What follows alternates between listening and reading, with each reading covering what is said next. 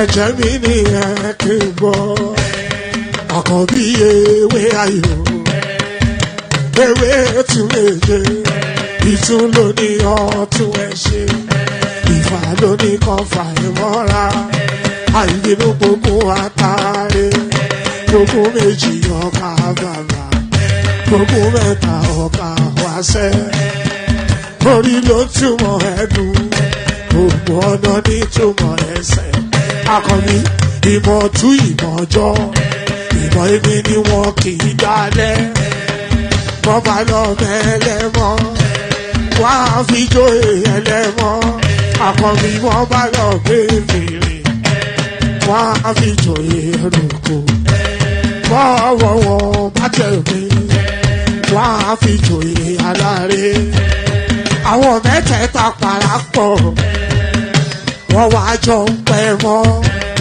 ẹ̀ẹ́mọ́ olóko jẹ wọ́n ń pa Akíntọ́lá ọmọ Ògún wọ́n ń pàdé Ìyọ̀dà ọmọ Àtàràbọ̀bà Àkànbí wọ́n ń pàdé Ṣàtàdàdẹ ọmọ ọba Ìjẹ̀bú Mèrè Aṣíwájú odò gbólùkẹrẹ ajagun lólòdì ọ̀run tó bá ṣe pé tìyẹ tó bá ṣe pé tìyẹ náà bá ń darí jọ wí àpérò mi kún gbọ́wọ́ ọ̀gọ́ ti ṣìgìdì máa gbé àbẹ́tì ló máa ń gbé àyàn ti ìdàyàn ewúrẹ́ Ọlọ́run dákun má padà lẹ́yìn ẹ kó má gbàgbé ọ̀rọ̀ tẹ́ Aṣíwájú Ọlọ́run dákun má padà lẹ́yìn ẹ Àkànbí Ọlọ́run dákun má padà lẹ́yìn ẹ ọkọ̀ olúrẹ̀lẹ̀ Ọlọ́run dákun má padà lẹ́yìn ẹ.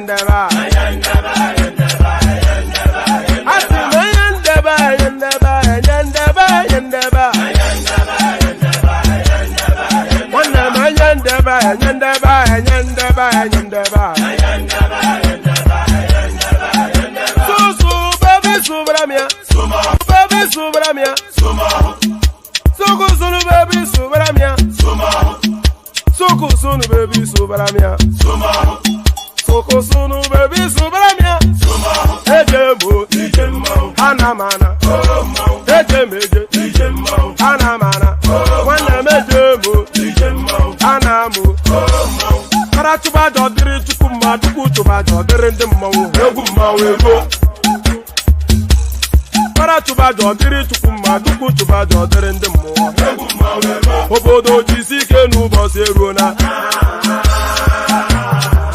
oyibo it is everyone befere ayandaba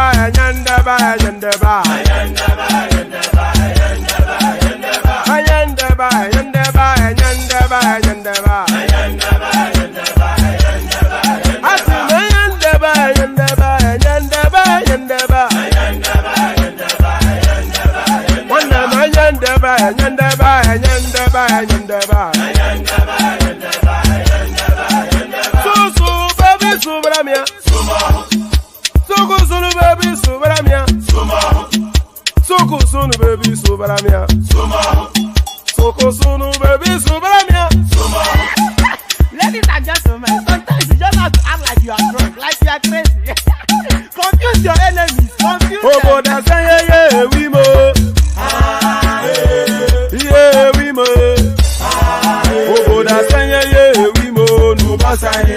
somo ihe dị egwu ga-eme. Ọkwa tara kara mi ṅụrụ mmanya mi ga-akwụrụ m ụgwọ ya bebi mo. Abe Maria. Ayandaba.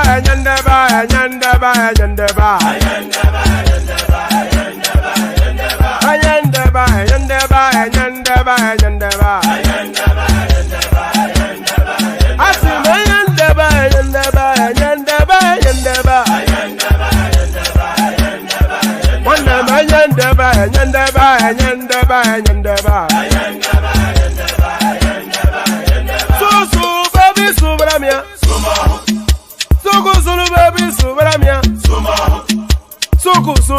subaramia. Soko sunu baby subaramia. Ase kwa nefo jabani si akuna nyego bamkambasi ozo. Since I was born, but now I am getting youth. Akuna mota nwa akuna koga book.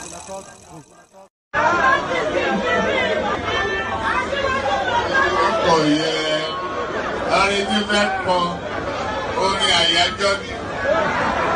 Orin àyájọ́ ni. Wọ́n dìde, wọ́n pínlẹ̀ ogun. Oyin tí mo ní ká bá mi wá yẹn dà. Ká ní kó bá mi wá.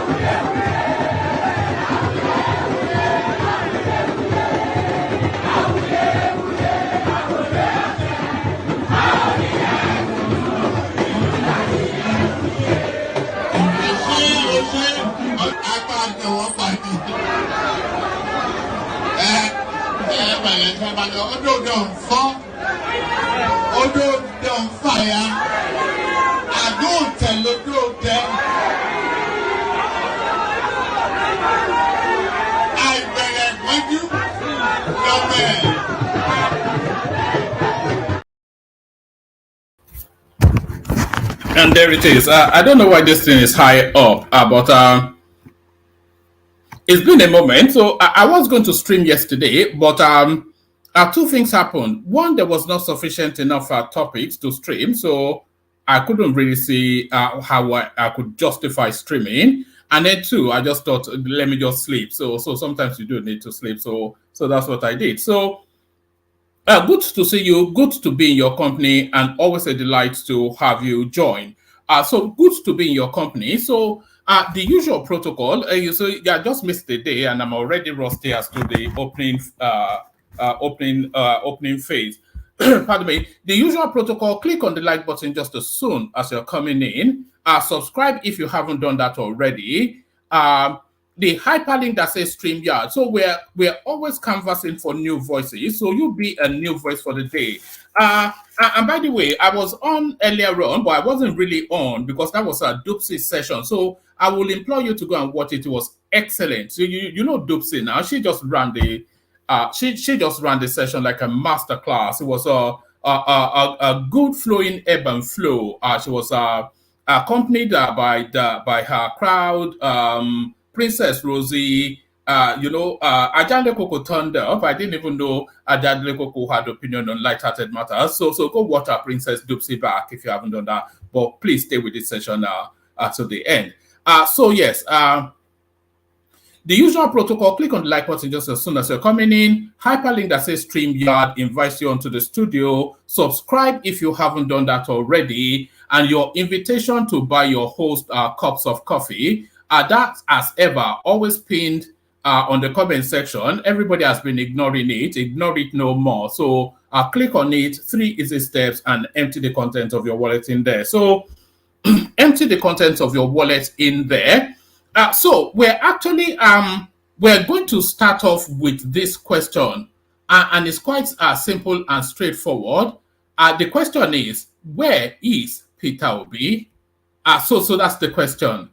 It wasn't a question that I thought we would ever have to ask, because there was Yeah, I'm just looking at Abdul Mumin's comments. He always any and every time always against the grain, but there he is. We accommodate for all sorts. So yes, the question is, where is Peter Obi? And we never thought, I certainly never thought I would ever really have reasons to ask that question. And what I thought I would be saying is, enough, Peter Obi, go away. But what we are asking now is, where is Peter Obi? So you could never get Peter Obi off the headlines for the last 18 months thereabouts. And somebody sneezes in Maiduguri, Northwest. He tweets about it. Somebody burns Dodo in Ekitikupa, he tweets about it. You know, a little girl, a toddler, wets his or nappy in Umahia. He has an opinion on that. So now the most seminal moment in his career, because don't make no, have no equivocation, Thomas's language, have no equivocation. This phase that we're in now is the most important moment in Peter Obi's life. Do you understand? This phase that we're in now is the most important moment in Peter Obi's life. So now that phase has now come to a crescendo. He has left his adherents rudderless, you know, directionless, just latching around with like a snake that's had its head chopped off. So they don't know where they're going. They don't know what they're saying. They don't know what they're meant to be thinking. And what we get from Peter Obi is radio silence. So that's the question. Where is Peter Obi? Because there is nothing, because, you know, the tempo and the energy of that Supreme Court has passed. And the micro moment left after the judgment was passed was that moment that Atiku slotted into. And he very quickly came just immediately after the Supreme Court judgment to have a response. So he's had his response, and that response has been documented and discarded. But now we've now had 7-10 days since that Supreme Court judgment. And the response that you're hearing from Peter Obi with his adherents just running around in a circle and bouncing their heads again and banging their heads against the wall. So the simple question, where is Peter Obi? Where is Peter Obi? We've always said, I certainly have always said that Peter Obi lacks leadership qualities. And if you've ever disputed that, or if you've ever doubted that, or you've ever thought that I've always said that because I don't especially chime with him, so here you see demonstrably now an example. So this moment, because there's been several moments when leadership was needed within that space, and Obi has gone missing. But this now the crescendo of everything. But where is he? So that's the question. So this is a moment that leadership is needed to point direction to this now confused youth that he has wrapped their minds around fallacious nonsense. So he's now needed now to point direction, but where is he? So that is the abiding question. Where is P to B? So where is P to B? They tell you that it's in the UK. They tell you this, that, and the other. They tell you X, Y, Z, and ABC. But we're tracking Peter Obi. If anybody ever comes across Peter Obi anywhere in the world, could you please report to the nearest obedient office near you? Because I think they're all looking for him. But of course, you know what Peter Obi is like now. So where is P to B? That's the abiding question. So where is Peter Obi? He's certainly active on Twitter, but not to matters germane. 3 killed after lightning struck 9 students playing football in Anambra. So this was the last sighting of Peter Obi. He ran commentaries on this. Let's see if I can find his name. I'll read this out. If I can't find it, then yes. So yes. So let me just this has been the last sighting of Peter Obi, by the way. So this now more important than the Supreme Court judgment.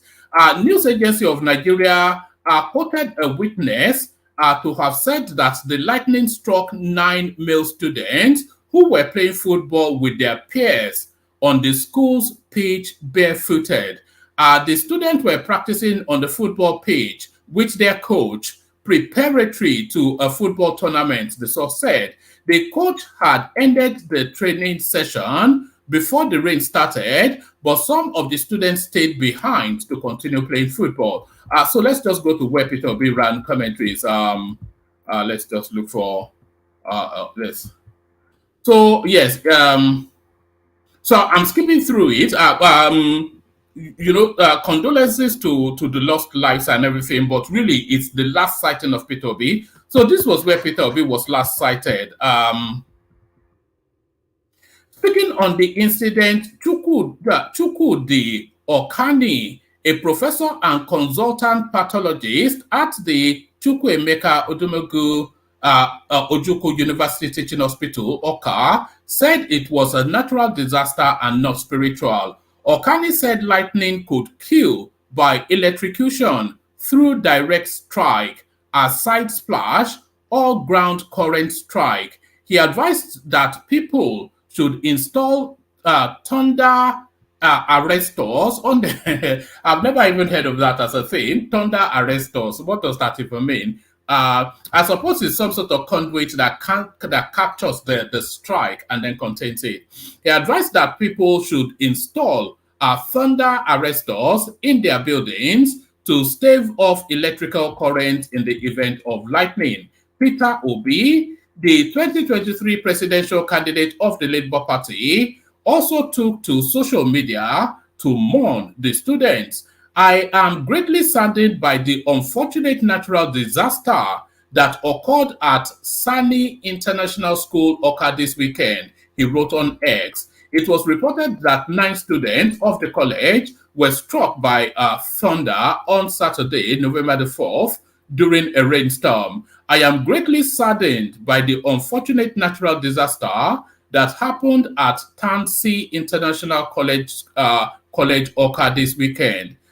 So that just goes on to repeat. So that's the last sighting of Peter Obi. So now this now more pertinent, more germane, I suspect, than the election that has now come to a crescendo and he has now been kicked out of space. So that's Peter Obi, of course.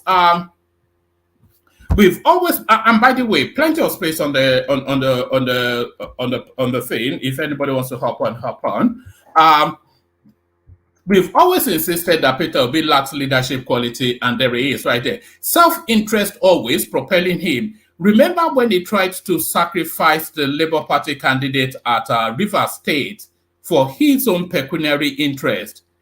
It doesn't really give direction in terms of that party. The only time you hear Peter Obi speak is to speak to his own personal ambition. So there he is right there. But if you do cite Peter Obi anywhere, report him to the nearest obedient office near you. So matters more important, Obadze report, Tinubu shuns Dangote, over 3.4 billion collected from Emefiele without paying Naira equivalent. So yes, this storyline is in a speculative phase at the moment. So this storyline is in a speculative phase at the moment. But as ever, when we come across these speculative storylines, they blow up the next day in the mainstream news cycle. So let's find out exactly what's in play here. Let's see. Where does it start? Right. For billionaire Aliko Dangote, these are not the best of times. Recall that the president set up a team led by former FRCN boss Jim Obadze to look into the books of CBN and other organizations. The Obadze committee was said to have submitted its interim report to the president. Let me take that from the top again. For billionaire Aliko Dangote, these are not the best of times. Recall that the president set up a team led by former FRCN boss Jim Obadze to look into the books of CBN and other organizations. The Obadze committee was said to have submitted its interim report to the president some weeks ago, and since then, things have not been the same with the head of the Dangote conglomerate.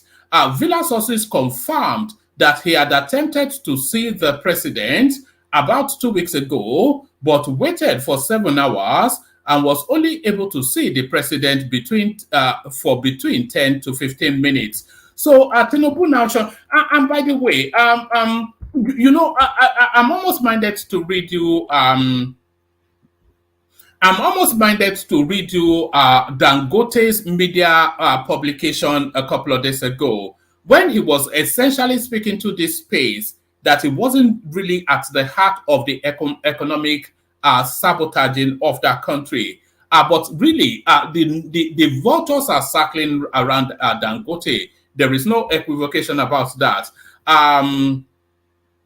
Yes, the Obaze committee was said to have submitted its interim report to the president some weeks ago, and since then, things have not been the same for the head of the Dangote conglomerate. Villa sources confirmed that he attempted to see the president about 2 weeks ago, but waited for 7 hours and was only able to see the president for between 10 to 15 minutes. The meeting did not yield the desired result.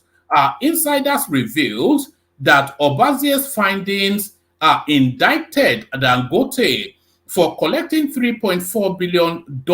So that's not Naira, by the way, $3.4 billion from the Emefiele-led CBN, and what he paid back was $1.9 billion in Naira value, leaving an outstanding of $1.5 billion, which he did not pay the Naira equivalent. The president is said to have insisted that the $1.5 billion must be paid back. However, moreover, president is said to be miffed that a Nigerian could collect so much in hard currency and did not pay the Naira equivalent to the coffers of the government. Since the first encounter did not yield any fruitful result, Dangote was said to have attempted to see the president again, but was not successful. Villa sources revealed that he waited in vain, and as he could not see him in the office, he tried to ambush him during the Friday prayers at the Villa Mosque,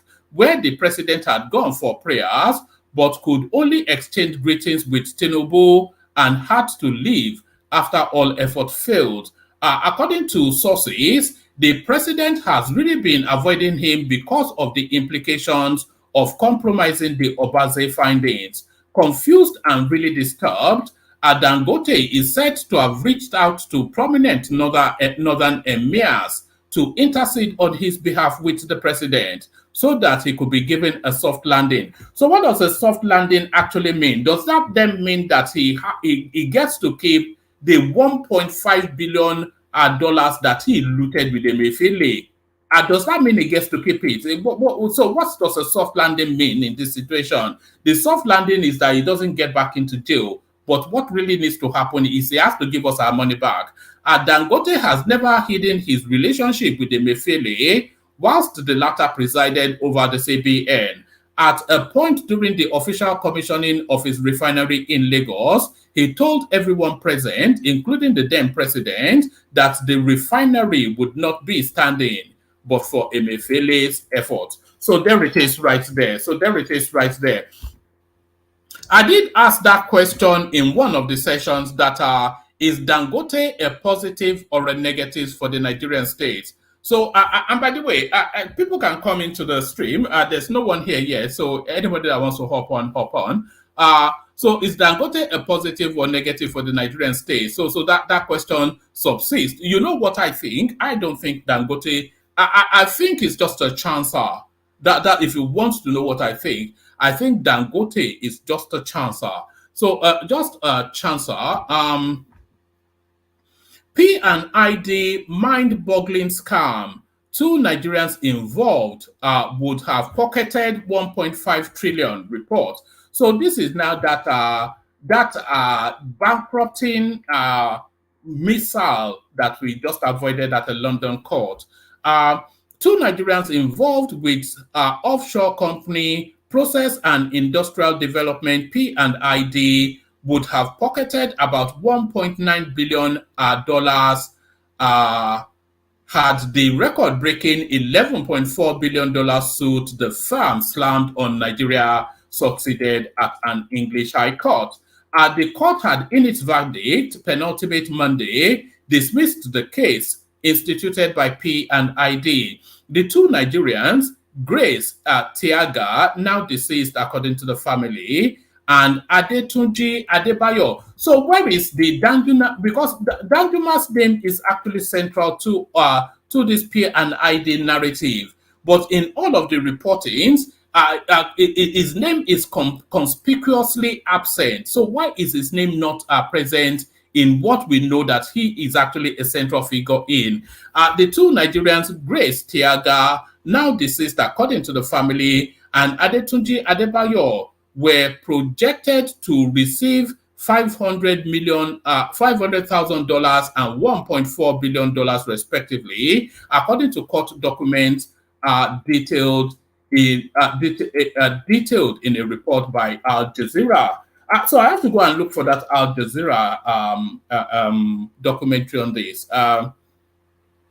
Tiaga was described in the documents as a former Nigerian civil servant, whereas Adebayo was said to be the middleman for P&ID during settlement negotiations with the federal government. The third beneficiary, Mohammed Kuchazi, who as P&ID's commercial director assisted the firm in its relationship with the Nigerian Petroleum Ministry, told the court that he believed himself to be entitled to 3% of the award, some $340 million, as per an agreement he reached with now deceased Michael Quinn. Quinn had co-founded P&ID with Brendan Cahill. Experts had said the award of the $11.4 billion, said to be 8 times Nigeria's 2023 health budget, would severely damage Nigeria's economy had the British court not ruled against it. So there it is right there. So there it is right there. So that P&ID narrative continues. The P&ID narrative continues. So now the lopsidedness of the Tinubu appointments is been generating a lot of controversy. But what is the view from the north? So here is the view from the north. He narrowed gap Buhari created. Northern Forum speaks on Tinubu's appointment. So let's say the Northern Youth Leaders Forum, NYLF, has reacted to the complaints about President Bola Tinubu's alleged lopsided appointment. The national president of NYLF, Elliot Afio. So how can an Elliot Afio be speaking for the North? Is this a planted story? Said Northerners had no right to complain about Tinubu's appointment. Afio alleged that former President Muhammadu Buhari created a lopsided appointment gap of 80 to 20 for the North and South during his administration. He stated this whilst addressing newsmen in Abeokuta, Enugu State. He claimed that Tinubu is narrowing the gap of alleged lopsided appointments created by Buhari, but the side is still locked. That's just the thing, though, because what Tinubu seems to be doing is now padding out his own administration with his own clansmen. So it's not essentially weighing the balance, it's not balancing the scale for the South, is actually weighing the scale towards his own ethnicity. He claimed that Tinubu is narrowing the gap of alleged lopsided appointments created by Buhari. However, he said Tinubu's appointments are now widening the gap. But Buhari came in and created the gap of 20 to 80. And even the Northerners that they were saying that Buhari appointed were not Northerners per se. They were a few cliques. The North itself did not benefit from it. But we are now seeing the appointments by President Tinubu tilting towards the Southwest. He narrowed the gap that Buhari created, but the gap he is creating now is also widening. I would say Northerners don't have the right to complain that the appointments or placements are lopsided. We don't have the right to complain. He called for balance in political appointments in the country. But as an advanced citizen, I ask, can we continue like this? So can we continue like this? So you've now found the voice to ask if we can continue like this. You didn't ask that when your clansman was in situation. But as an advanced citizen, I ask, can we continue like this? If we get an Igbo president, he will appoint Igbos. Where are we going as a nation? So there is a need for us to balance it. Meanwhile, correspondents reported that a former philanthropist and businessman, Arthur Eze, commended Tinubu on the appointment of cabinet members and heads of agencies in his government. Eze, who gave this commendation on Sunday, October the 15th, during his 65th birthday celebration, said Tinubu has shown he is a detribalized man with good intentions for Nigeria. So that is an Oraisa move right there.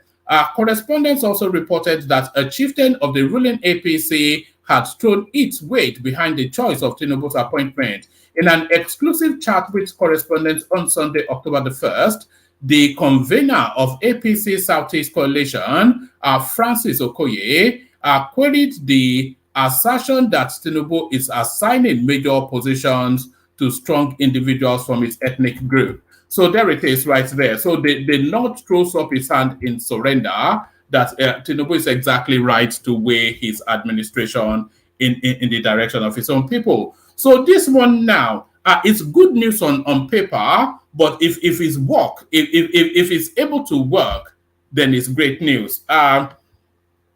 Federal government to create mining police force to combat illegal mining in Nigeria. So this is Dele Alake now telling us that it's there on business. So what exactly is the plan? The federal government has disclosed plans to create a special police outfit for the sole purpose of combating illegal mining across the country.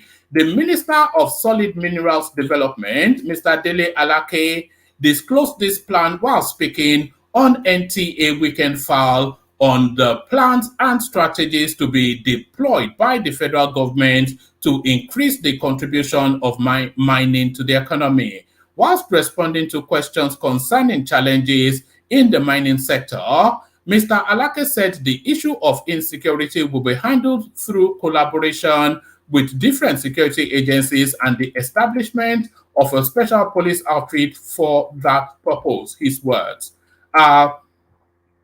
We found out through intelligence reports that some illegal miners are directly responsible for the upsurge of banditry in several parts of Nigeria. That is why I have been working with various security agencies and the National Security Advisor. The outfit we are coming up with and the president is fully in support of this. We are going to create a special police outfit. We will call it the Mining Police Force or the Mine Police. So M-I-N-E, Mine Police. Now, Mr. Alake further noted that the proposed security outfit will not be restricted to the mining sector, but its operations will cover marine and blue economy. He explained that the special police force will be controlled by the Ministry of Solid Minerals, and its personnel will answer to those in the ministry. So Dele Alake actually gets his own police force, essentially, is what he's saying. Also, the minister said the ministry has provided a 60-day grace window for illegal artisan miners to organize themselves into bankable, to organize themselves to become bankable and ensure they pay royalties and taxes to the government. When questioned on what it takes for potential investors to get a mining license, he explained that the ministry will overhaul the whole process of application and licensing and make it as easy as possible. He said, that one-stop shop will enable you at a glance to know the processes that you have to go through so that you don't need to go from one department to the other and be wasting time. It will tell you how to do it, what you should do, the requirements, etc. And the licenses for completing your application legitimately must not take more than 30 days for it to be issued. He harped on the importance of the licensing process and how crucial it is to attract investors and promote the ease of doing business. So that's Dele Alake getting a police force. I'm not quite sure if that is actually needed. I would have thought that the existing police force should train and dedicate a particular squadron or a particular whatever it is towards that particular problem, rather than, because if you say that they are going to be reporting to the ministry, if you say you are creating a police force to report directly to the Ministry of Mines, then you are having essentially a quasi organization that sits outside of the structure. I'm not sure if the Constitution even supports that. But does the Constitution support that? Let's go on from that to this. But does the Constitution support this guy? If you do not correct your lopsided appointment, we will not be able to stand by you. People are laughing at us. So Asarido Kubo are now looking for that dollar payoff after what he imagines he did to bring Tinubu into situation. So let's hear from our Sapale Water guy from the Creeks. Former Niger Delta militant Asarido Dokubo has again accused President Tinubu of making lopsided appointments. In a video making the rounds on social media, Asari, who until now has been a staunch supporter of President Tinubu, said if the president does not correct his lopsided appointments, he and others like him will no longer be able to stand by Tinubu. He accused the president of appointing people who did not stake their all during the election. So essentially, he's asking for a payoff or a payout. I think they said it is after a contract. Those protecting the fuel pipes, whatever it is that's in the creeks. He accused the president of appointing people who did not stake their all during the elections, forgetting people like him who put their all to help actualize his dream to become president. So let's hear our Sapele Water guy from the creeks. Ahmed Bola Tinubu is traveling on a very dangerous path. And if he does not correct it and change some of these appointments, even we who are his hardcore supporters will not be able to stand with him. It's up to you. If you feel that you are comfortable now, things are going to be easy now. They tell you that you can do whatever you like. You can do what Buhari or worse than what Buhari did. It is one-sided appointment.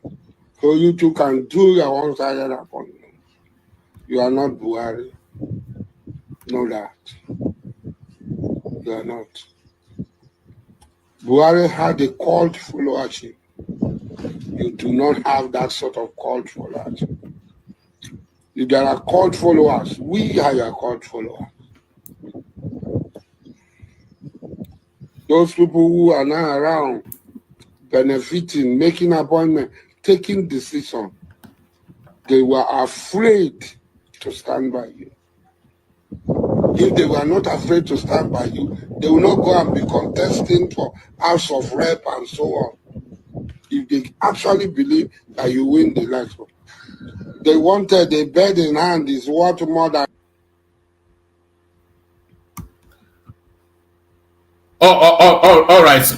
So that's Asari Dokubo. There is some points to what he's saying, but not a lot of points to what he's saying. The only point that I agreed is that Tinubu is not Buhari. Buhari has a cult following. The followers of Buhari, they are large in numbers and they are fanatical. So the people that actually voted Tinubu, they are people who voted him just to negotiate a better fit. So they don't feel any sense of loyalty or any sense of kinship towards him. It was just he was the option for that moment in time. So there's no real tie between Tinubu and the people who voted for him. They voted for him for several reasons, for reasons of tribe, for reasons of turn, for reasons of XYZ.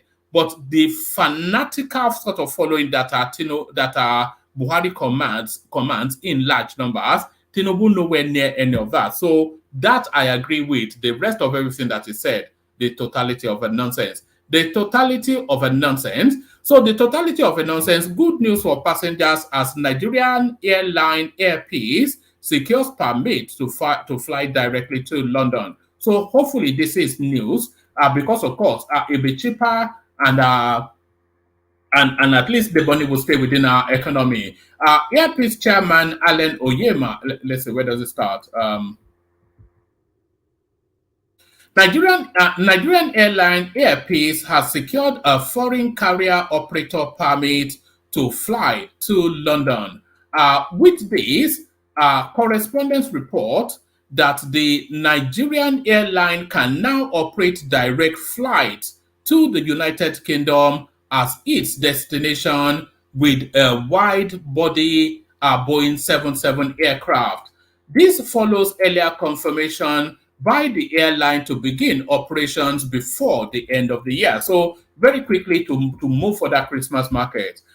Air Peace chairman Alan Oyema explained that the foreign carrier operator permit allows airlines from other regions to fly into Europe. He added that the permit also allows third country operator permits to operate in the United Kingdom. So he has to explain that to us. He said, we obtained these permits that qualify us to fly to the United Kingdom. Before you obtain these approvals, they will audit you very well. You have to go through a stringent audit, which we passed. We obtained the permit last week. Some stakeholders expect that the development may cause airfares to London to crash.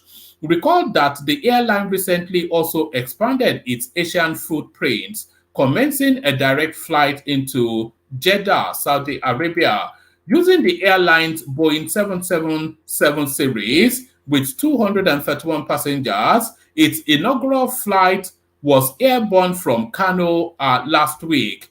This comes amidst recent calls in the industry for a review of the bilateral air service agreements to allow the principle of reciprocity to be applied to diplomatic negotiations. Meanwhile, the Nigerian Civil Aviation Authority warned pilots and airline operators to take the necessary precautions over envisaged hazardous weather conditions this season. So that's Alan Oyema.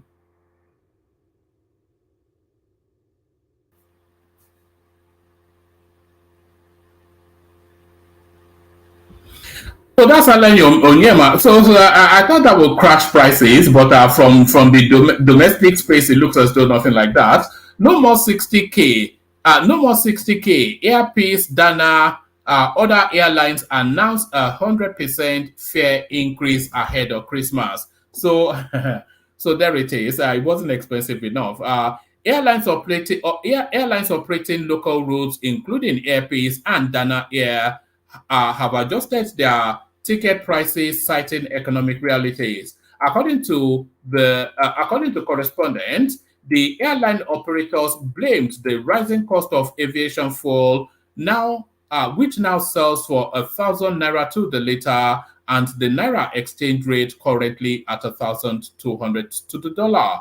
To reflect the change, domestic airlines have increased airfares by over 100% in major routes. So as the dollar continues to crash, will those prices crash as well? I doubt it very much. I doubt that very much. Just a couple more, and then we'll see if we've been able to populate the room. Naira gains more 500 to the dollar. Analysts name losers as CBN intervention drives Naira below 1,000 to the dollar. On Friday, 3rd November 2023, the Naira strengthened against the dollar, closing at 952 the dollar in the black market. This shows the Naira gained 170 Naira from the 1,120 Naira to the dollar it traded the previous day, Thursday, the 2nd of November 2023. This marks a significant recovery of the Naira, which continued to fall against the dollar before the CBN began clearing the forex backlog. I wonder why we're not getting so much outcry about this now in the obedient spaces. They couldn't stop every single day telling us what the exchange, minute by minute, they were telling us how the Naira was falling, and now they have radio silence now that the Naira is strengthening. Our correspondents had reported that the Naira made history on Tuesday, October the 24th, when it hit its lowest on the street against the US dollar, where it crashed to 1,310 per dollar. Data on the CBN website shows that the Naira was sold for 783 to the dollar in the importer-exporter forex market, down from 807 to the dollar on Thursday. Speaking to the developments, analysts noted, analysts have noted how those who are betting against the Naira lost big due to recent changes. In a chat with Olumide Adesina, a financial analyst, on Friday, he said, speculators are being hit hard by the FX market. The Naira has gained more than 500 to the dollar at the black market in the past 9 days, and Naira bulls are holding below 900 level. The Naira has also closed the gap between the black market and the official rate, with a differential of less than 50 Naira to the dollar. So this is where the thing is. So we're starting to find, all the international markets did tell us that the value of the Naira is actually round about 750 to the dollar. That is what the speculation was, and it looks as though that is where it is still headed.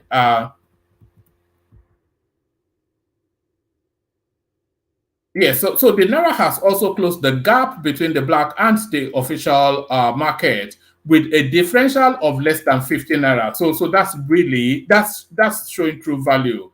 Aminu Gwadabe, president of the Association of Bureau de Change Operators of Nigeria, said the CBN bank's move will cause pain for currency speculators, according to reports.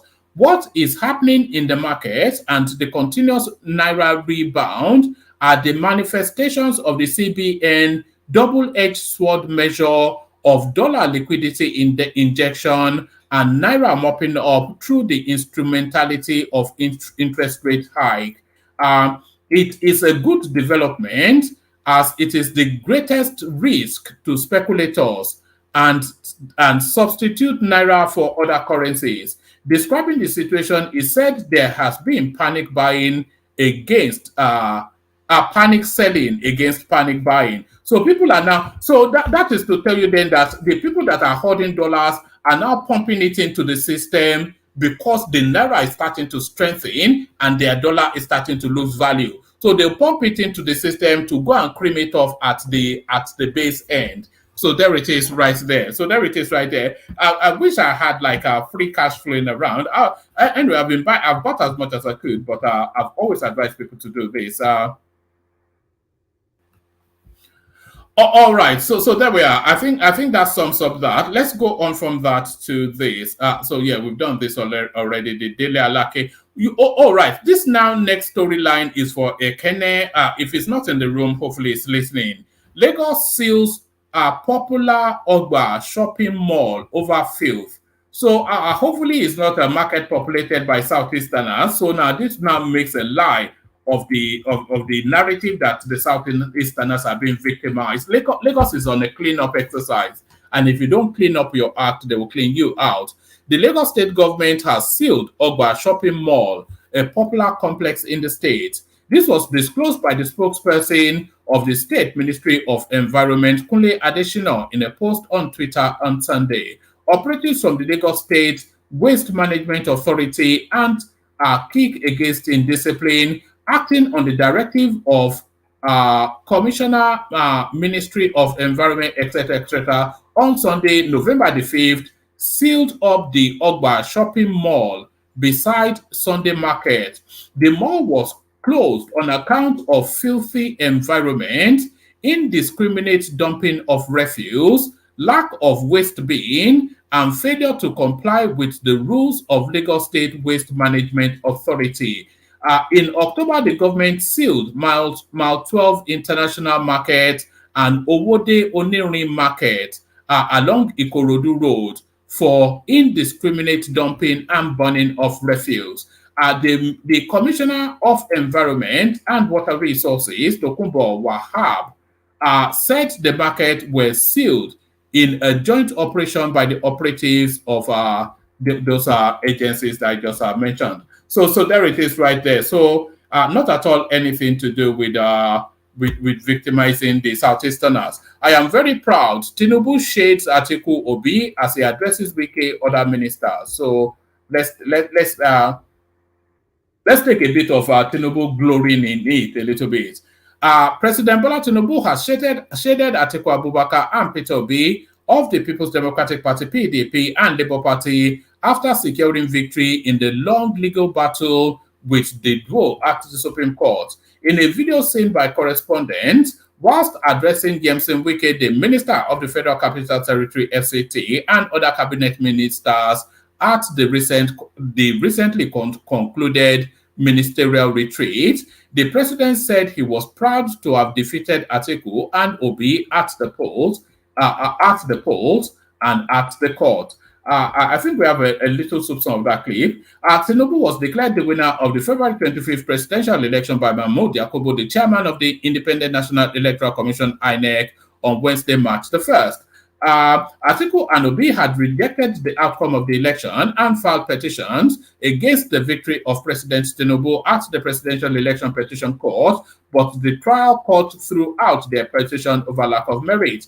The petitioners proceeded to the Supreme Court to appeal the judgment of the PEPC, while Atiku traveled to the United States to unveil the academic records of Tinubu at the Chicago State University to justify his forgery allegations against the president, but all were in vain, as the Apex Court also threw out their appeal over lack of merit.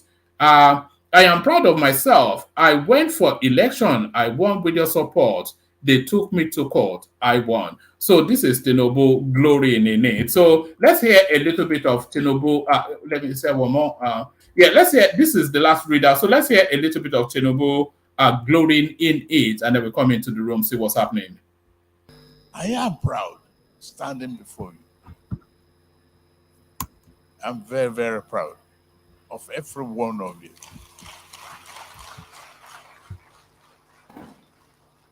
And I am proud of myself too.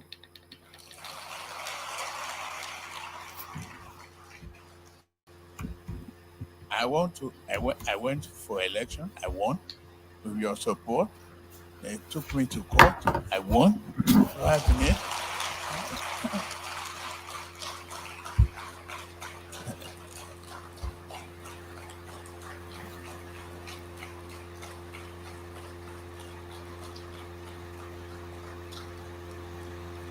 Thank you very much. So we've been here, we've tinkered and tweaked focus areas. Area 1, reform the economy to deliver sustained inclusive growth. 2, strengthen national security for peace and prosperity. Boost agriculture to achieve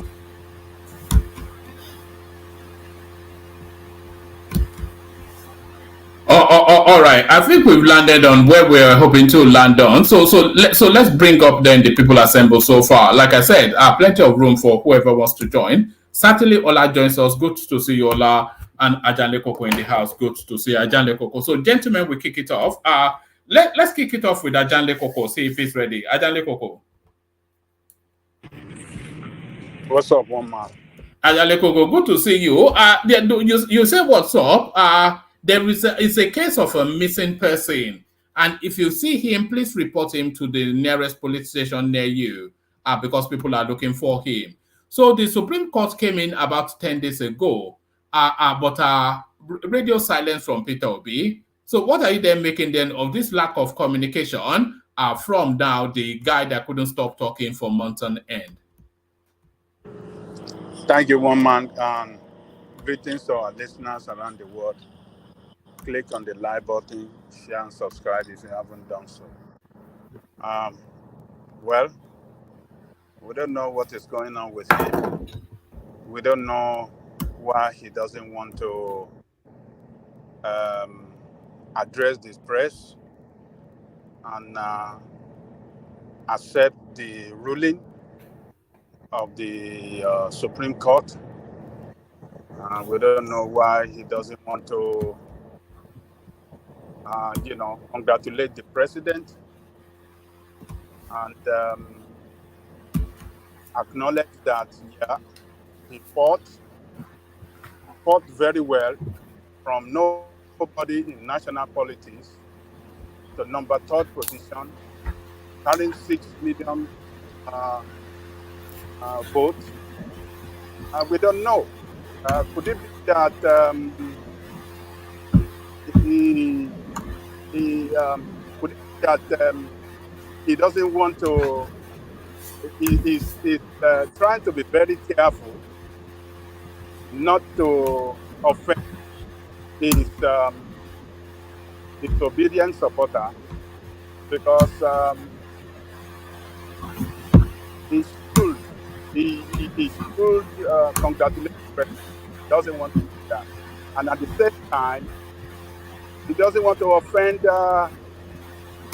Nigerian people, because the image that he has, shown to all Nigerians is that he's an humble man, and humble man should be able to express it. When you contest an election and you fail, and a humble man should be able to accept defeat. So it's trying to be very careful to, to address the press. So, but it's taking too long. It's too weak now. He shouldn't be missing in action. He's whether you like it or not. Janle Coco, is space. They are waiting in anticipation for direction, because I'm sure you monitor that space as much as I do, and you can see the deflation after the Supreme Court judgment. But you can see them still trying to maintain tempo even after that. But you can also see that they are now looking to be pointed in the direction of travel. But the only person now that can point that direction is Peter Obi. Like you said, 10 days, going on 2 weeks. The government has settled in. Atiku has said he's beat and packed his bag off back to Abu Dhabi. But what happens to the obedience? He needs to come out and direct them. You're right, one man. And sometimes when we tell them that Obi doesn't show leadership, some people want to go after us. It's not showing leadership by remain silent after, going to 2 weeks now, when the election result is challenged.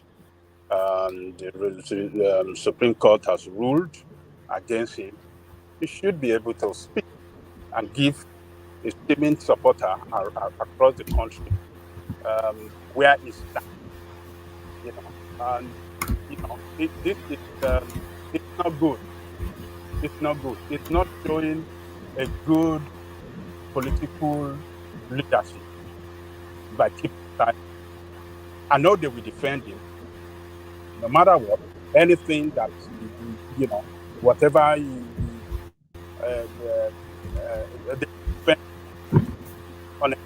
they will talk. But Ajale Coco, you're breaking up. Okay, can you hear me now? Yes, we hear you better. But in the absence of direction from Obi, I'm already seeing signs that signs of so I won't say surrender, but acceptance from that space. Because, like I said, we watch a lot of that space just to keep an eye on what's going on there. And what they seem to be saying is that, okay, Tinubu is the president. There's nothing we can do about it, but we're going to be holding him to account and we're still going to be abusing him. So there is no resistance anymore that Peter Obi is going to be their president because, of course, there's no pathway to that. But for him to come and say, keep your energy going, we'll go again in 3.5 years' time. You did excellently well. I am proud of you. You know, those sort of gene up the troops and keeping the spirits up, sort of. None of that. All this commenting is people being struck by lightning in his home village. Yes, you see, Obi have to. Look, silence means acceptance. Let us agree on that. He's accepted it, but he's not willing to come and say it. He's showing cowardness. That is what it means to me. A political leader should be able to lead his people well. He should. This is the time he should speak, and speak very loud for Nigerians to hear him out. Tinubu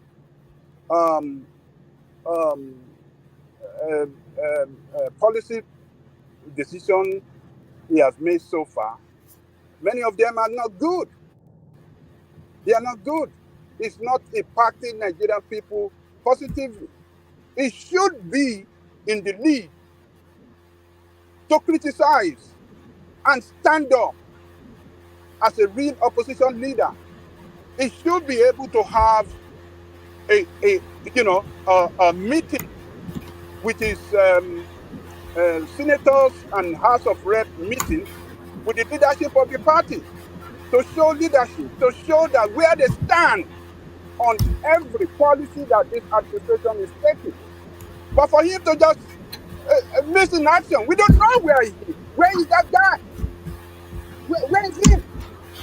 Is he in Nigeria or where is he? You know, there are speculations that he's not in Nigeria, but even if he's not in Nigeria, because I was searching for him online all through today, and I found him in some Twitter space commenting about some tragedy that happened in Oka.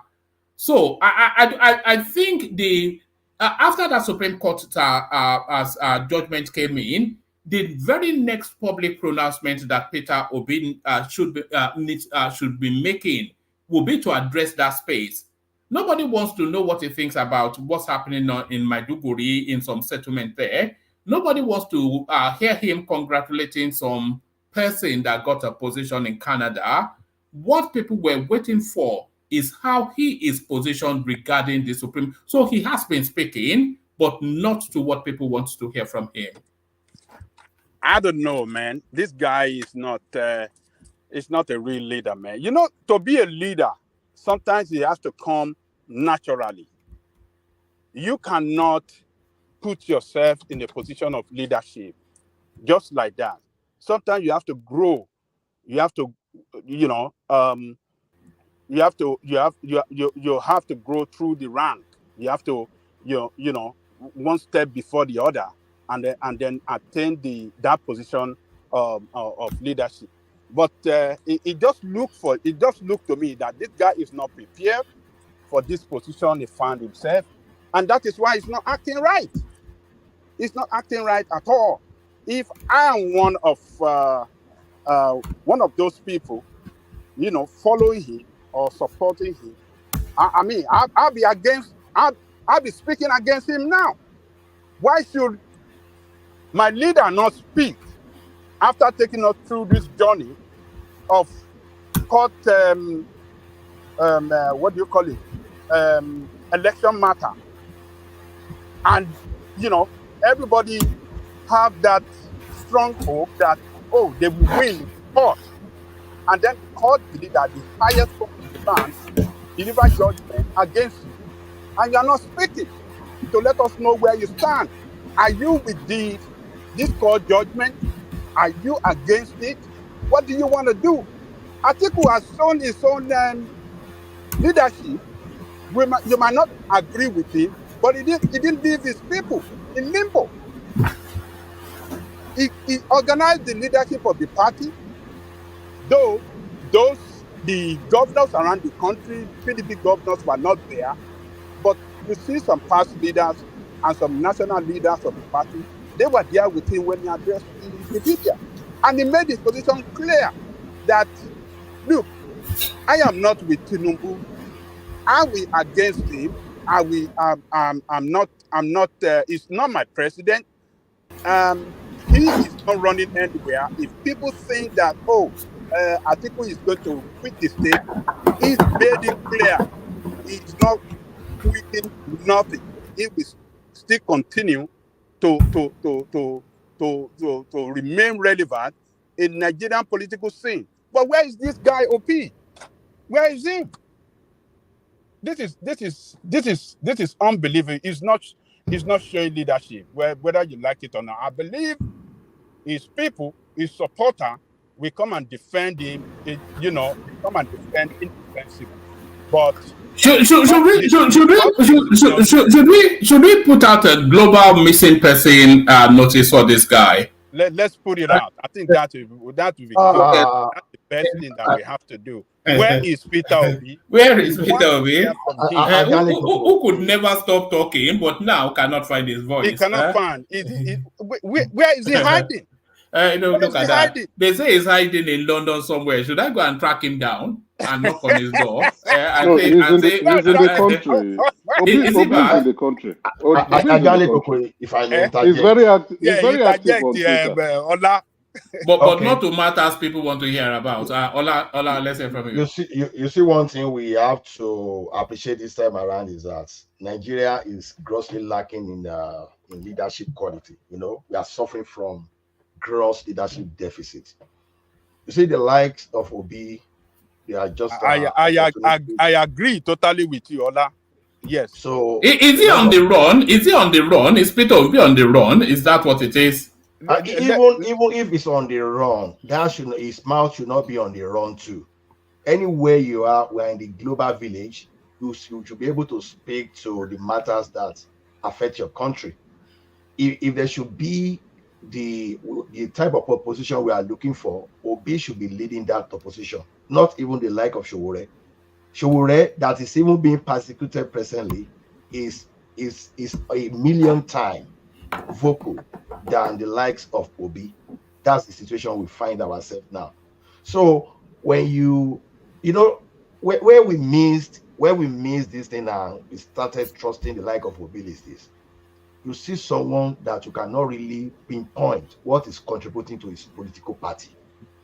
You see someone like Atiku that is political party too, when they are not in power after the presidential election, that will run to Dubai, and you are still, you are still questioning, you are still looking for that person to come and lead you. So these are just fair weather leaders that they only care when they think that thing is going to benefit them, but they are not really on ground to help.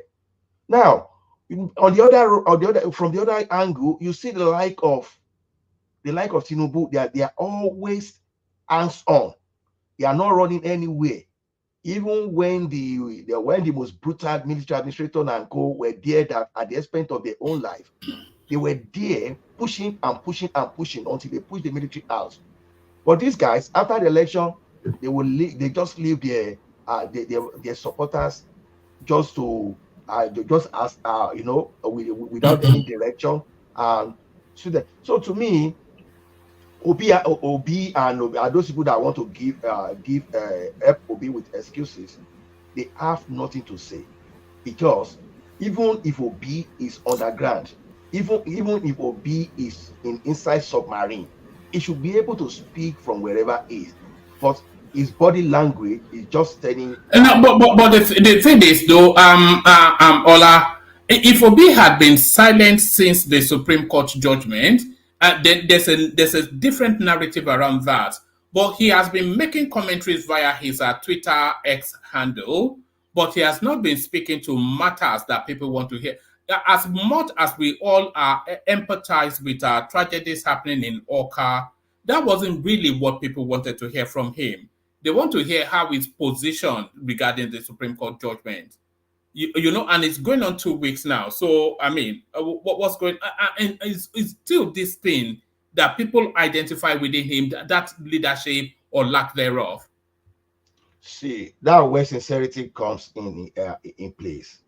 Obi knew from the beginning that he never won that election to start with. So whatever was happening before the Supreme Court judgment, he was just following the waves, just to say it was just like But it could still cap it off now. It still needs to cap it off. You know, because the vacuum that is silence creates is still there gaping within the. Not that anything that he says affects anything in any meaningful way, but just to round off his people. But let Ajan Lekoko carry on. Ajan Lekoko, am I pushing too hard to have this expectation that Obi should cap it off? I think is an Americanism, isn't it? Closure. You know, there has to be closure, and he has to close it. You are not pushing too hard. He must. I mean, it's. I'm not surprised that the president is mocking them. What Tinubu is doing, like the video you just showed us now, is just mocking them that they lack leadership quality. You see, I cannot imagine that. You know, Allah said it all. He said what we have in Nigeria across all spectrum of this political space is lack of leadership. That is the big problem we have in Nigeria. That is the big problem we have in Nigeria today. So Obi is showing it clearly that he's not fit for position of leadership. I'm not exempting others, so I'm not exempting Tinubu too. Tinubu, I mean, everything that he said contradicts his action in totality. He said he's not going to borrow. What did he do? Did he not borrow? Must a leader act that way? Does his word not match his action? You know, they say one thing, they do another thing. Obi, he started with, I won the election, I will prove it at the court. Later he changed. He said he's not challenging the result, he's challenging the what do you call it? The election process. The process. Atiku said one thing. He said, look, I am going to, whatever the decision of the Supreme Court, I will abide by it. If it doesn't go my way, if they didn't rule in my favor, I will accept it. What did he do? After they ruled against him, he came after the Supreme Court justices. He started attacking them, that they did not represent the country well. They are not, I mean, they have voted, I mean, they have ruled in favor of Tinubu, who will fail the country. And they started going after the Supreme Court justices.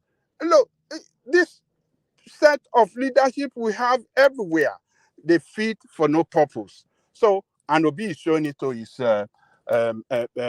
his followers and admirers across the country, and those that are scattered around the world, that look, I am not fit for this position, and I don't know why it will take them too long to get it right. You know, we were alive when Chief Obafemi Awolowo lost election. Immediately he addressed the press. Immediately, they didn't waste. Within 24 hours, it came out, addressed the media. You know, when Obasanjo lifted ban on political activity, immediately within 24 hours, Awolowo came out to deliver the program that he has, his party has for the people. Within 24 hours, he unveiled his party, Unity Party of Nigeria, and then roll out the program, what they have for the people. Within 24 hours, when the federal military government lifted ban on political activity, those are the leaders. Those are the leaders. Where are them? We don't have them anymore. It's so unfortunate. One man, let us take it as a decision here on this platform. Declare Obi wanted. We want to know where he is. Where Yeah. he is. Let's declare. I'll put it out on our Instagram and Twitter. Missing person for Peter Obi. In fact, I'm going to mock up a missing person poster and paste it all over social media. Even look at us coming every day to talk about our nation. Why is Obi not talking about his nation? Where is he hiding? Look at all the obedience that come here every day. We engage. We are showing that patriotism for our country. Maurice, we come. I think it's on the run myself. I think it's on the run. Look at Jewel. We come and defend and speak for him. Maurice come here, defend and speak for him. Well, look at all those good people we have on this platform that stand with this man. He let them down. Where are they? He put pressure on these people. How long will they continue to defend this? It's like that girl, isn't it? That you tell all these sweet stories, and then after you've gotten what you want, you just abandon her. You use and dump. This is what Obi has done to these people. He dumped these people. Use and dump. Yes, use and dump. He used them and he dumped them. He's where he is now. Declare he wanted. Declare that guy wanted. Not that anybody is laughing at the obedience, so it was only tenable. But let me move you on quickly before they start to throw stones at us. This let me move you to this story, and then I'll move you because the room is starting to populate. So somebody is trying to interject. Who is that? No, that was Charles. I think he wants to launch at you. Okay. Yeah, Charles. That's Charlie Boy. Charles, did you want to come in? Yeah. My opinion, Peter B make me proud as an Igbo guy. Make me proud to be an Igbo guy. He make me proud. I know you both don't like Peter B. I know that. It's okay. We're different. I accept that. No, Charles. You should be proud of Peter Obi because I am actually. I won't say proud, but I'm impressed by him. Nobody can fail not to be impressed by him. The performance he put up. But at this tail end now, where he's meant to consolidate on his gains, that lack of leadership quality fails him again. But let me move Ajande Koko on to another talking point. Ajande Koko, a brief commentary on this. Federal government to create... Yeah. Hold on a second, please. The guy that just spoke now is in the US, right? Yeah, that's Charlie Boy. Charlie Boy. And I believe he's quite a young guy too, if I'm not wrong. Extremely. Okay. Our boy here, man. Yes. I mean, I just want to... He seems to be a guy that maybe he was even born in the US, right? But he's only ever been to Nigeria once in his life for 2 weeks. Did he say 2 weeks or something? They just told him that he's an Igbo guy and they ran with it, But each time it comes to in every platform that I've heard his voice, he tends to champion these ethnic supremacies most of the time. And I'm saying this because it doesn't sound like a typical person who was even born in Nigeria at all.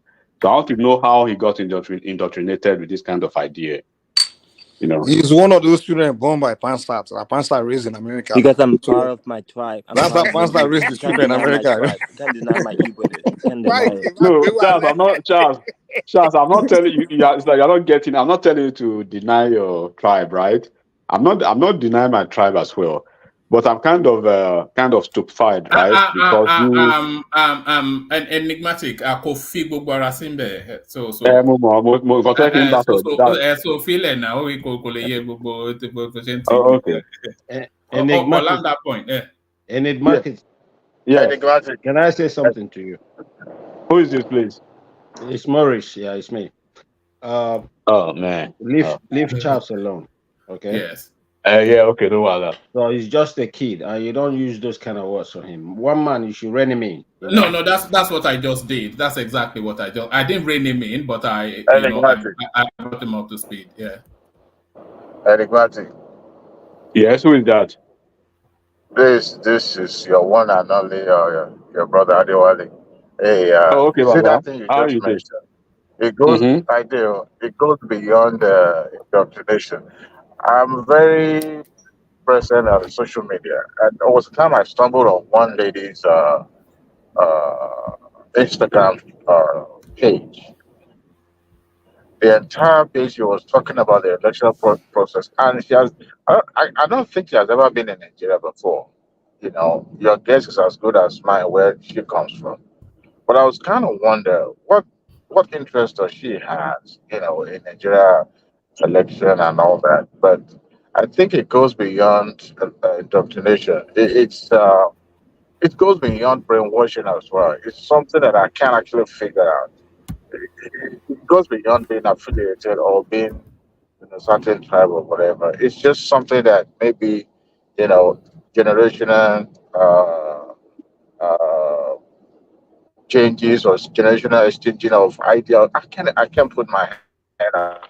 But for that lady to have been so Usually, strong, I call it a some kind of hereditary, kind of happenstance. But I don't know why Morris is already mad that they should rein me in. What No, did I say wrong? if you Oh, ask me, all right. Let's not go full fight. Let's not go full fight. as an Igbo, if you ask me, I think it's good. I think it's good. You know, why I say it's good is one man. Can I say it's something? it's better that they identify as Igbos rather than being lost in the process. You know, it's good they're interested in the electoral process. It's good they're interested in the political structure of Nigeria. It's good that they want to know and be part and parcel of it, right? I think I'm encouraged by him, regardless of the fact that he has never been to Nigeria in his lifetime or he has just been there on vacation. Keep it up, keep it up. More power to his elbow. Let him keep pushing on. I'm happy with such. I know, yes, we may not want to. We probably will look at it and say, okay, why is he speaking this way, or like the young lady that you saw on Twitter. But it's better than them identifying as Americans than not identifying as Nigerians. So it's okay.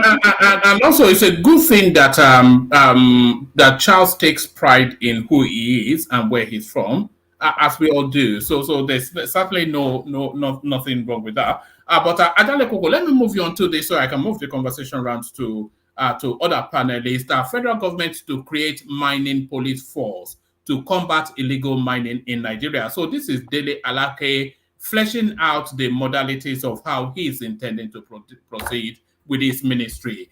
What are you making of this as an idea? No, sorry, Wama, before Ajalego proceed. Ajalego, you remember we mentioned it like sometimes last week. That's right. That's right. Okay. Listening That's to what us. I want to remind you. Was that in Thomas's session or did I miss something? Maybe Thomas said maybe yeah. we were talking something like this last week. I'd say, as a matter of fact, I was suggesting that policing in Nigeria should be broken down into the way we have it in the United States, where you see police for the airports different from the police that we have outside. They have nothing to do. Police in the school campuses, police in the hospitals, infrastructure. You know, that is how we can have police system that work. But this central police system, it is not the best for that country. So for them to come up with this idea that they want to have infrastructure, police for a dedicated mining police. Yeah, mining police.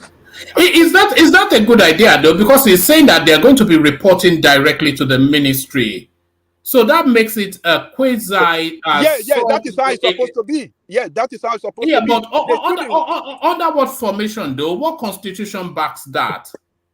Oh yeah, this is. Are they going to be deployed from the police force in order to cover that constitution? They are not from the police force. No, they shouldn't come from the police force. They should not be responsible to Nigerian police. Then that will make it a militia group, would it not? Woman, is Ola here?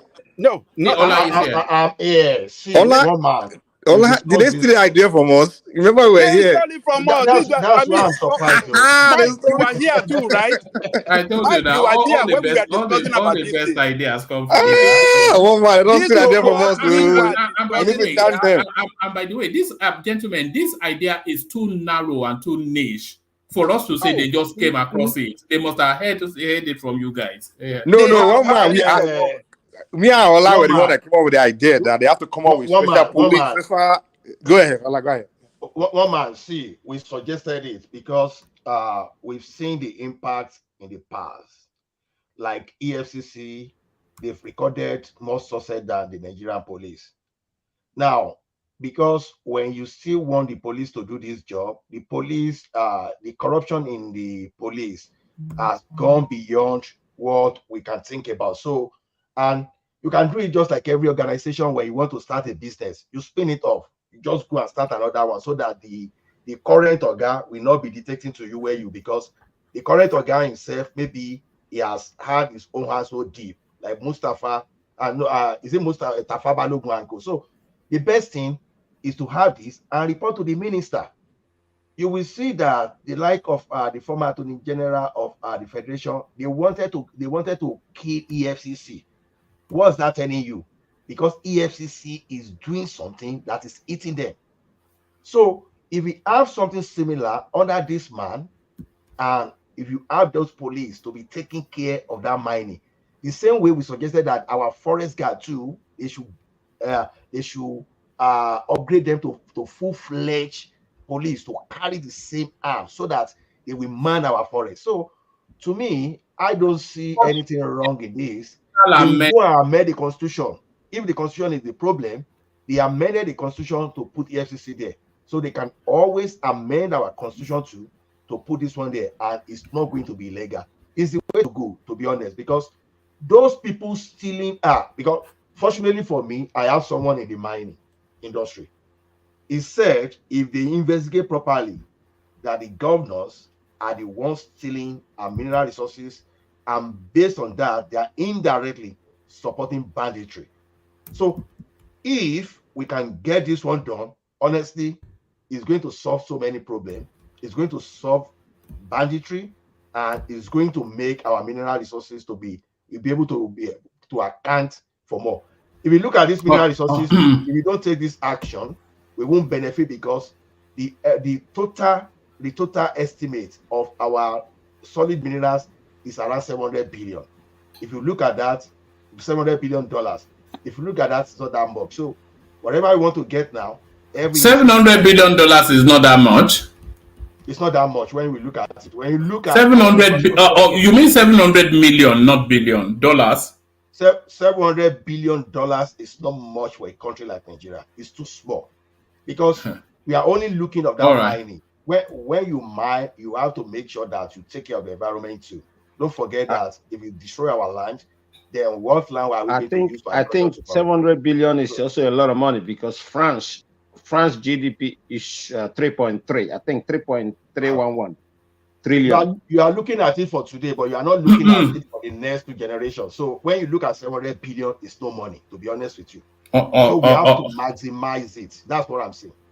All right, brilliant. Back to Ajale Koko. So Dele Alake wants his own police force so that he can be. Would you even want Dele Alake to have control over that sort of? I'm not sure that I trust him enough. One man, look, if we don't secure our what do you call it? Our solid minerals across the country, then we can't have it for the benefit of the country. We cannot use it, rather, for the benefit of the country. You will see criminals looting all these things with the aid of some government official. But we have them secured by efficient police department that are responsible to the minister. Then we know who we can hold accountable at any time that we have somewhere where we have some of our solid mineral being looted, then we can hold the minister responsible. That is the way I see it. So this borders as well on the national security, our national security. A country that cannot really secure and have under her control her resources, then that country is not a country that can really that be able to manage our resources effectively, prudently for the development of the country. So what the minister is suggesting now is that, look, let us have this thing done. I'm going to be the head of the affair. If anything goes wrong, hold me accountable. That is simply what he's telling us. And the legislator should be able to look at this. They should be able to see what they can do as quick as possible on restructuring the policing system in Nigeria. Nigeria, as big as it is, to have a central policing system, it's not going to work, for God's sake. It's not going to work. They would be able to equip them efficiently. They won't be able to fund them adequately. They won't be able to, they won't be able to achieve results as expected of them. But if we break it down into states, into local government, into different sectors of the economy, then we'll be able to hold who accountable at different, segment they have it that is not working efficiently. Imagine we have the police in airport across the country. Even the seaport must have their own police department separate from the city. That is how you can have them work efficiently. But the same police in the city is the one in the airport, is the one who are they accountable to? So one man they call what do you call it? The police inspector general of the country. How can that work, for God's sake? So what the minister is telling us is that, look, empower me. Let me have my own police that can secure all these resources so that I can manage these resources for the betterment of the country. We can have a grip hold of all these solid minerals, and then all this mining, gold, silver, all those solid minerals, I can have a grip hold of them, and then we can use them efficiently. We can use them, we can manage them well for the growth of the country. That is what he's telling everyone. And the legislators should be able to, take a look of what this guy is telling us, and then, do something about it. It's enough. We can the policing system in Nigeria has not been working, and the reason why it's not working is because it's centralized. Imagine we have a centralized government in Nigeria. Federal government is in control of all Nigeria, and the state cannot function separately from the federal government. Do you think we will have good governance? We are not having good governance in the state today.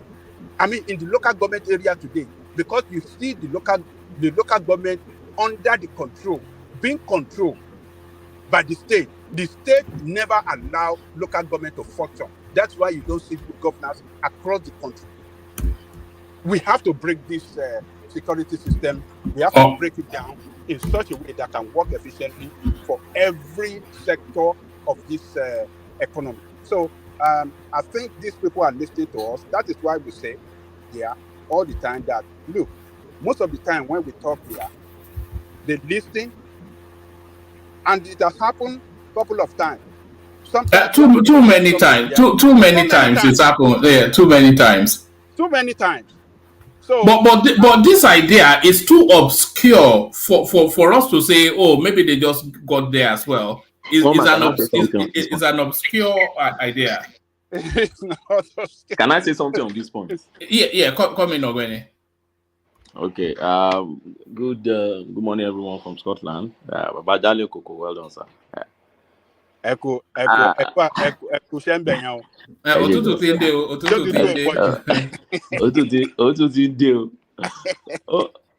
I'll be in Nigeria by next week anyway, so I won't need to bother about Otutu. Next week? Yeah, I'll be in Nigeria next week. And then you come back when? I should be back end of December or January. Oh, okay. You might as well spend Christmas in Nigeria. It's more fun, isn't it? I may, but I would love to come back to spend with the family. Oh yes, of course. Do you do eggnogs in Scotland? Because that's eggnog country, isn't it? You start drinking eggnogs and whatnot.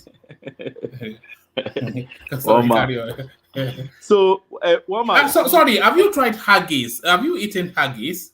No, not at all. Don't try it. It's awful. But carry on. So, as lofty as this idea sounds, I don't buy the idea.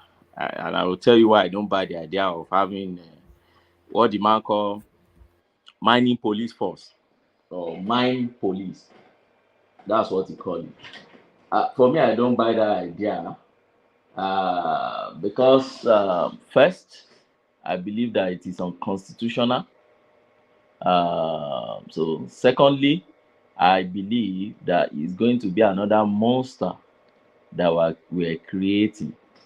You remember when people talk about sensors, I used to remind people that somebody started SARS. Olusegun Obasanjo started SARS, because Special Anti-Robbery Squad, which, yes, achieved purpose as at the time it started. But because it formed a special unit within the police, to the extent that even the commissioner of police of a state cannot control SARS within a state. Because when you go to the first headquarters of Louis Sedet's, that's police headquarters in Nigeria, there's a special unit for SARS. So they have their own, I think it starts from maybe AIG or so, down the rank. So when they post you to a state, you are not directly under the commissioner of that state. You are directly under commissioner on FSARS, it is Federal SARS and Co. That was how I think Obasanjo structured it. Or it was structured one way under Obasanjo and they distorted it along the way. I can't really say what exactly happened to SARS around that side. But what I realized was because SARS was not really directly under any commissioner or any other constitutional authority at that state level or segmented down to that level, they became a monster that it took our youth to troop to the streets on SARS alone. On that just very small unit of police, they had to take to the unit. And let me tell you, during my practice, while practicing, I realized that the only unit within the police, there's another unit, I've forgotten that name, very terrible people. But the more terrible that relate more with civilian in the police unit are the SARS. You cannot do anything. They don't even put their names on their uniform. They operate in a Gestapo manner that they don't even respect life. At a point in time, some of my clients was arrested by SARS in Gariki. That was Area 3 in Abuja. That is where the SARS this thing. And it bothered me that they located SARS station beside an abandoned abattoir. You could imagine what would be going on in that abattoir. It was an abandoned abattoir behind a particular hill. We call it Guzampe Hill in Abuja. That was where they located this SARS thing. And you see people groaning, making noise. So they'll just be killing them and throwing them over the fence. You can't. The imagination is just yours to could imagine what is happening. I went on behalf of my client, and this guy was already killed by these SARS guys. I'm telling you, that should be 2012, that 12 or 13 or 11, 12 or 13. And because there were 3 of them they arrested, and one of them called me before they took them to that place. I could only see 2. They didn't even allow them to talk to me. I asked about the 3rd one. My client, that's the 2nd one, kept giving me sign of more like they've taken him to that place. You know, I was like, so who is in charge of the place? As I was about moving ahead to the place, the man just cocked his gun. But where am I going?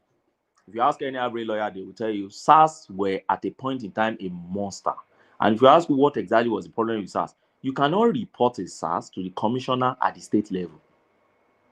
By the time you want to report imagine from Ekiti, you want to report SARS, you will report SARS to the commissioner in charge of SARS, maybe somewhere in maybe Benin. And then from that, if you are taking it further, maybe somewhere in Abuja. So what's my point? My point is, you start this thing, you're creating another monster. It may be working for you today. In a few years' times, our youth will troop to the street and start rebelling against this particular unit you are starting. Because when you create what Soludo call an headless mob, and now you are creating an headless mob that would be bearing arms. Don't forget, it is not like other country. The police we have in Nigeria is a police force. It's not a police service. It is the Nigerian police force, NPF. They bear arms. They carry arms. So when you see them carry, sorry, what's the distinguishing? What's the distinction between a force and a service? Oh, that's a whole 1-2 hours lecture. Okay, carry on. If I had to go into that, but we don't. But just take notice that we don't run a Nigerian police force service. We run a Nigerian police force. They bear arms. They carry it anywhere they go. They walk in our streets. They carry arms. They don't even carry pistol. You see them carry their AK-47 everywhere around. They carry all sorts of weapons with us among the civilians. They're going to protest, peaceful protest. They will still carry arms with them. They are drinking. They are carrying arms. You see the one that killed that lawyer in Lagos? They've sentenced the guy now. But what was his excuse? The only excuse you can give for that guy. The guy was controlling traffic. And you carry hands. Benny, can you give me a minute to interject you before I run? I need to run. All right, sir. See, I think where you are missing this SARS and the special police for the mining is that SARS is a special police unit within the corrupt police force establishment itself. Yeah. We are talking of specialized forces like when you have DSS that is protecting the presidency and the government. We are talking of specialized forces like EFCC that is specialized in dealing with. I'm not sure they're at that level. You know, I think they're a rudimentary force. They're not an intelligence-led force. They're rudimentary. The mining police. I think they're like more apes obey sort of people. I think the mining police will be like, okay, look at the forest guard. If we've not killed our forest guard today, they are supposed to be the forest police for us, right? Because they are the one that they know nook and cranny of our forest. They will be the one to stop all these criminals that keep wandering, keep moving around, roaming around our inside our forest. So if you have mining police, they are not to interact with the regular public people. They are supposed to be deployed to the mining site, not to be doing roadblock. Just like you. Yeah, but that's not the lived experience we have had in the country.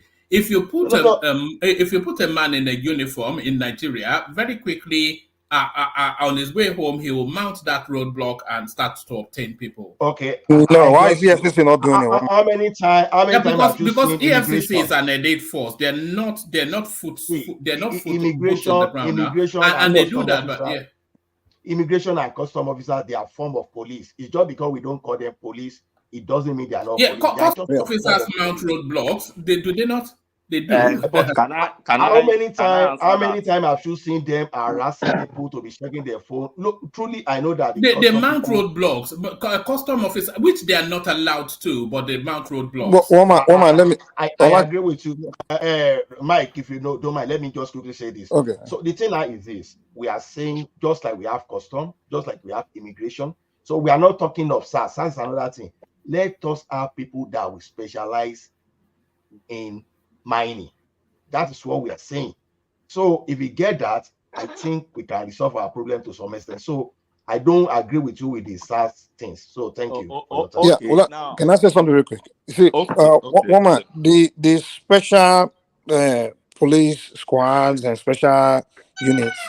The reason why SARS happens to turn out the way it turned out is because the nature of what they are designed for.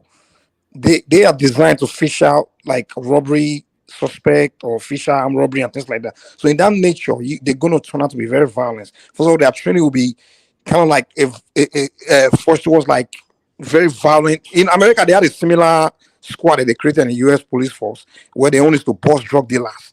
They only used to go after drug dealers. And this guy were literally committing a lot of atrocity, murders, like literally killing people in neighborhoods. Where even American government they had to remember that one black guy that was killed by a group of them, like group of those black officers. They were drug busters now.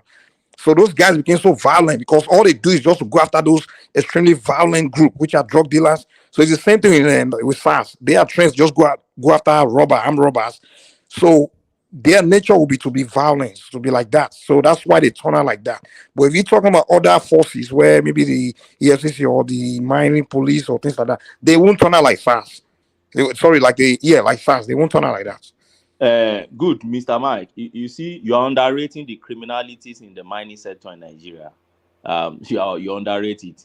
You see, you need rearm and force to deal with the mafias and the cartel in the mining industry. You think mining industry is just like you are fighting armed robbers? These guys. But the mine is not. It's not a street thing now. It's more like a jungle area. Yes, these guys have developed to the extent that they are flying aircraft into our bush to collect our natural resources, to tell you how strong they are.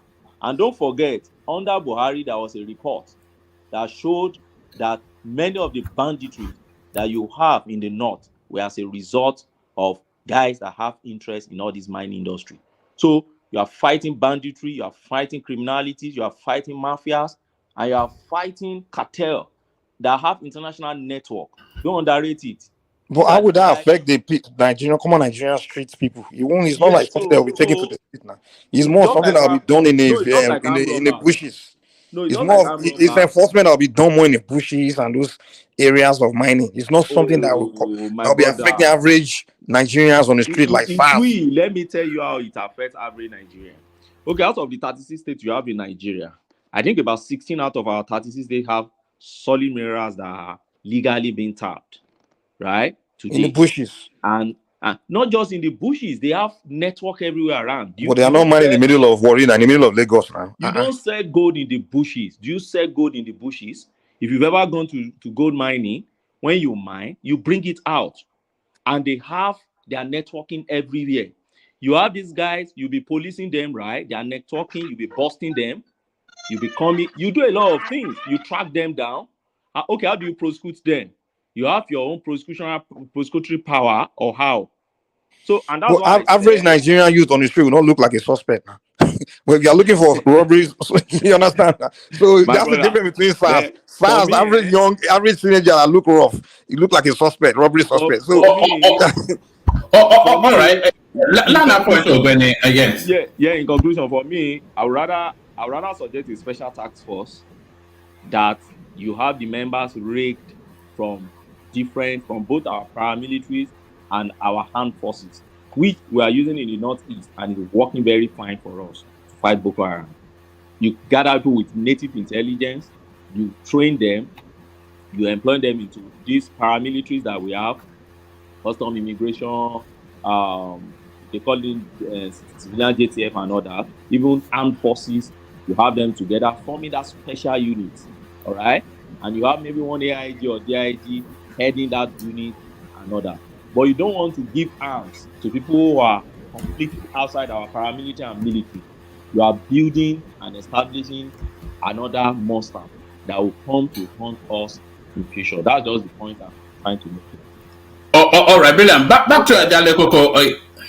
I totally disagree with Ogbeni. Nigerian police force is a corrupt police force. Task force upon task force has been set up by that police force that a set objective rather, and we know what is going on in our mining industry. If that police, what do you call it?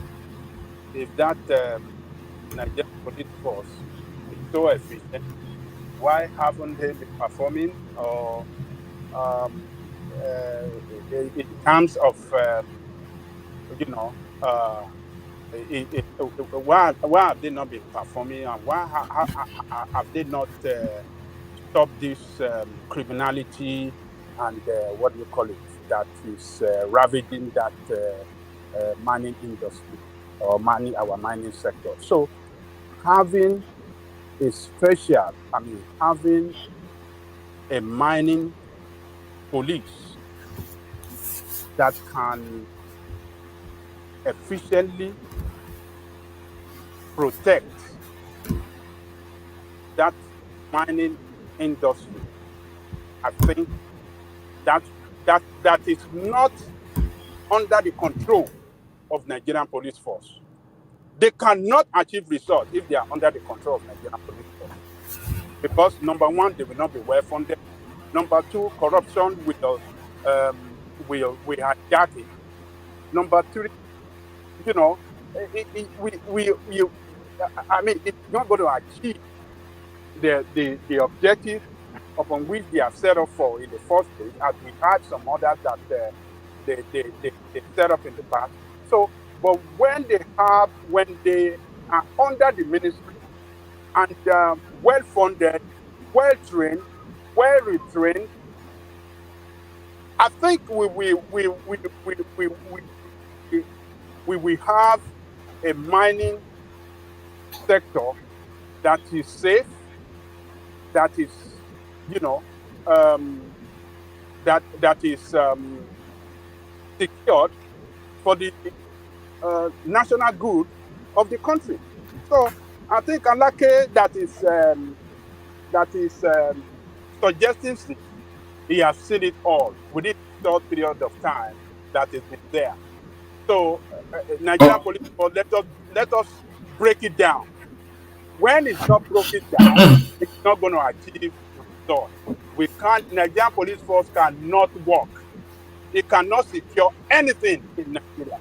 So I'm on board with Alake, and I hope that they will give him the approval and let him set up let him hire Nigerian graduates. Well, let them be taken outside the country for training, not training by Nigerian police, so that they can really do the job well for the country. So that's my thing. All right, brilliant, excellent. So Adale Koko, let me move it round so that people don't wait too long. So we go Ola, and then we were going to go Dewale, but it's not there. We go Ola, we go Maurice, then we go Enigmatic, Ogbeni. So Ola, you're up next. I know you are pushed for time, so just give us about 10 minutes or so, Ola. Okay. So what do you want me to speak on now? Because on the police already, I'm not backing down. So I believe that's the way to go, because like here in Canada, we have dedicated rail police that they carry weapon. All they do is to protect our rail. We have wildlife officers. They are a form of police too. What they do is to protect our forest, to protect the animals there. So we have those level of police. Even when you get to the airport, those people you see, they are security too. They are another level of police. even though they can reinforce with the police from the city. So I don't know this idea of one large police that we have in Nigeria. And what we don't know is this. If you have just one computer system in your house, that's the only thing you use to run the affairs, everything. Just one virus will grant all your operations. But if you have so many doing different things, if they grant one, other will still be functional. That's the situation of our Nigerian police today. If you decide to create a new special force, now, like the SARS we are talking about now, why is it that SARS is not effective? It's just because you are expanding the value, the criminal corrupt value realization for the established police already, because they see that as an avenue to extend their territory in time of corruption. But it's different when you created the like of EFCC, as we witnessed under OBJ. The head of the police was one of the first victims and a sitting governor. And the reason you see the like I said the other time, the reason you see all these organs, all these Attorney General of the Federation, they are ready to fight EFCC. They were trying to bring it in order then. The question you should ask yourself is this: what's so special? Why is it that the Attorney General of Police of the Federation, they are not looking at bringing the Nigerian police force under their own jurisdiction, that is the EFCC, that you are so interested in? It simply means that the EFCC is so functional. Look at the DSS today. Look at the EFCC. Look at how well equipped they are. So to me, all this idea of one big organization, what Dele Alake is saying is the right way to go. They start decentralizing, start restructuring. By now, just like other countries, because it is with the Ray police that I did my level 3 security, because I was earning one of the data center. I did level 3 security because they were expecting me to work across the border. Even some people in India. So we have those level of security. So I don't subscribe to this idea that even the example that Ogbeni was giving is even one of the more reasons that we need special police when people are using a helicopter to go to the site. So you need some people that are well trained, that they have fresh orientation, that they want to deliver, that they want to establish themselves as forces to reckon with. Not those people that are already there that are looking for how to just increase, how to make money for themselves. So that's the more reason we need that special police force. So to me, that's the way to go. Then which other topic? Can I ask you something? Okay, sir. You didn't get my point. My point is this: not putting them under the Nigerian police force is the issue I have. That we should have. The issue I have is putting them under the Nigerian police. That is the issue I have. For instance, your Canada example you just gave me is still under police services. No. But they are. No. They are now. There are 3 major enforcement. We have what we call CKC police. You understand? They have a version in America. They have a version in Canada, because we have what we call CN Rail. CN Rail transits from here to Canada. So they have branch in Canada. In Canada, they have in the United States too. Because that's a structure even is still falling to meet it tomorrow. No. What he's saying is they are under policing structure. So that's what there are 3 major law enforcement agencies and others you will find in Canada, with my little experience. So you have your normal police services that has its own head. You have all these special constabularies, which we used to have in Nigeria. We later abolished. They still retain theirs.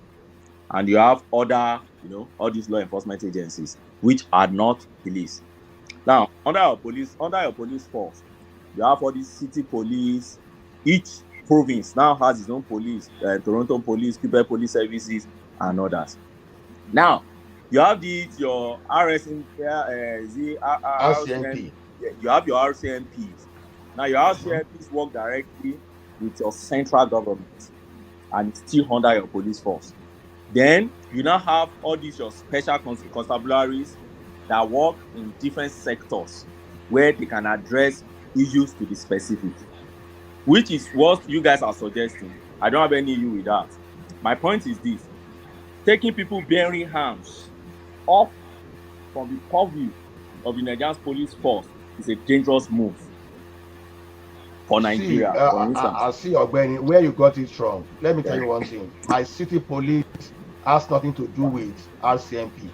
As a matter of fact, if RCMP now, without any emergency, comes under category jurisdiction where they are not supposed, the city police will chase them away. They will take them to court.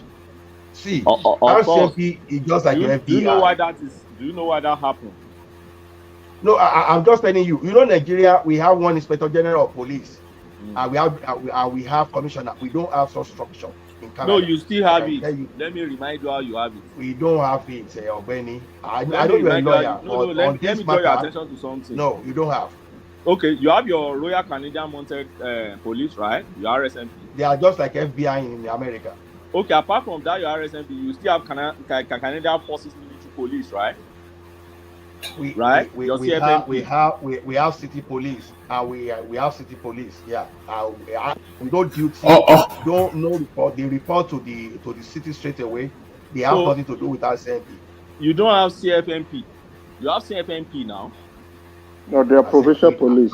There is the federal police, provincial police, and city police. It could be regional police, depending on if the city is not that big. Yeah, exactly. We don't report to RCMP. That's what I'm telling you. They don't report to RCMP. No. I'm not saying. Look, get my point.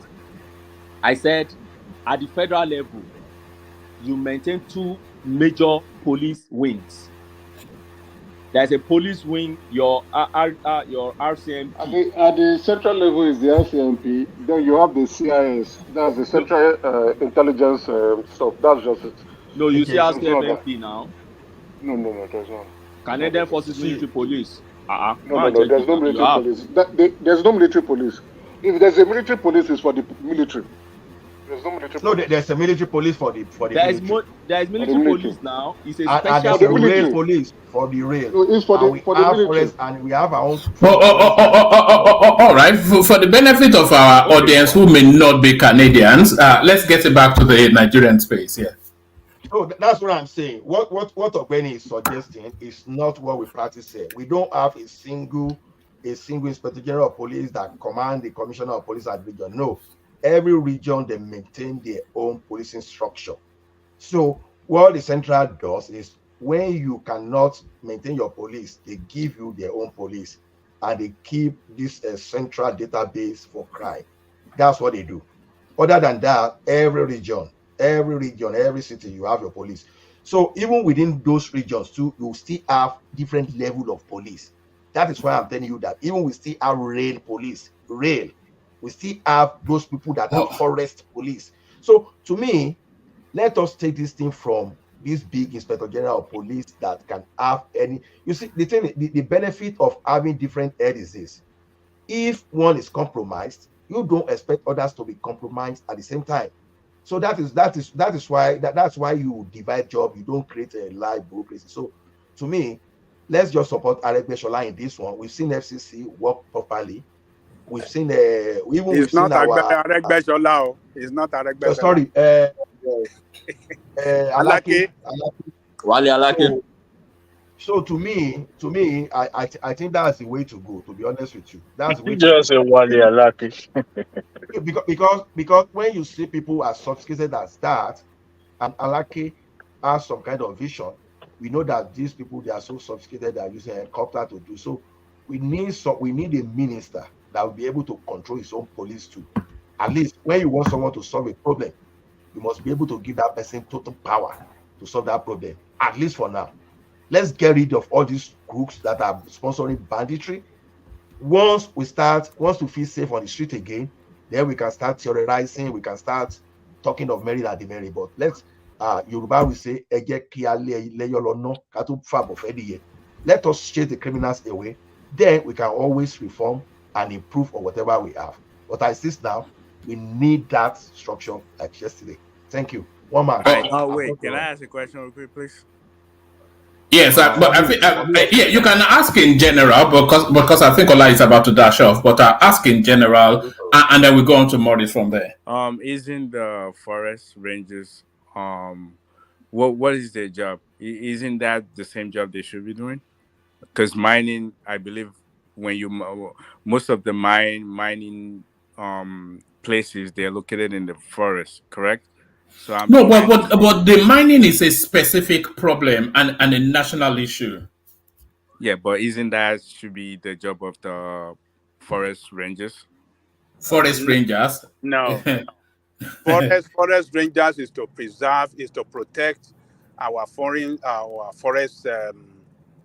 reserve, so that So, we have criminals operating in our forests. so So, where's your mining like for limestone and other ma- gold? Where ma- they're located? Where they they're are not located? necessarily in the forest.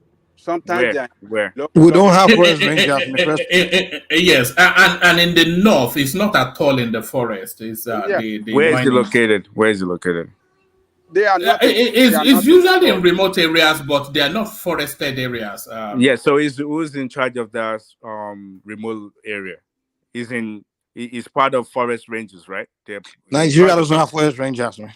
That's No, only we United do. States. Yeah. Someone should just mention it that we have. Okay, who are the people in charge of the forest? The police. Nobody. Police, yeah. No, don't No, say no, The no. army. nobody. You people have been away from Nigeria for a while now. Somebody I say just nobody. mentioned 1 minute. Somebody just mentioned that we have people that take care of our forest. The police that is in charge of it. And the reason why I'm mentioning this is the fact that we don't want to contradict. So if you already have people doing that job, why do you No, want to we create don't have another? forest rangers. We don't have forest rangers at the moment in So Nigeria. nobody is taking care of our forest. No, the forest is open. Oh, okay. All right. So it makes sense. Baba Jale If you look at this is an example of illegal mining. You see, it's not at all a forested area. It's just a yes. It's just shrub. Yeah. So yeah.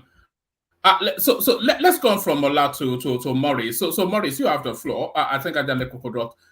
So Maurice, you have the floor. Speak to us, Maurice. What are you looking at in the news?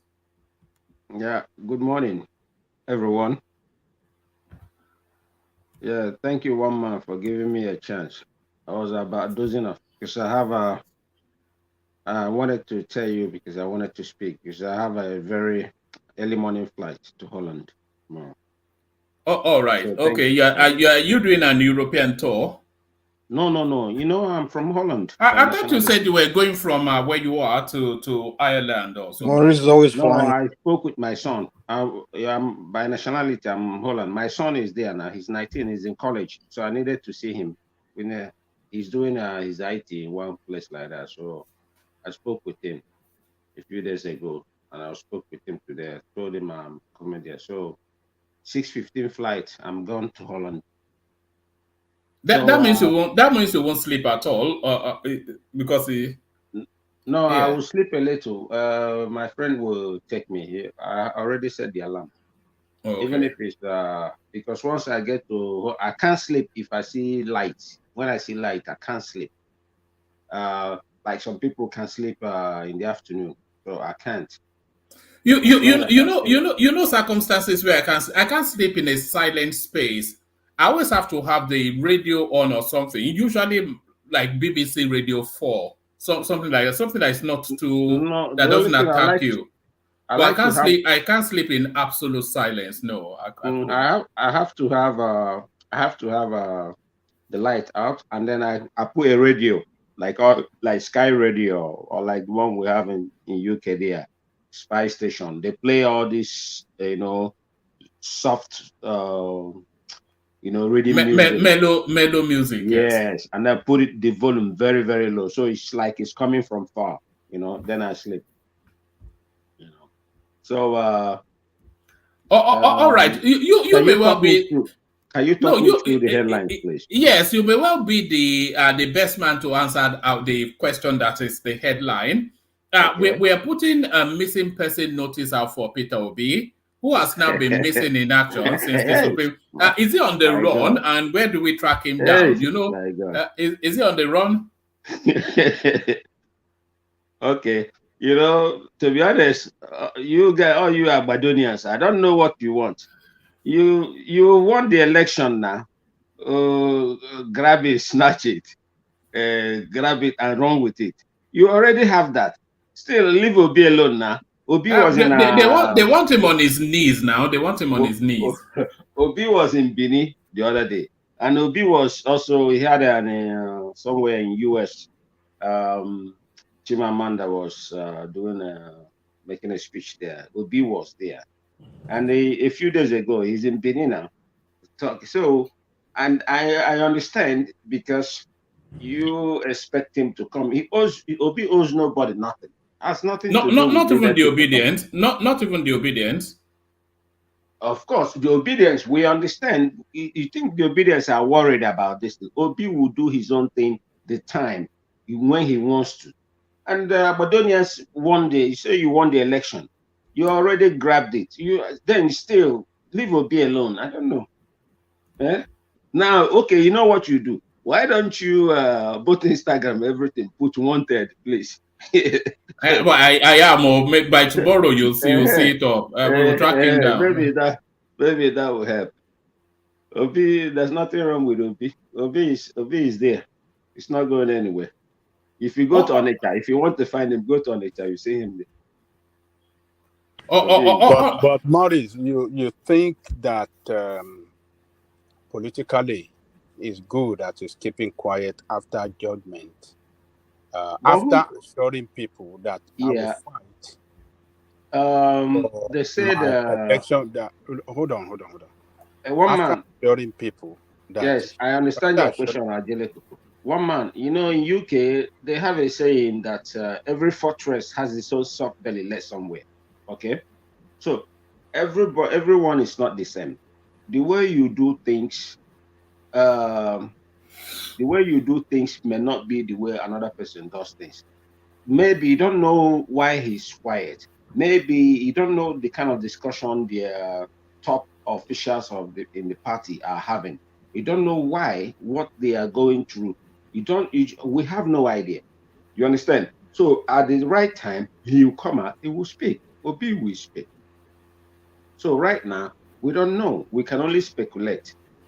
So it's not like he has no respect for the obedience down. No, I'm one of the staunch supporter of Obi. And I'm glad that you leaving his you use me as one of the examples. Political limbo. So okay. And but the thing is that he will come out. Maurice, you are giving them an excuses. It's I'm not giving him an excuses. Why should he listen? He can't come out and do things the way everybody does things. He came out during the court of appeal now. He came out immediately after the election. He came out after the ruling of the court of appeal. He spoke 3 times. Because now after the ruling of the Supreme Court, he lost his voice. No, he didn't lose his voice. Let me tell you. So what happened to the voice? Okay, you asked me a question. Do you think he's struggling to find the words? I think he's struggling to find the words. You asked me a question, Emeka, and I will appreciate if you give me a chance to give you an answer also. What I think, my own opinion. Because I'm not with Obi, so I don't know what's going on. I don't know what's going on there. But in my own opinion, it's normal to come out after the tribunal to say his mind and to declare that he's going to the Supreme Court. That is normal. But now, there is no other court higher than the Supreme Court. So no matter what he says now, it's not going to change anything. But it doesn't mean... But it will give direction to his followers. Yeah, he will say something. But it doesn't necessarily mean that immediately he has to come out and say something. He will say something. You don't know what kind of meeting. They'll be meeting, and I know I've been following the news and what people, and also on YouTube and whatever. They'll be meeting all these top LP chieftains. They'll be meeting, they're having a talk. You don't know what is their plan. Once he comes out, then we will know why he's quiet for some time. You understand? So he coming out. You see, Maurice. There's no real room for anything that Peter Obi can say, because it can only go in one of two directions, isn't it? It can either push the obedience space harder in the direction that they are following, or it can make a nationalistic statement while still retaining his objection. So those are the only two spaces that he can go to. So there is nothing that he's going to say whenever he does decide to speak that will catch anybody off guard. Then But if not, then why is everybody curious that he didn't speak? It's just the lack of leadership, isn't it? Which is something that people have accused him of. Lack of you know, when you guys say lack of leadership, this is somebody. He just didn't come from one tertiary college like that and just taught class this thing. This was once a governor. This was once a bank chairman. This was once somebody. This is someone who already had made millions even before he even thought of going into anything in politics. You understand me? So he didn't get to where he is by being stupid. He didn't get to where he is today by not having that managerial skill.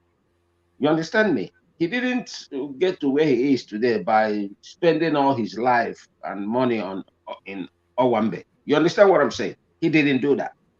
So we have to give him a chance to come out and speak when he chooses to speak, because there's nothing we will say here that will make him speak if he does not want to speak. Maurice, let's be honest, man. You and I know Obi has gone back to PDP. Come on now. Well, Maurice, Mike, you feel like so ready for me today. Maurice, the artist. One man, you feel like so ready for me today. Now you be the only obedient now, so now you go carry out. One man, you know what I will do. Maurice, hold on. Maurice, hold on. Yeah. Number one, the optics is not good for him because he's no more a local political leader. He's a national political leader. Right. So, and as such, he should be operating nationally and not restrict himself to what Obi will speak. Mark my no, word. hold You'll on. be shocked. Hold on. Look, we are not saying that Obi is not going to speak. But he's taking too long. That's what you mean. That is what we are saying. Good. And do you agree with us that it's taking too long? Yes. I on the contrary, I agree that he's taking too long. I'm in harmony with what you said. That when it comes to that, in that aspect, I totally agree. You know, but at the same time, and it's not we don't know why he's taking too long. That national leadership status is not showing that for taking too long to speak. But why are the Agbadonians so much interested to know whether Obi speaks or not? I just don't No, this is not a matter of Agbadonian. This is a matter of a national political leader. And it's also somewhat holding the country in limbo. Hold on now, Bishop. The country wants to know if it's going to dog whistle his followership to set the country aflame, or if it's going to toe the Atiku Abubakar line. So he has to make some sort of a speech so that the country knows how he's handling these people that he has radicalized. One man. So it's just irresponsible all the way through. That thing you just said now, that is being hypocritical, with all due respect. That is hypocritical. Between Obi and the Tinubu, who is likely to carry out violence with Togri and everything? Is it not Tinubu? Obi has always been peaceful. Have you seen Obi slap? Even when you accuse him, insult him, Obi will even a lot of. Let me tell you something. You want me to be honest to you? Obi is a very intelligent person, but somewhere in my heart, to be honest, as an obedient, I feel that Obi is weak. And to be a president in Nigeria, a country like Nigeria, you can't be weak. So why are you supporting him? No, I support him, but some you know, he said how do you say that? One too many or something like that. You understand me? You know, so the way, you know, like It's very difficult nonchalant. for You you are to admit. struggling, Bishop, Yeah. Maurice. You are struggling. You see, even you No, can No. but justify it. Listen. No, you're it's not the good he one has now to admitted make the me say truth what I that want Obi to is say. weak. What I'm telling you, I'm not going on the It's a side why brave he one. didn't speak. But I said when you talk about the violent side, Obi, I feel Obi is weak. He's just like Jonathan. He's too weak because how can you, like me now? I don't see how somebody, like, I believe in the doctrine of Moses. So if you give me one, bros, even I will not even give you a chance to give me one. I will give you three. So even if you will beat me up, but at least I deliver three first. You know. So Obi is too weak. That is one place I have issues with. He's too weak. It's not every situation you say. Sometimes you follow situation bumper to bumper. You understand me? It's not every situation you say, oh, my brother, no, that is weakliness. That is weak. That is where I have issue with Obi. I don't have issue that he didn't speak or he didn't speak. But when it comes to violence, that's, you know, they say everybody know him picking when born. I know somebody will come tell me and say Obi do this. I will say yes, Obi did that. Somebody will tell me Obi did. I'll say no. This man didn't do that. You understand me? Even though I don't know him one-on-one, but from his character and presentation and so far I've seen about him, he's not a violent person. The one that will come out and carry talks. Tinubu operates only with talks now. Now I heard that he moved the MC Olomo to Abuja now. He rented a duplex for them there. Who told you that? MC Olomo was in Abuja now fighting with the motor. MC Olomo is an extremely wealthy man. So why would he need that Tinubu to rent an apartment? Didn't you see when he was in Abuja, he wants to take over the motor park garages in Aba to be there in Abuja to head it. And then that Hausa man, they almost kill each other at that place. Didn't you see it? It was all over the news. Or suddenly, selective memory, you can't remember that, right? MC Olomo is a national figure now. It's not a national figure. MC Olomo is only popular in that Lagos State. Who knows MC Olomo outside Lagos State? Do you know him in Ogun State? Can he go to Ogun State and say, I'm chief of motor park? You know, they will kill him there now. MC Olomo is only popular in Lagos. Who knows? MC Olomo is nobody now. It's only in Lagos. He's a tout, a garage man. No be talk the way they do for US before they drive and come out there. Make him go US now. So US. So if you see how his daughter is living, a thug is a national figure. His daughter is living like an Arab princess. Okay, Ogun State can one man. Let's be honest now. Oshiolombo, if he go or your state now, go say he won't be the all the parks there and all the drivers have to pay. Can he do that? They will cut off his head the same day. It's only relevant because of Tinubu in Lagos there. Lagos, Tinubu is all about. It's only relevant in Oshodi. It's Oshodi. No, the whole Lagos. It's Oshodi. Okay, God bless you, my brother. All right. National figure. All right. Let me move on from there. I think Bishop wanted to come in, so come in, Bishop, and then I'll move Morrison after that. Yeah. But there's something we need to correct, Mama. Okay. Can I? Hello. Yeah. Let's have Ogweni make that correction quickly, and then you have your comment, and then we move it on. MC Olomo was never in Abuja to take over anything. We should moderate the kind of information we. It was true. He want me to go, but I can. The news go on YouTube. We just type MC Olomo fighting with this state in Abuja. He even came with Togri to take over their headquarters in Abuja. What are you telling me? It's a lie. If you stay in Abuja, first and foremost, you will know that they don't run union of drivers the way you run it in the southern part of Nigeria. In Abuja. Okay, what was he doing? What was he doing in the union office with his stocks? What was he doing there? I don't see that, and there are many idiots on YouTube. Why? Okay, don't take my word for it. Now YouTube know the lie. Just go YouTube. You will see them there. I'm always online. I check news. I follow up on news.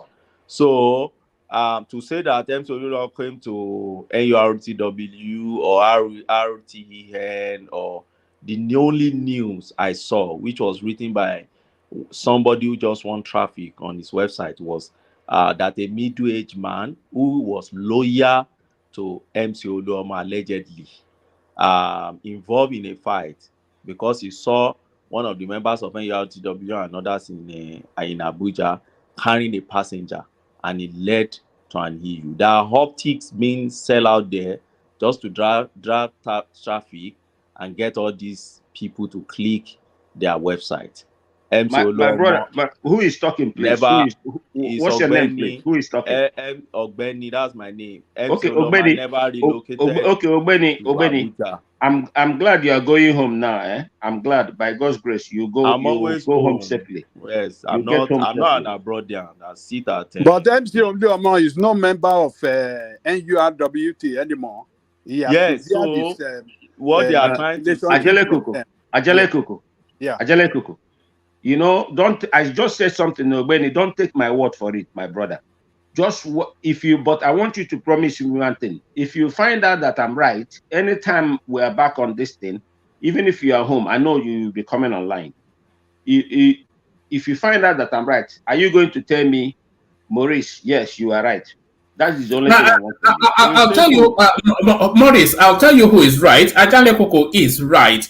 Lagos State created a Lagos Motor Park Authority somewhat, which they moved the Lagos State space out of that national space, and MC Olulomo heads that. So MC Olulomo is not even part of the national body anymore. He was in Abuja. They were fighting at the head office of this NURU. What do they call them? Union of Road Transport. Even this man was. Did you see that on Obi? Is it on Obi? The one leading. Is it on Obi that TV? One man. I was watching it fully.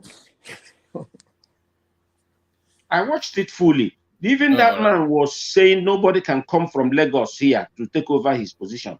They even entered inside their office with his men. They went inside there now. I saw it now. It ran for days now. All right, Maurice, let Bishop have that interjection, and then we move on just to manage the time. Okay. Okay. Bishop. Thank you. I came in, I wanted to correct one impression. Something was being said about we don't have forest guard, and everybody seemed to concur. That is completely, absolutely wrong. I didn't concur. We have, They allow me to talk, but I didn't concur. We have forest guards. We have 2 mandates. We have forest guard that is very active, especially in the rainforest region of the south, Calabar area towards Bakassi. We have them in the southwest. We have them in Omo. They are protecting the Omo, and they have 2 mandates: illegal logging and our forest, our games, because we have them around Bauchi. I know we have forest guard that is heavily populated, so that misinformation is just what I wanted to correct. Number one, we have them. We have a lot of paramilitary, quite a number of paramilitary under the Ministry of Agric. I remember we have plant quarantine. I don't know if many people know. They are like counterparts to what do you call it? Customs. They are under the military of Agric, a paramilitary organization that bear arms too. We have some that protect our waterways too, kind of a paramilitary. So we actually have a very active forest guard. Permit me to just use 1 minute also to say on this issue of Peter Obi. Permit me. It's interesting. I don't know why we dissipated so much energy on Peter Obi talks. Yeah, it was necessary for him to talk so that we move the country forward. But if he has chosen not to talk, that is his problem. We are making it look like as if it's important that he's talking. Nigeria's life dependent on his talking. No, it's not Nigerian lives. Hold on. He's holding that because he has created this mass movement and he has energized them as well. So he's holding that space in abeyance. And if that obedient space doesn't know how to land or move forward, then it's a security risk to the country. So the country wants to know where he's pointing them to, in order then that the country knows how to handle them. He has left them in limbo. If any one of them is smart enough to read in between the lines, especially the unspoken, they will know that Peter Obi had he chickened out when it mattered most. because we agreed here that it has become the case of the tail wagging the dog. Obi lost control of the mob. It's what it built something like a Frankenstein monster, and he lost control, and he's so afraid of them. There is nothing Obi can say against them. And so silence in this matter is golden, and silence is consent. So instead of riling them up, and instead of saying something, that seems to concede the defeat, there's no option. That he will now get on them angry against him in case he comes back again. He will just let the thing to die naturally. With time, everybody will move on. He will make one statement here, one statement there, not necessarily coming out to officially admit. But in some spaces, I would say in several spaces, I think we're making it like it's very important that Obi speak. Who is Obi? He's one of the 18 what contestants. surprises me. My brother, it is important that he speaks. Yeah. I still hold the floor, not you, brother. I thought you wanted to interject. Me? So listen, what I see is that with this election, I see so many. According to Obeni, will know this better. He's a lawyer. There's something they call armchair lawyers. You understand? Armchair lawyers. So you have everybody become an expert in politics and in commentary. Even mind readers. They already know, like this. Are you not one of them? Last Are you not one of those people you describe? He just already saying everything what Obi has done and the thing where he's thinking. Everybody suddenly becomes psychologists and everything. It's just funny to me. Man, can you tell me the next topic, please? No, now you don't behave like that. Now I was interjecting. It is right. It is not a privilege. But say you think, hold on. No. Don't do that. Don't do that. One man gave me the floor. I asked to interject a minute ago, and he gave me, when I was talking, somebody interjected. I gave him space. So you cannot just shut me down because you think differently. I was talking. No, listen. I was talking. I'm not asking you a question. No. I was talking when you abruptly and rudely brought in, and you were just casting aspersion on me, and you think I should not answer you. Come on, that's not how it's played. That is absolutely not how it is played. It is your opinion that your thing God Obi is all that matters to you, and nobody can talk about him. I'm not abusing him. I'm only telling you what he is. You came here and openly said he's a weakling. You said he was. You just said here a few minutes ago that he's a weakling. So why can't we? You know what is mine. I don't need to be a mind reader. I don't need to be. I just need to have a little bit of common sense. Not like you came here a few minutes ago and called the man a weakling. You know what that means? That he's a weakling. What's that name for it again? I said yes. Stop. That is your opinion. So let me express my opinion. Let me express my opinion. So you leave my own opinion too. Let me express my. I did not talk about you calling me a weakling. You didn't. I never heard. I didn't hear you say. No. You will not go away with it. No, you will not go away with it. I don't care. You know what I've said it. You did not say your own opinion. It was a weakling. I said it too. One man can testify to that. I don't owe you. I don't owe you anything. No. You just keep quiet. Let people speak their opinion. Let me speak back. You speak your own. I did not interject. I wanted to make a contribution. I'm making my contribution, my interjection. So if it is paining you, then you better mute the something and not listen to me. So why are you doing this? Why are you doing this? Agbodonia, you won the election. You won the election. Leave Obi alone. Will you just let me complete my interjection? Hold on. You don't need to listen to me. Will you just let me land my thought? Gentlemen, please. Gentlemen, please. No, hold on. I said gentlemen. Also, curiously enough, you are captured as a gentleman too. Maybe I'm being a bit generous, Morris. But gentlemen, please. Morris has the floor.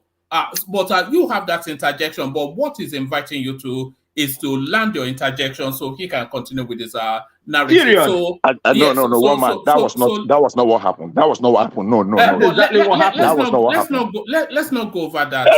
Don't misinterpret the fact. If you don't want me to talk, fine. But don't misinterpret the fact. I was talking. He came at me, and we just heard him now. What are you talking about? We just heard what he said now. I was talking and I kept quiet for him because I don't want him to be on my floor. And he was coming out. For what?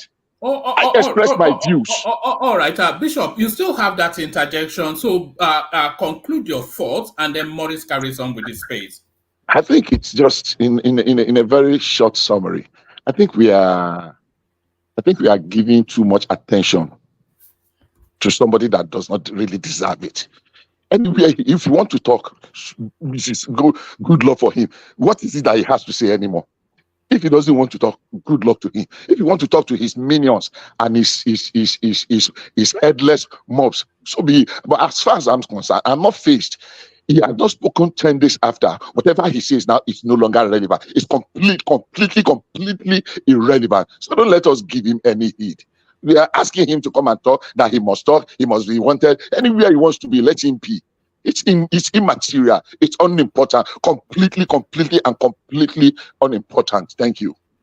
Oh, all right, thank you. I have to say that I disagree. I think it's very important for the elections to complete for Peter Obi to speak. One man. Yeah, back to you, Morris. Yes.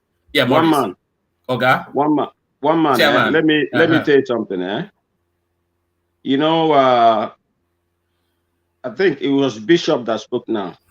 I think Bishop, yes. You know, when I came back to this show, I made a promise to myself that I will be very, very, you know, civil and polite, you know, and I restrain myself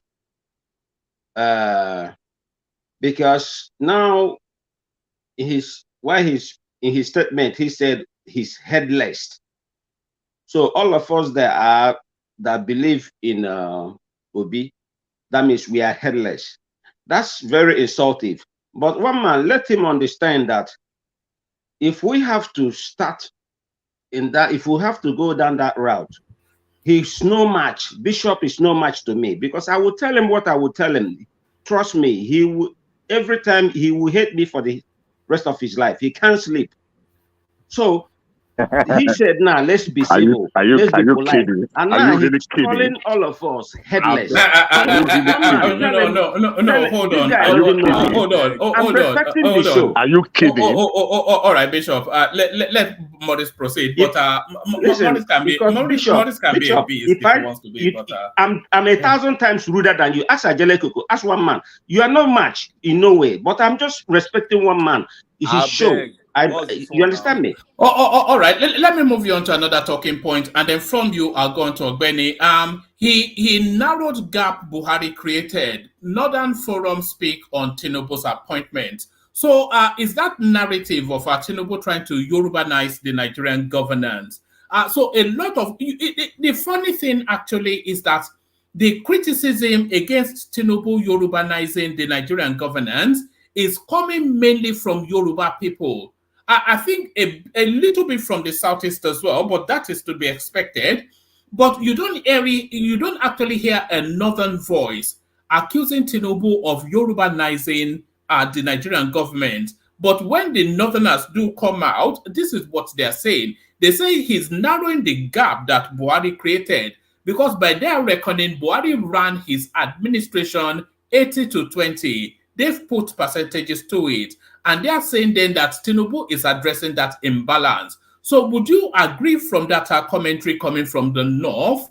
And would you add an addendum that even though Tinubu might be trying to add a southern weight to counterbalance the abundance of Northerners, the southern weight that is actually adding is too pecuniary to his own clan? So what are you then making then of the Northern view on Tinubu's Yorubanization? You know, why we even worry about where is this one from, where is that one from, is because of there's too much division and because of lack of unity in the country. For instance, if they ask you now where, like say your council, the man who is heading your council, where he's from, do you care to know? If they you mean in the UK or in Nigeria? Yeah, UK, where you are now. Well, I don't care. I don't want him to be an Indian man though, because I'm not keen on Indian people. But as long as every morning you can drive or you catch the train, everything is going on time, or the subway, or there's always electricity. Things are working normal. You understand? You don't really care where somebody comes from. Like me, to be honest, I don't care whether this one is from TV or everybody that is there is from TV. Another thing that caused also the problem, the backwardness in our country, I realize, is because of this quota system. And because of this quota system, Can I say something real quick? Can I ask you a question? go ahead. Okay, Don't carry you on. think the point you're making that you don't care because don't you think you don't care because you're not from there? If you're really from there, you will actually care about the ethnicity of who is ruling you.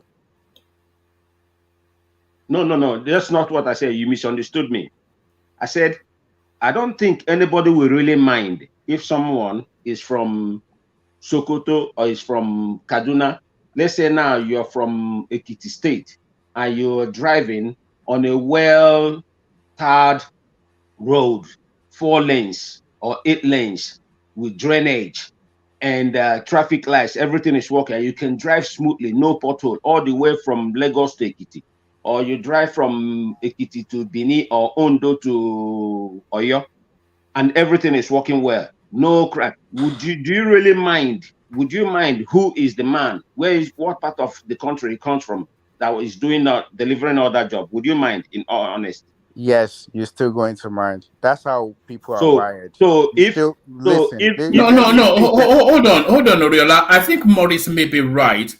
The only time that people pay attention to governance is when the country is not working properly. If things That's are going not the way that, most instances, that's when they pay attention. yeah, that's why I was citing the And like he was example. saying, he was asking me who my MP is. I don't know who my MP is. I don't know who my councillor is here. Everything works around me. I don't care who he is. Yeah, because If it's you're not, not but if one it's from not, man, because you you're know not that from the moment things are not working fine, like the roads are not maintained, the garbages are not removed, electricity, this and that, gas shortage, then you want to know who is the MP. oh, of course. So that's the point. Yeah. So Wait, but that's the point That's the point I I'm don't trying to make. agree with. I understand your point, but I don't agree with it. I'm saying that if you're from different race and you live in that country and you were born there, you're a citizen of that country, raised not like you came from another country or your parents are from another country, you will care. The person that rule where you live right now, let's say UK for example, do you think the PM of UK they will vote for him if he actually go through the voting process? you mean No. the Indian? You mean the Indian? Yeah. The I'm letting An you Indian know. man is the prime minister now. Yeah. Yeah, but not via the ballot It though. wasn't voted for. But what I'm saying to you is people do care. No matter how good the nation is, people will still care who is ruling above them or who has the most chances of being or who has the most chances in whatever neighborhood you Okay. live I in. think Let they're me talking about the appointments, not necessarily who's ruling. let me put it in this way now. Let me put it in this way. Will you prefer a man from uh, Benue State that delivers and really take care of your city and make sure everything is running well? Will you prefer a man from your town that is going to loot everything and does nothing to that man that can deliver just because the man is from your place? Will you prefer that? See, this is a normal people's sentiment. Yeah, right. If someone that is good enough to do the job, yeah, I might let it go. But when it comes to the fact that majority of people that's getting position, none of my people is there. I will have some. We just have Good. sentiments. We either, if it's not country sentiment, we have the ethnicity sentiment, we have the color I know sentiment. where you're coming from, my Am brother. I dark? Am I light in complexion? It's just the I know where sentiment you're of coming people. from. We're Listen, always like that.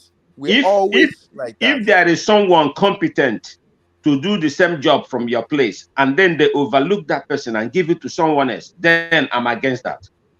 So, but this quota system, to be honest to you, this quota system makes it possible for incompetent people to get flooded there. But Tinubu is appointing, he's not just appointing favoring the Yorubas, he's favoring people from Lagos State mostly. Do you understand? This is one thing I realize. I can't say two wrongs does not make a right. Buhari did it. But is it passing that competence threshold that you've just established? No, because one thing if the people that is appointing from Lagos State, if they are competent and suitable for the jobs, is that important? Yeah. One man, I told you a few days ago. I told you naturally, I'm not an optimist. I'm a realist by nature. I'm a realist. I'm not going to. I get them before no be property. We have that kind of thing adage in this thing. I'm not going to consider the people who are appointed as competent because of what they did in the past. I don't care about what they did in the past. I was not there. So I want to know what they are doing now. So their actions now would determine whether they are competent or not. So we're not going to say just because somebody did something great, let's say 24 years ago or 30 years ago, that means that person will do something great now. We can't be like, so I don't judge people, but rather I assess people. Have they not done enough for you to form a judgment?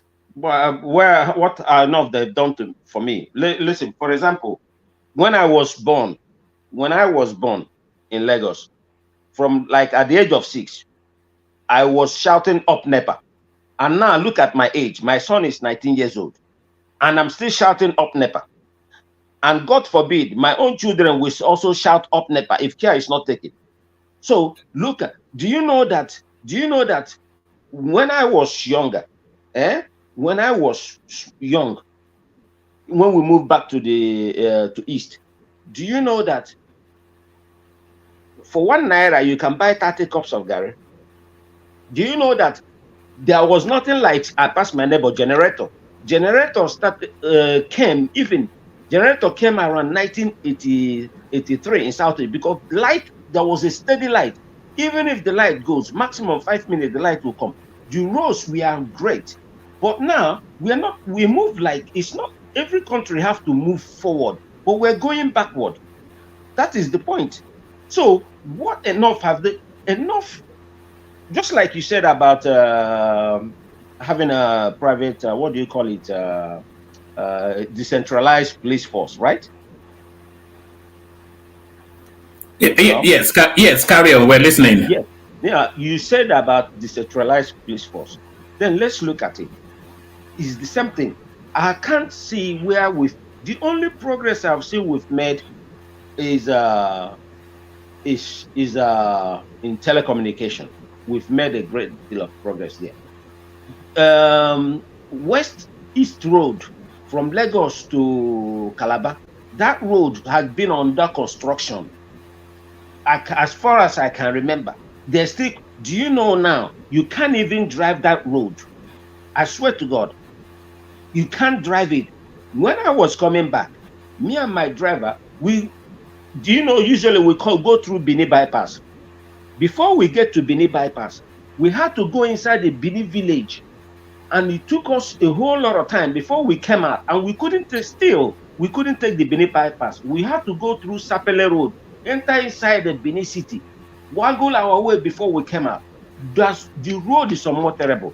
The only road that is good that you can say, but I heard there is still under construction, but the Fashola was on it, was that Lagos-Ibadan, right? Expressway. At a certain point is good. So, but what I'm telling you is that I can't see where the progress is going. Which progress have we made? Electricity, we are worse off.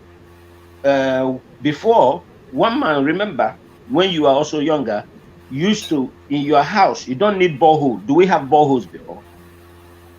You don't have boreholes. But now you must have a borehole because water, everything went bad. It went south. So let's be honest, when we say progress, this one did this one. I don't know them, what they did. I was not there when they did it. So I would like to see, and I'm not going to judge them based on what they did in the past. We all had past. We all must have done something great or something bad in the past. I don't judge people like that. I will assess them by what they are doing now. They've been appointed now to do the job. So there's no point, since they are in the position now to do the job. When I'm in this position, I will do this. Now they have that chance to do. They have to prove to us now that it was a smart choice Tinubu made. It's simple. This is how I say it. And then talking of the forest guard, right? A brief commentary on that, Maurice, and then we go on to Dewale. Okay. I don't support.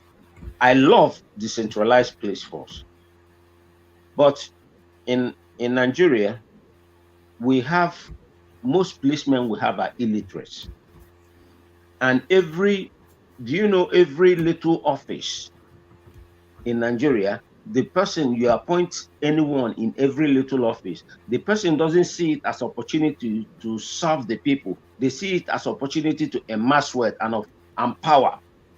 Even they'll go to church and do Thanksgiving, say, I don't hammer. Finally, God has remembered me.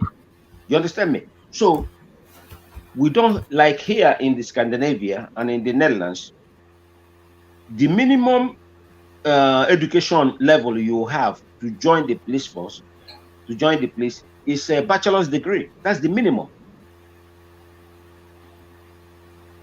Bachelor's degree, that's what you need. Minimum you need. So, and the training is different. Now, how can you have a decentralized police force? Look at our politicians. Look at our governors. They are like emperors. And that means that police, decentralized police, will be under the control of the governor.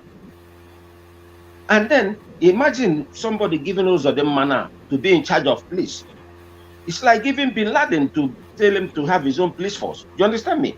So I love decentralized. I want us to decentralize, but we are not too civilized and too serious and too how would I say? We are too aggressive and we are too intimidating to have that thing under our control. But honestly speaking, I love decentralized police. But with the way things are going, look at ordinary election. We cannot even conduct thuggery everywhere. And imagine when you give them police that they control a whole unit.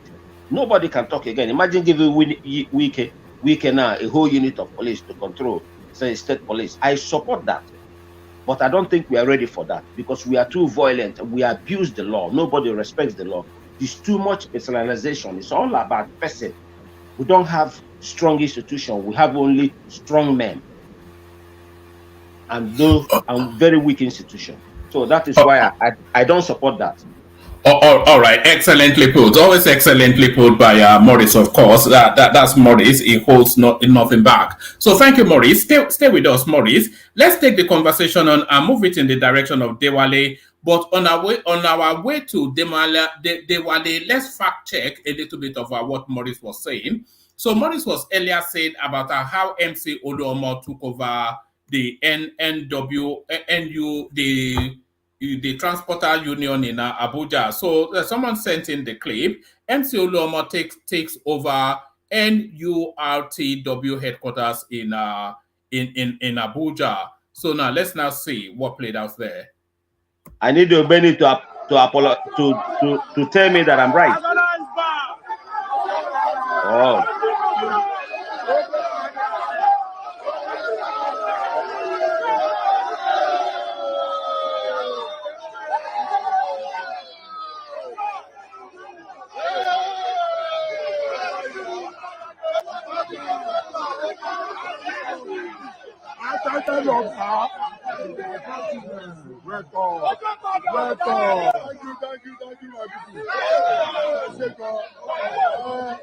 The problem kankan ọmọ ẹgbẹ́ national union ni wá àwọn ẹ̀dẹ̀ lórí lọ́wọ́lọ́wọ́ báyìí àwọn lórí lọ́wọ́lọ́wọ́ báyìí ẹnumọ́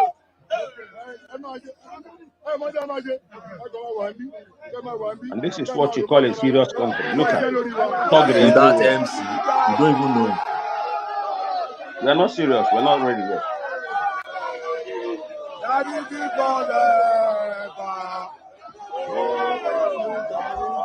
All right, so we go on to Dewale. I'll only say this: MC Oluomo has gotten a lot darker and a lot younger. That's just MC Oluomo now. Obeni, why don't Obeni? I think you'll be man enough to tell me that I'm right. All Yoruba look alike. Morris, you are not right. This is not MC Oluomo now. This is not MC. This guy speaking. This guy you are seeing on the video is not MC Oluomo. No, not in. MC Oluomo was there too. He came in later. If you left the video, he came in later. They didn't capture him in the clip. How come that's the main speaker? No, listen. He kept when they were going inside that this thing. I don't know what they call it, secretariat of those people. He was the one leading. I watched the whole video. Yeah, they would have shown him. He wasn't there. You see, the issue is you guys, you obedient guys, you just pick something and you run with it, and it's so funny that you run with your narrative. You see the funny thing. You see the funny thing. Just like the same way. Can I say something, please? The same way you say we run with it. The same way you APC people try to twist that Tinubu didn't forge his certificate. That $600,000 and $460,000. It was the bank account that committed the offense, not him that carried the drugs. You understand? You see, it's so funny. It's so funny, and I ask myself, how low can people go? You see the issue I have with you. I'm speechless. Instead of you to simply humble yourself and say, please, I only read the headline. I didn't read. I watched the whole video. If you play the full video, you see it. There are so many videos about it. He was there. All right. Send the video in, Maurice. You have in your space is a very worrisome thing for us. That you cannot own up to your mistake and say you only read the headline, you didn't watch it. It's so worrisome. Wait a minute. It's also worrisome. You cannot owe up to your this thing when you claim that the bank account committed the offense, not the one that carried the drugs. Are we on the bank account? Okay, let's go on to Dewale instead. So Dewale, you're up next. Dewale Obalola. All right. Dewale seems to be. Okay, there he is. Ogagba, Chairman. I'm here. I've been listening. Yes. I've been listening to everybody. I wish everybody will have my kind of patience. One man. Good night, everyone. Please let me sleep a little. I have morning flight. Why are you? Why are you running? Where are you going? I have morning flight. 6:15. 6:15. Okay, yes, I'm going to Holland. I'm just pulling your leg. All right. Okay, my brother. God bless. Same journey for tomorrow, Maurice. Okay, I'll join you. I'll join you tomorrow evening too from Holland. All right, brilliant. Maybe you should be showing us the landscapes of some of this year so we can travel vicariously. But your show is only at night now. Yeah, that's the thing. It can't be helped. People complain about that a lot. About Holland is super green. We have a beautiful. It's a flat country, it's very flat. We don't have. It's not like Scandinavia. During the daytime, make the video during the daytime and send it to woman to play. You can if you're in Amsterdam, you can meet up with Solly. He is one of our. Usually, when people go to Amsterdam, they always meet up. You want me to be honest to you? Yeah. I hate Amsterdam. If you have Rotterdam, you don't need Amsterdam. I'm not even. Right. I hate Amsterdam. Do you know that I've been only twice in Amsterdam? Tell us why. Too many tourists, because let me tell you, number one, Amsterdam is dirty. Amsterdam is full of thugs and thieves. Amsterdam is full of hoes. You cannot even find a wife in Amsterdam. It's because there are black people there. That's why you don't like it. You don't No. Rotterdam is only blacks too. Most people in Rotterdam, Holland even, do you know the population of black people? And Rotterdam is even bigger than Amsterdam. Amsterdam is not bigger than Rotterdam. Rotterdam is where we have the biggest port in Europe. You know that it used to be the biggest in the whole world, but now I think the second biggest after that one in Japan. You understand? So Rotterdam is bigger than Amsterdam in geographical landmass. Amsterdam has more population. Amsterdam is about 1.8 or 2 million, but now I think it should be more. Rotterdam is about 1 million or 1 point something million. You understand? So, but Rotterdam is more. Amsterdam is old. If you like classic city, Amsterdam here, okay. Obeni is from Scotland. There's a massive difference between Glasgow and Edinburgh. Edinburgh is more classic. Those brownish houses, huge. Yeah, true. Right? Obeni, am I correct? That's true. You're correct. Yes. And Glasgow is a bit more contemporary, right? It's more modern. Yeah. Good. The same thing. Rotterdam is the youth capital of Europe. It's only skyscrapers. Rotterdam is a city of only skyscrapers. Rotterdam, almost everywhere is skyscraper. And when I say skyscraper, modern one, just like those ones you find in China, not even those ones you find in California. In California, you have those old type of skyscrapers they have on the that place. They have also modern ones, but just like China, that is what Rotterdam is. And why is Rotterdam like that? Because Rotterdam was flattened during the World War. Hitler flattened 85% to 90% of the whole Rotterdam. So it became a blessing in disguise. So Rotterdam became big. And another thing also, Rotterdam was designed after New York City. Don't forget that New York was a different country before. It used to be called New Amsterdam. It was Holland territory. And it was Holland that sold it to the rest of the Federation of United States for $400,000, and also 6 Caribbean countries, which is Suriname, Curacao, Aruba, Bonaire, Saint Lucia, and Saba. 6 of them that we have. We still have them till today. Only Suriname that just became independent some years ago. But the other 5, we still have them. It's still a territory of Holland. Who's we? Who's we? Biafra nation? No, because as a Dutchman, I know what you mean. I do that as well. Anyway, no, we still have them. That place is still Holland. If you are born there, what you get is the same EU passport. Though they use florin, they still use the old Dutch guilder. But their guilder is very strong. It's as strong as the euro. You understand? So, and Rotterdam. That's why if you go to New York, you see that a lot of places in New York and cities are named after Dutch cities like Harlem, all these places, because New York was a territory of Holland. It was a different country. New York never is. New York City was never. Come on, are you kidding me? It may be right, unless you know to the contrary. Mike, why don't you check it? New York used to be called New Amsterdam. No. New York State was called New Amsterdam. Boris, it was go to bed. Bye-bye. All right. I think Dewale wants to take the floor. So it's just occupy the entire space. Thank you, Maurice. Sleep well and safe journey, and hopefully we'll see you tomorrow. Thank you, well, I will say good morning, everyone. It's already morning. All right. Thank you, Maurice. So over to you, Dewale. All right, thank you, Woman. You know what came to my mind when you started talking about Obi absence from the political sorry, Dewale, 1 second. Oriola, make sure your microphone is switched on so I can connect you to the stream. Back to you, Dewale. Okay. Something came to my mind. My mom used to say, that means someone who is not up to Awawu but is acting like Oyibola. There's a story behind that. So where I am from, what is the song again? Kilo tuku tioso lori to se nuwuye. Kilo tuku.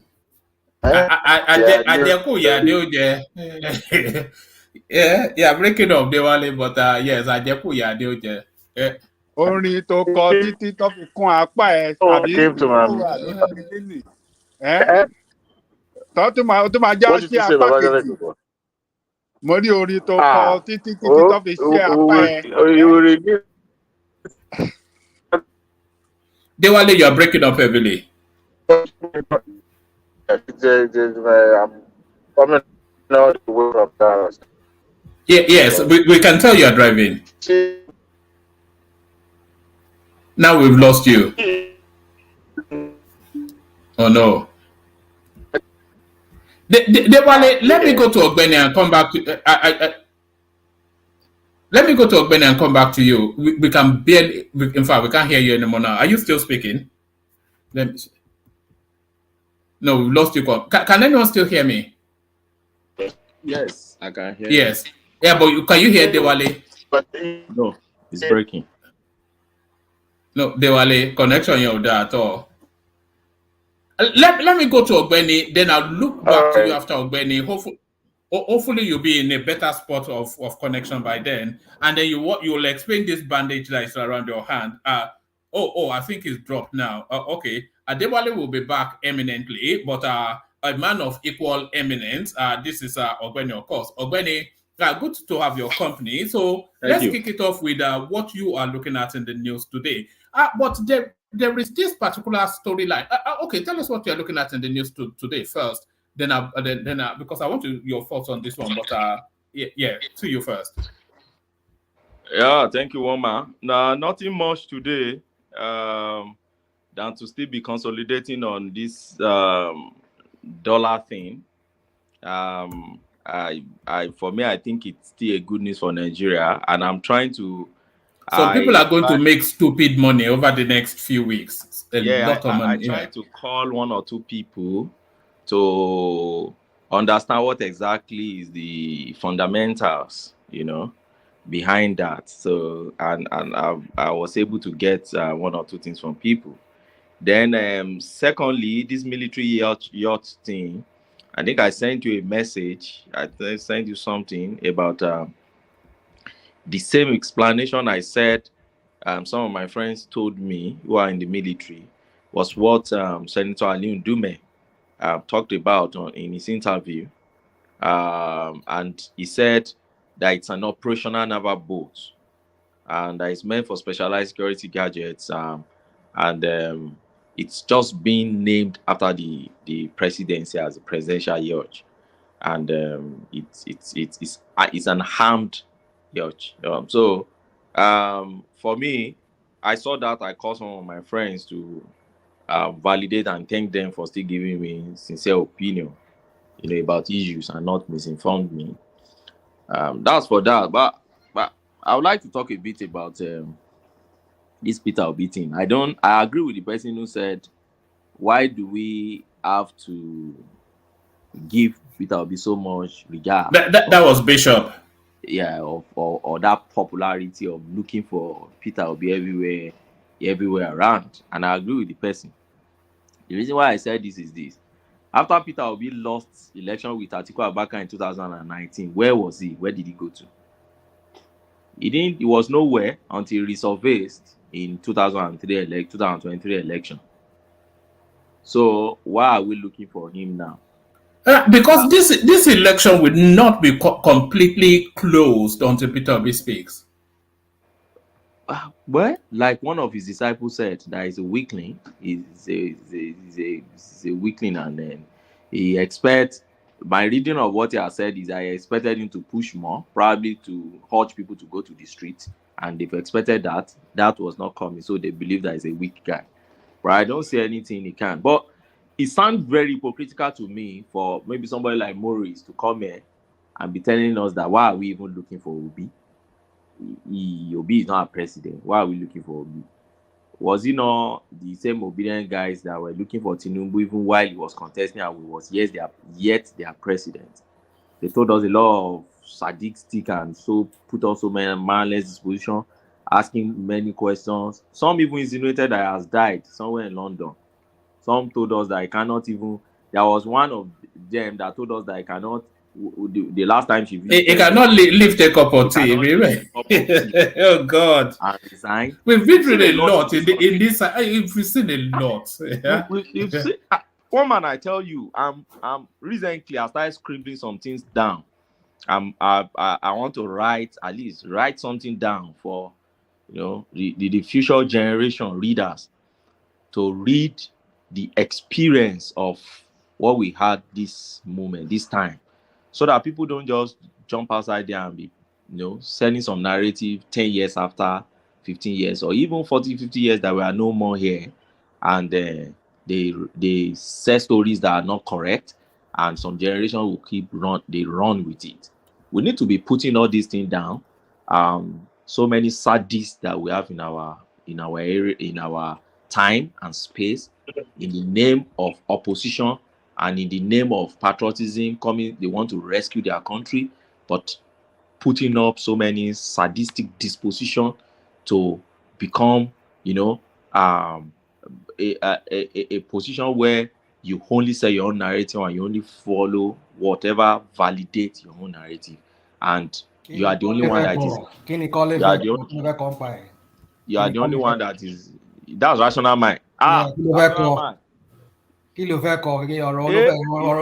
worry, when it's out, you will buy. No,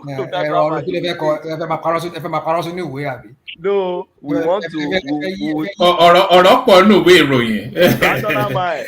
We'll tell our story. We'll tell our story. We'll tell story. We'll tell enough. We have a lot of story. Wọ́n náà fẹ́ kọ húlágbé ọ̀rọ̀ fẹ́yìn obedient rational man. Wọ́n fẹ́ kọ húlágbé history jáde fún yín. Wọ́n mú Tinubu ní Amẹ́ríkà, wọ́n forfeit $400,000. Amakosi, we'll write that. We'll write how you people. We'll write it. We'll write how you people treated the judges that they are posting their families' picture everywhere and there. All eyes on judiciary, all your posters and everything. We'll write. We'll write a lot. We'll write stories about Dati Yusuf calling military to take over in Nigeria. We'll quote him exactly. Patutomi, all those his Twitter during this thing. Obasanjo's what do you call it? Appearance on the TV on the day of election and practically calling the election to be upturned. And yeah, there are a lot of stories to write about these things. Apapa and the guys and others. So we need to keep our record straight and let the next generation understand the obedient movement, probably the rise and fall of the obedient movement or something like that. I don't have a title yet, but I'm just scribbling some things down. Ogbeni, are you going to rise and fall of Guinea? You guys are here today. Ogbeni, are you going to make it? Are you going to make it right? Because you just said that Biden said that Tinubu cannot handle a cup of tea, but necessarily the statement didn't come from Obidient. But you are now referring that you're going to put it in your writing. That no, said. I didn't say Obidient. That woman is Atiku woman now. But you didn't make it clear now. You sounded as if the Obidient. So don't worry. So that I said it so you will not make a mistake, to put the things that Obidient didn't say. You will buy the book when it's ready. Don't worry. Buy the book. Ogbeni, are you going to include how you are in love with Abasha like two days ago? Are you going to include that as well? Don't worry, I would try as much as possible to include, and I think it's something I should share my manuscript with people on this platform to also make. I mean, how you were in love with Abasha. No. Don't misinterpret Ogbeni or misrepresent. No, he was in love with him 2 days ago. He was. No. He wasn't in love, but he was just telling us that as bad as Abasha was, he was able to do some good things. God bless you, Baba. In the areas of bad person, we don't care what good he did. And he's a bad person. All right, let's not let Katale Kokola and then we go back because human rights. If we have something, a figure that is worse than zero, that is what you will give to Abasha. It's mentioned it here. I mean, don't let us. Try to misrepresent somebody's statement like that. He didn't say that. He didn't say he was in love with her. But no. Thank you, Baba Dale Koko. They don't want me to roll out the outlines of my book, but I won't roll it out. But at least we'll talk about Soludo's testimony, about Obiano testimony, Gige's own, Arabambi own, Apapa own, and all sorts.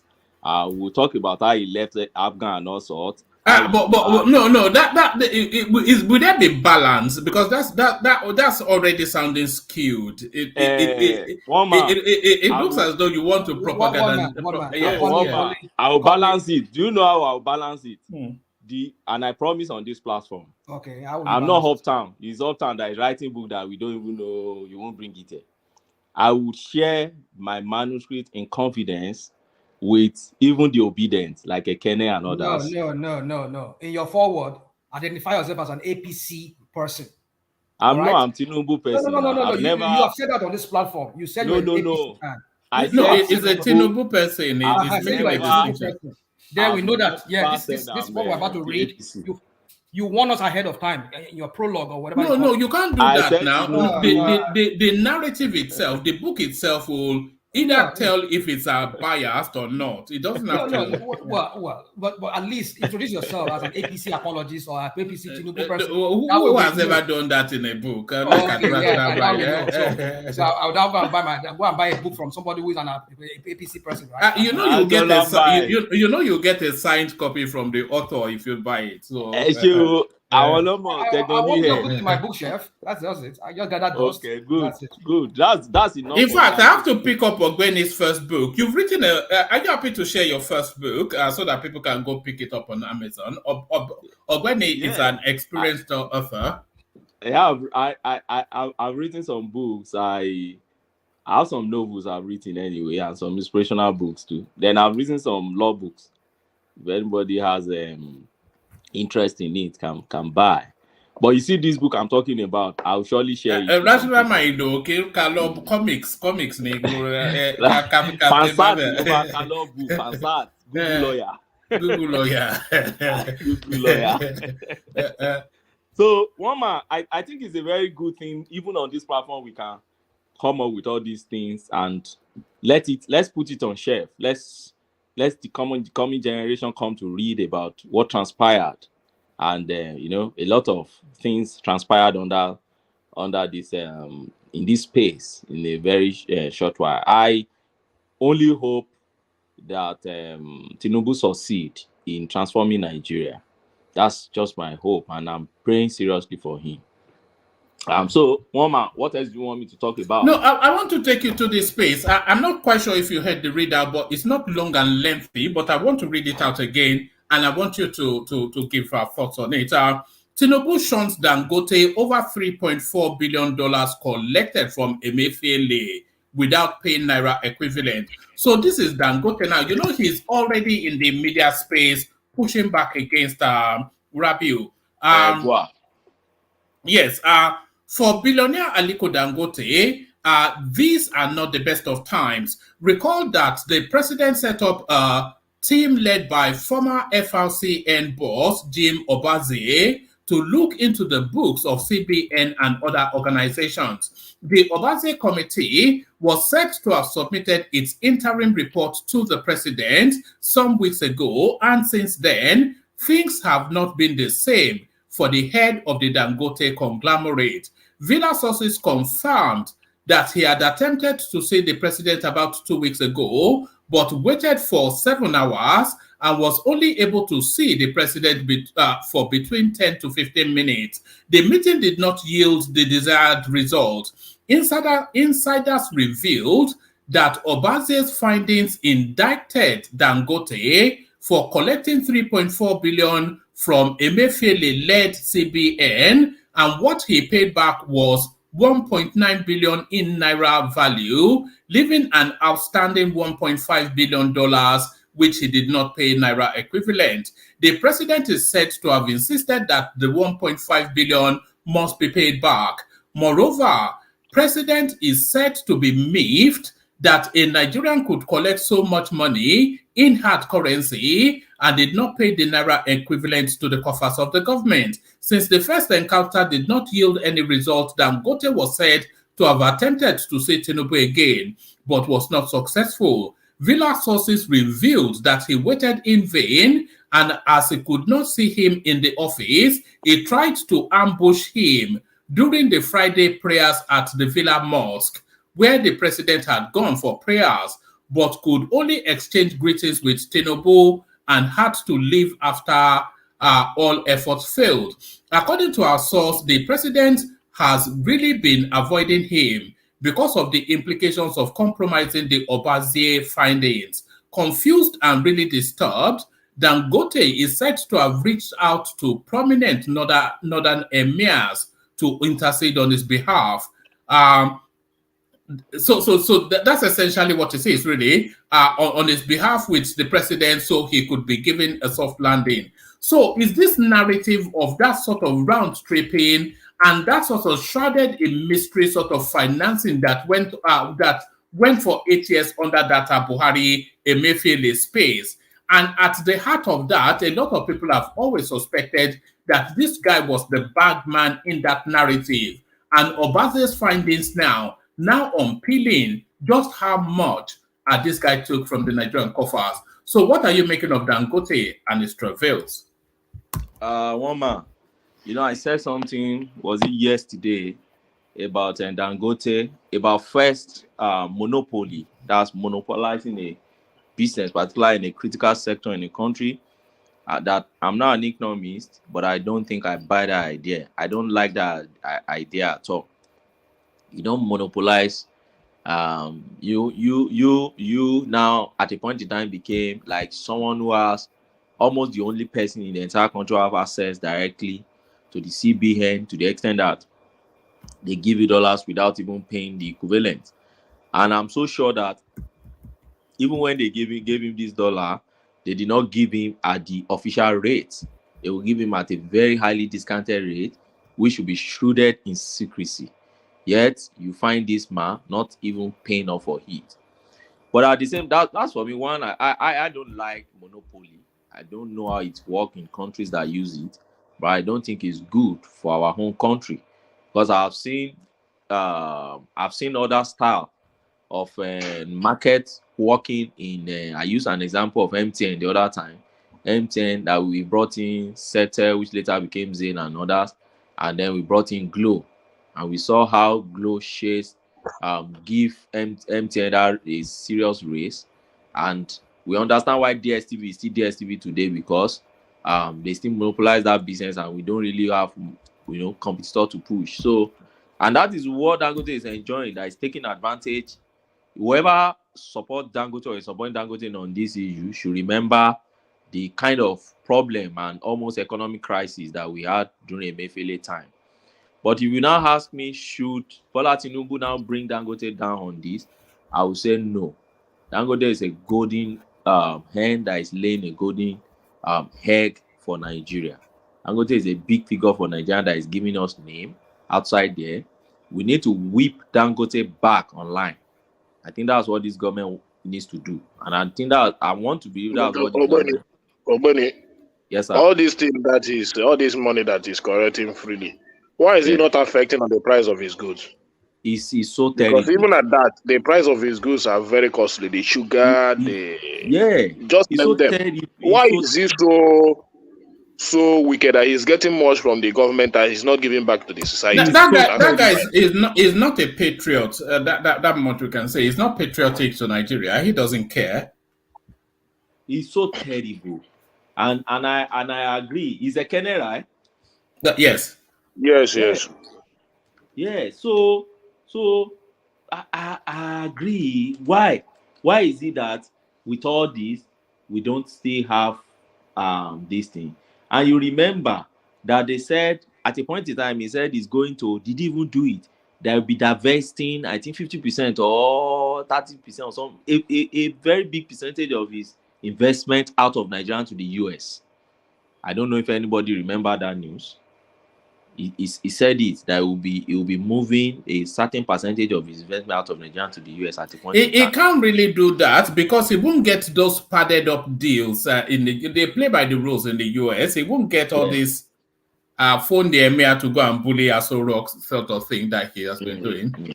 But I think he moved about $50 billion or something like that out around that time. Can't remember. Vividly. Yeah, I remember.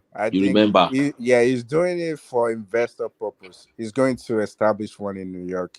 It was an interview, Bloomberg interview. I saw there's a video online actually. Yeah, you're right. He said that. Yeah. So you could imagine. And when I heard that thing, I think it was during Buhari time. Maybe those 11th hour when Buhari was leaving. Probably it was already, the handwriting was already clear on the wall, and he realized he moved some of his investment away from Nigeria to the US and he started, I think, investing in renewable energy, US and all these things, a huge amount from his investment. And that thing for me, I had a think over it, and I felt, I'm not sure this man is patriotic. If you are moving that kind of money, there must be something secretive about this thing you're moving. Why would you emerged as the richest and you have a grip on Nigeria economy? You move your profit out and you are still maintain that grip on Nigeria economy. But if you ask me, should this government pull him down? I would say a very big no. And I don't think this government is pulling him down. I think for me, if I'm in Tinubu's shoes, okay, you are owing us 1.5 billion USD. That's what they said is remaining. Okay, fine. If you are owing all that, then increase our shares in your refineries. Very simple as ABC. Okay, liquidate it, convert it to shares for us. So if we are presently having 10% of the shares in the refinery, now we want to have 30% of the shares in the refinery. Fine. Sign an agreement with us, increase your share capital, and give us that. I know it may sound too simplistic. Maybe Kolata will have more explanation to this, or Kolata may think, oh, I don't really know, I'm novice in that area. But that's what I will propose to my economic advisor if I'm the president. I'll call my team and ask them, look, can this thing be converted to shares in this guy's refinery, so that he will know that even in the path of trying to cheat Nigeria could outsmart you too and get that fortune from you, which will remain permanent. So in every day of your life as you are working, you are also working to put money in Nigerian pockets in our treasury. That's what I would do. And it's so funny.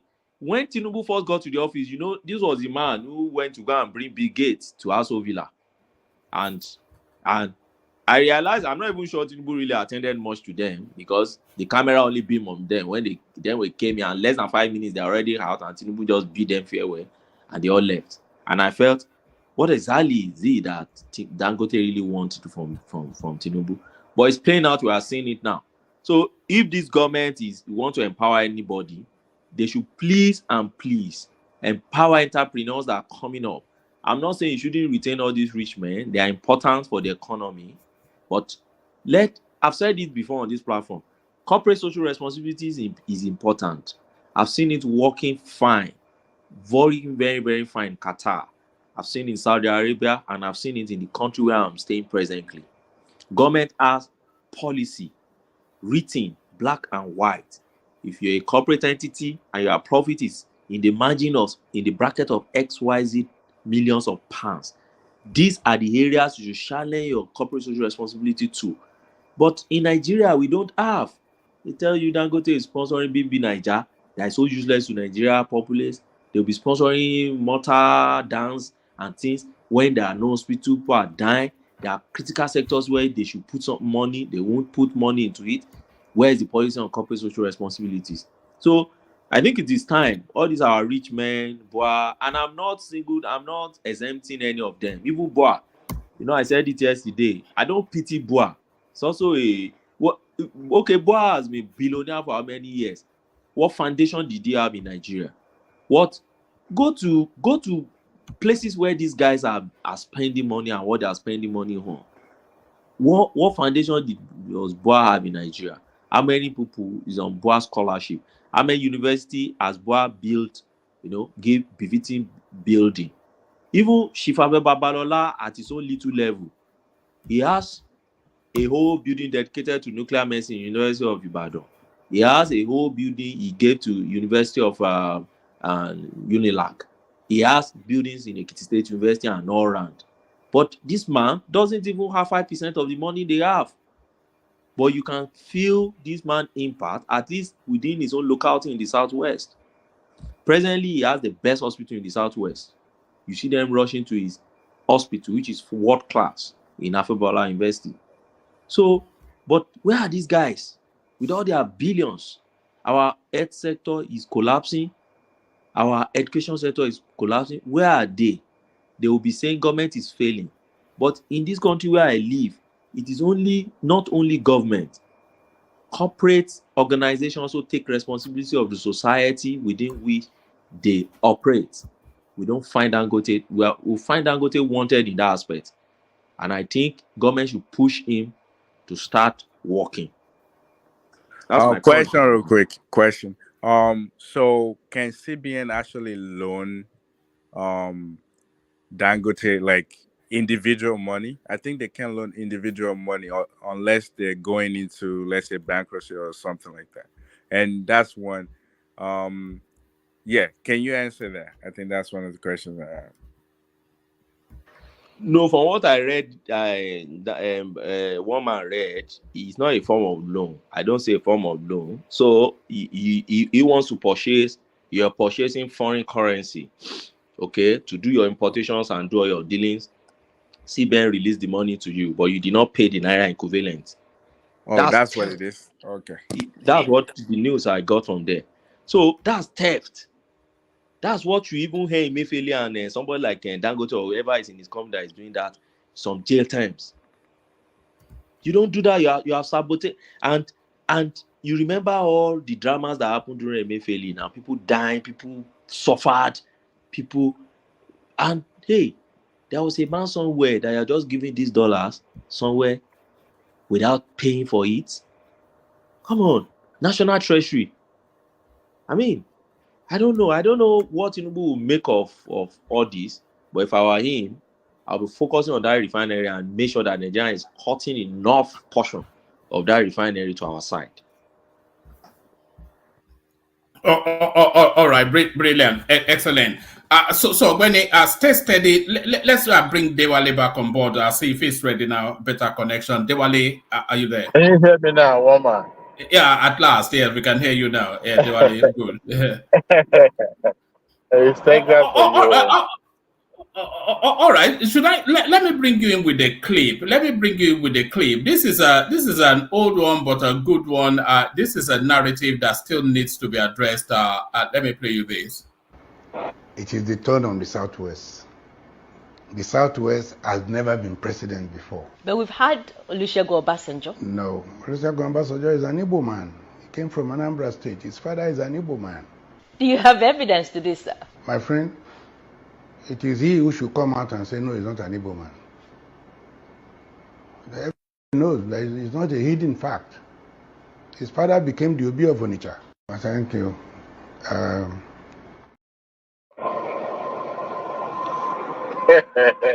So there it is. Prince Olusegun Chukwuemeka Aremu. Someone, that man, Ashewe, is going to publish book. Was he there when his father and mothers were making Obasanjo? Was he there when Obasanjo was born? The man said, I'm from Owu. You are saying it's from Anambra. It's a priest now. It's a priest now from Anambra State. Conspiracy theorist, and I won't be surprised some people will buy into it, key into it, and believe it so deep that Obasanjo is an Igbo man. And no sane or rational mind person will believe what that man said. That man is trying to propagate rubbish. Even if that's where his ancestral planet come from. I don't think it's sorry. Wale, is that a shade you're throwing at me or what? Well, since you've adopted that phrase, rational mind, any person with no cement in his head that has his head in good shape would not believe what that man said. I didn't even know you are on the platform, rational mind, but that's to tell you that you adopted a good phrase. Anyway, yeah, to me, Obasanjo is a destabilized Nigeria, and he has demonstrated that over and over. Even though if there's no genuine motive behind it, but he has shown that he's someone who embraced unity of the country and is trying as much as possible to harmonize the entire country. In his cabinet in 1999, he had virtually everyone from every corners of the country in his cabinet. The likes of Obi Silent10, Ngozi, they shone bright, in his cabinet. And he, but you know, that was the era when we were experimenting. Experimenting in the sense that he didn't even have a choice. He had no choice than to pull those guys. With Obasanjo having people like Obi Ezekwesili, Ngozi Okonjo-Iweala, Charles Soludo, does it not stand accused of the same thing they're accusing Tinubu of, putting his own tribesmen in his government?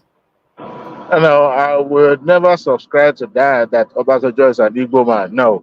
His name is Aremu Okikiola, and I've never seen anybody from Owu disputing that is not from the So that source. there's no Chuku, the middle name. Well, don't listen to that man. That man is a rabble rouser. You know, all these politicians. Adewale. Sorry.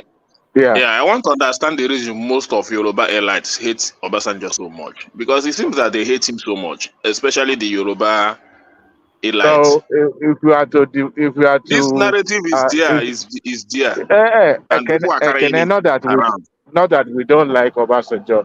The thing is that the man, you know, there's some attributes that any Yoruba or any Igbo man will showcase, and you can tell that this is a Yoruba man, right? What he has done in the past is to neglect his own people. He was a president for 8 good years. The road to his own hometown, to his state, let me put it that way, was in bad shape throughout his tenure. He didn't do it. So you want to call that kind of a person a true Yoruba man? And this is not a matter of saying, oh, he's been biased or something. We're talking about the road that leads to the hometown of the president. Let's just assume that he flies, well, he still has to drive to Ota, right? But it is shameful because that is not what, any Omoluabi in Yoruba, is known for.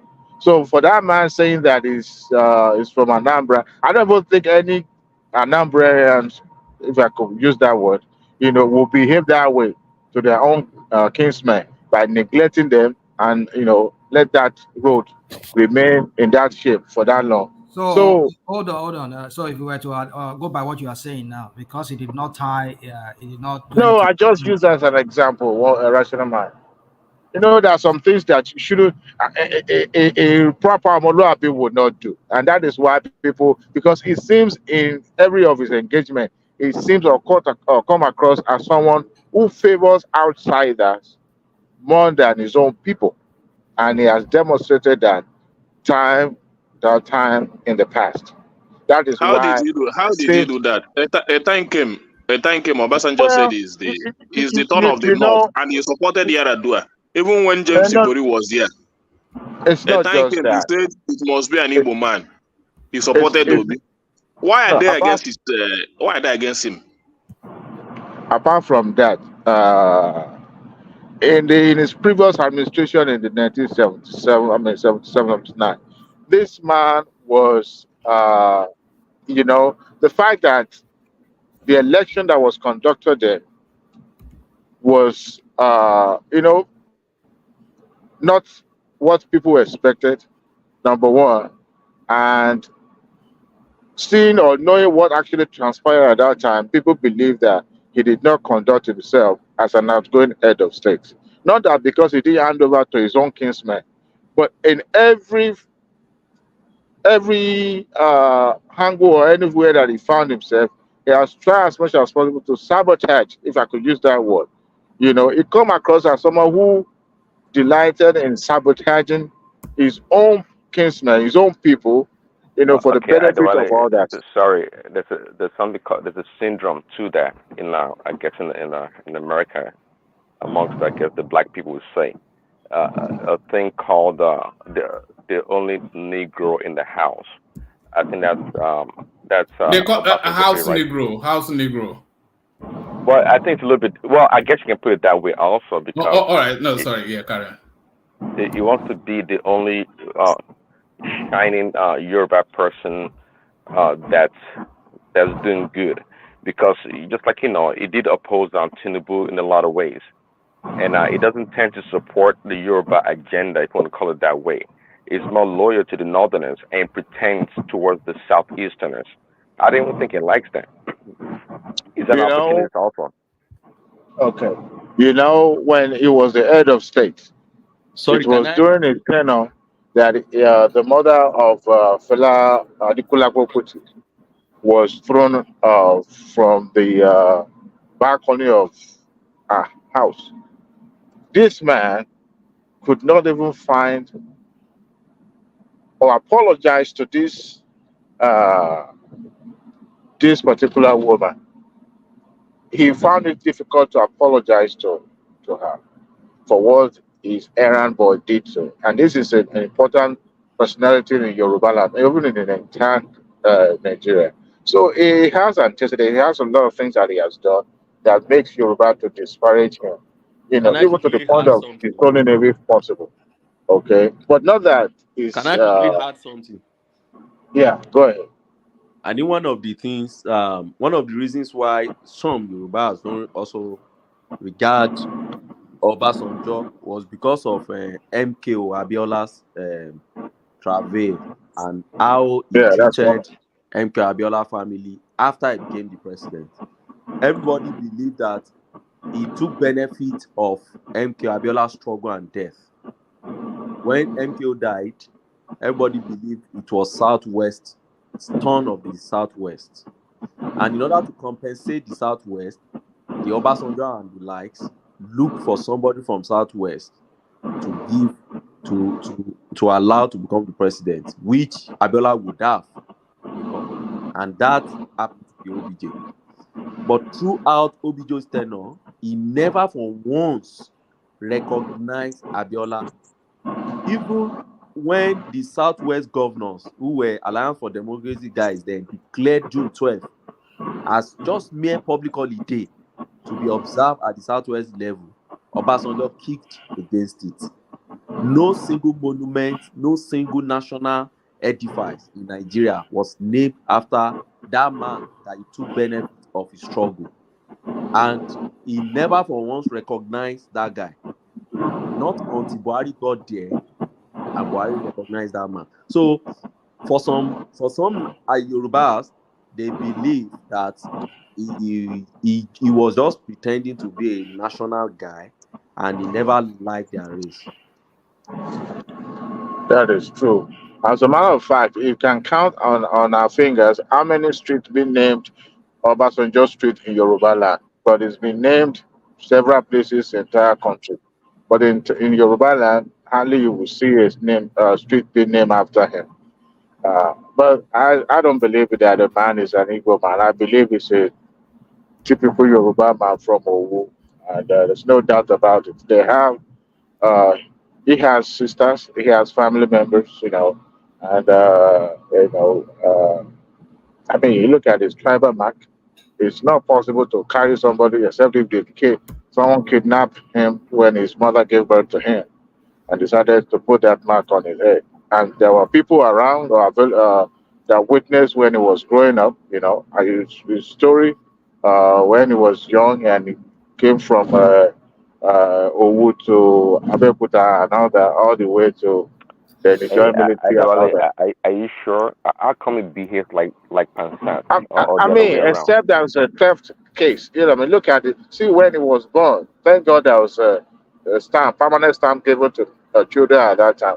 That's why you have the tribal mark on his cheek, right? So, except somebody committed a theft and stole him from his biological mother or, I mean, parents that are from Igbo land. And I don't think at that time the population was this much. So, I mean, everybody knows everybody. Yoruba land has a way Question real of, quick. knowing things. Sorry, before you insert that question, can people who have not clicked on the like button please click on it? It's unusually low even for how low it usually is. But yeah, carry on. Okay, so that's what I will say about that. Let me quickly move to Wait, let me Obi, ask you a then I will. question real quick. Let me ask you a Okay, question real quick. Sorry. Do you okay. think his name would outlive him? Meaning that when he's gone, do you think we would even care that he ever existed? just like I mean, Babangida now. Nobody really cared that guy is alive or not. Do you think his name will outlive him? I want to believe so. Even before he came back to become a president, civilian president. I mean, his name was in the consciousness of every Nigerian. Even the kids that were born after he left office, they know who Obasanjo was and is at this time. So I believe the name it would live. You know, when you are in the history of Nigeria, his name will continuously going to be mentioned because of the importance or historical uh, position that he occupied when Nigeria was at the crossroad of making a huge decision whether to continue with the military ruling or democratic system. So that alone would imprint his name in the consciousness of Nigeria. And history will be kind to him. Why do I say so? Is because history has a way of forgiving past leaders. Even the likes of Abacha today in his hometown is still going to be celebrated. It's only in the south that seems that it's been that resentful feeling towards it. But tomorrow, I mean, the people from Kano will not tell you that Abacha was a strong man or so. Adewale, please, before you go on, I want to ask: did anybody know his father lineage? Because people only talk about his mother from Owu, but I've never really seen people put stronger argument about his father, where he really came from in Yoruba land. Is a prince from Anambra now. If So you I already really want to you know: did anybody have a strong lineage of his father's Ekene, background? Yeah. Ekene, when somebody give you ogbono soup, please don't call it okra. He has said that he's from Owu and he remained Owu person. He has sister, he has family members. As a matter of fact, in his book, there was when he was coming, he didn't know that he would even attain the status that he attained today. He wanted to, all he wanted to do in his life was farming, according to his book. And then he was sent to one of their family members in Abeokuta. From there, he started going to school and he was doing very well. So it's not something that is hidden or somebody did not witness when he was little or when he was young. But all these abracadabra trying to manipulate history and other, when the man himself is still alive, look, there's a certain stage you attain in No, life. Adewale, you see, when it comes to family, there are sometimes some daughters of the family will make some mistake, maybe go outside, got pregnant, come inside and give birth to the child. Anybody that is not familiar with that, we recognize that child as the family of that child, unless if they tell you the story. So You understand? what about his sisters? They definitely they are his sisters now. So anybody born into that family is his sisters. Have The you same name, have you seen surname. Obasanjo one-on-one? Have you seen him one-on-one? I've not seen one on one, but I know what I'm talking. I know what I'm saying. A lot of If family you are see, like that. I have a lot of. Ekene, I even have a friend that is very rich. That when you come to his Ekene, family, people don't know that they. if you see No, Obasanjo one-on-one, you won't mistake him for an Igbo man. That's what I will tell you. Anyway, so let me quickly. Let Dewale move on just to manage the time. Back to Yeah, Dewale. I can't. The one thing I won't do is to continue to, all those conspiracy theories stuff. I don't do much in those things. Anyway, the OB has been, said on this show that he hasn't said anything yet. Like I think it was Ogbeni that said, look, no, I think it was Bishop that it's better that he remains silent because saying something now perhaps to aggravate his people or against the government and all that will rub them the wrong way. So it's better that they keep quiet. And Babajare Kuku said that it's important he need his voice in the discussion of moving Nigeria forward and all that. I will not dispute that because he's a Nigerian. But when it comes to an important or big voice in terms of having his input, I don't think it's consequential because he's not occupying any position. It's just like a regular Nigerian as of now. So I would love my heart for him remaining silent, because what else is he going to say? Uh, One thing is that he hasn't learned how to be an opposition. It's different from when you are wanted to be the head, but being an opposition is a very huge task, and not everybody can, execute such task. The likes of Atiku has been an expert when it comes to be an opposition and also be in power, so he knows how to balance both sides. But Atiku still, Obi still need to learn how to be a proper opposition with, not the kind of movement that is, he has behind him right now. So him keeping quiet or leaving the limelight or leaving this political scene is a good thing. But I think it will come out of, like someone said on this show, some speeches here and there will also, people will be able to know what is in his mind and all that. But nevertheless, the country is moving forward. There's no need for him to heat up the politics Adewale, for now. Adewale, Yeah. Adewale, I think Obi will speak, but the only space you'll be expecting him is on the Twitter space. I think they are But that organizing would be a some. shame if that is the only place he can operate from. There's no That need is where for that. that is where you find his followers now. No, see, Most of his followers are abroad. So, and I I know will that be he has a day. He always have a date with them anytime he wants to come to speak to them. So, no, and I no. believe that So will those be. people that I voted would for be him highly disappointed in Benue if State, that is the those method that he's going to voted for adopt. him in what the other state, Plateau State, Bini.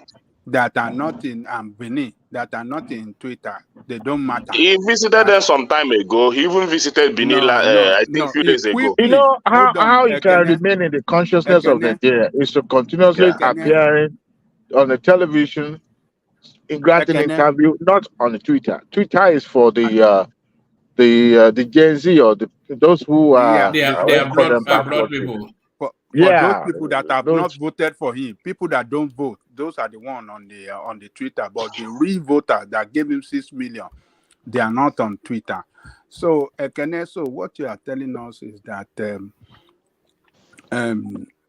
this man now, for not speaking, there's nothing wrong in it, and that if he like, he should not even speak at all to the people. Do you think it's good for over 2 weeks for a national leader of a party not to speak on? Well, I think he's good, Ajani Koko. It's good. Reasons that yes, because a lot of people want him to speak so that they will capture a few things to make their headlines, and also use it against him, all that and all that. But You can't have. so, and then him not speaking, I think he understands that that position very well. Babajale Koko. Whenever he speaks, people want to join issues, bring that together. They want to use against him. Because you will not find his opposition. No. Hold on, Ekene. That's not really anything. That's not unique or peculiar to Peter Obi. Any leading politician, anytime that they speak, the people that are in favor of them will spin it one way. The people that are against them will spin it the other way. Peter Obi must speak because he's spoken a lot to build. You know the funny thing, woman, even if he's trying to speak up now, that voice will be drowned by the presidency because he has a larger space, all right, to speak louder than opposition. So, and Obi, like your Kenneth said, that he has Twitter. Twitter is not big enough to project whatever he has to say. He hasn't learned the rudiment of being an It's opposition.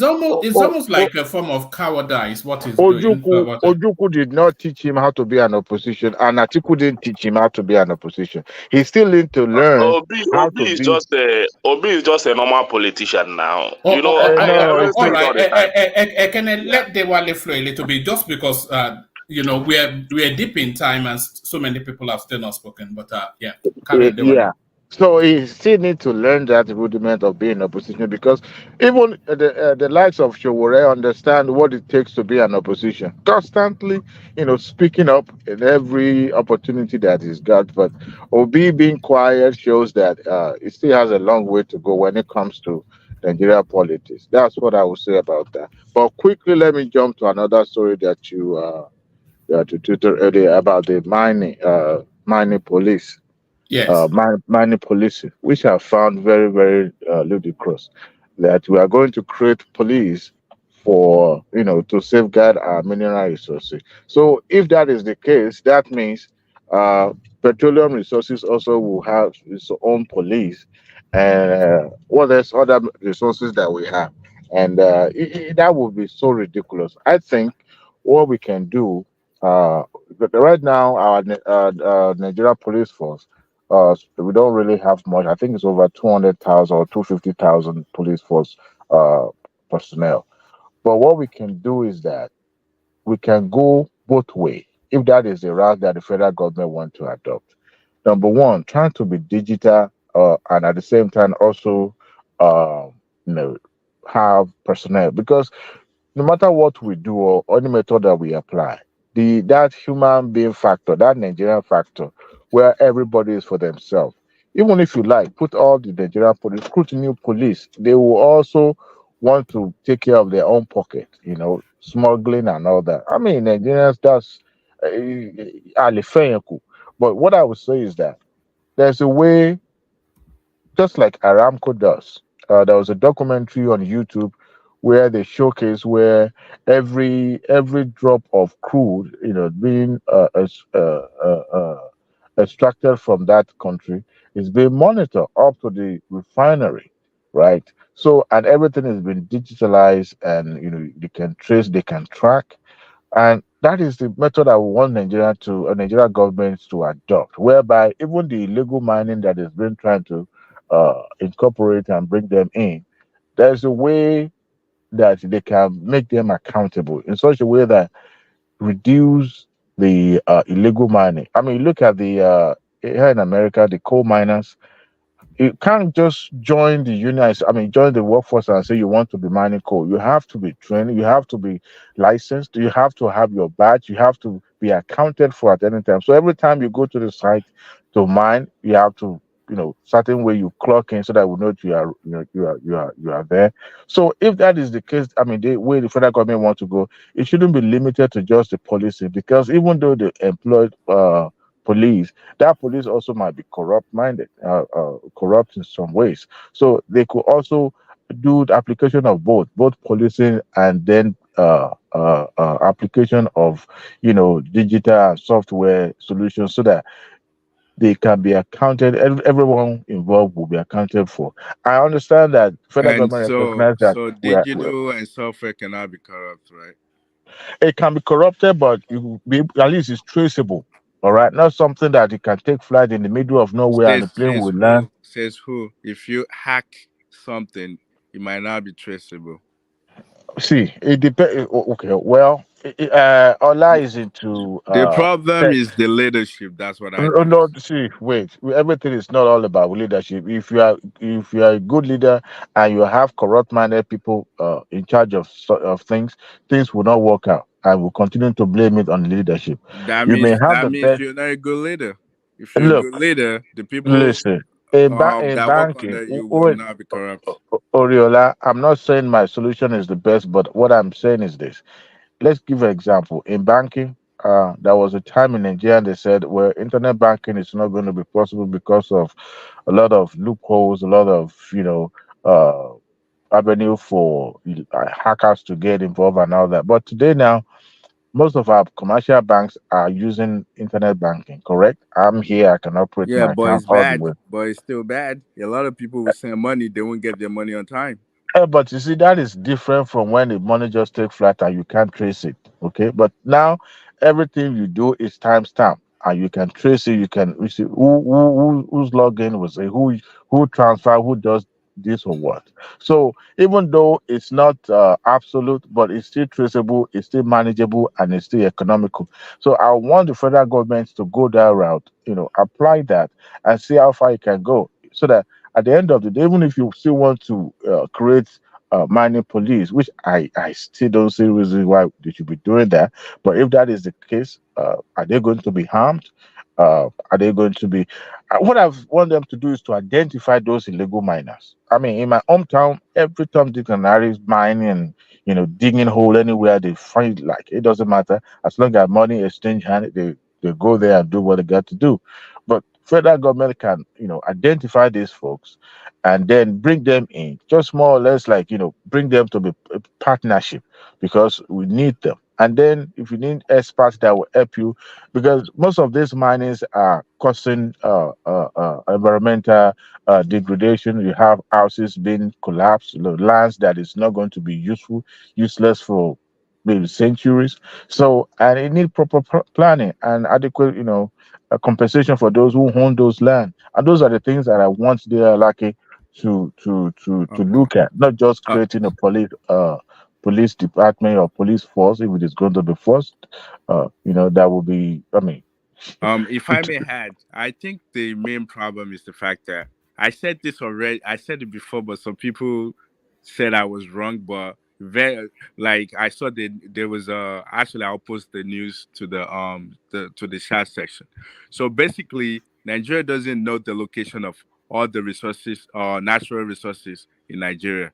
So they have to. We don't have the technology to determine where all our natural resources are. So as of recent, where you getting that from? I'll send you the link. 6 days ago, they just sent they put together a contract with one of the Germany company to help them trace it. We don't have satellite to determine where all the location of your natural Who told you we don't have satellite? We don't. We have about 3. But it's not meant for that. It's not meant to determine where your natural resources are. I will send you the link now. I said it like some months back. People said, "Oh no, that wasn't true," but it's true. We don't. One man. We don't. We've seen countless pieces of detailed breakdown of the resources in every state. So I'm not sure where Oriola is coming from, but that's what the white man told you. You don't have the white man. Yeah, that's what the white man told you. You just believe it. So we don't know. Even the gas and the what is it? The crude oil that we actually extract from the seashore and whatever location in Nigeria. It's not even being done by us. It's being done by Shell and ExxonMobil, which just because they came to Nigeria, we only own part of it. It's not by our people. Whatever they tell us is what we believe. So that's some of the problems. I'm going to send you the link now. They just signed a contract with them. I think it's about $400 million. All right. Let Dewale bring it home, and then we go on to Bishop. Thank you. Yeah, thank you, Wama. I'm not saying my position is sure banker. That is, that's what I want federal government to adopt. But there's no crime in exploring social avenue or that kind of method, because having a police alone is.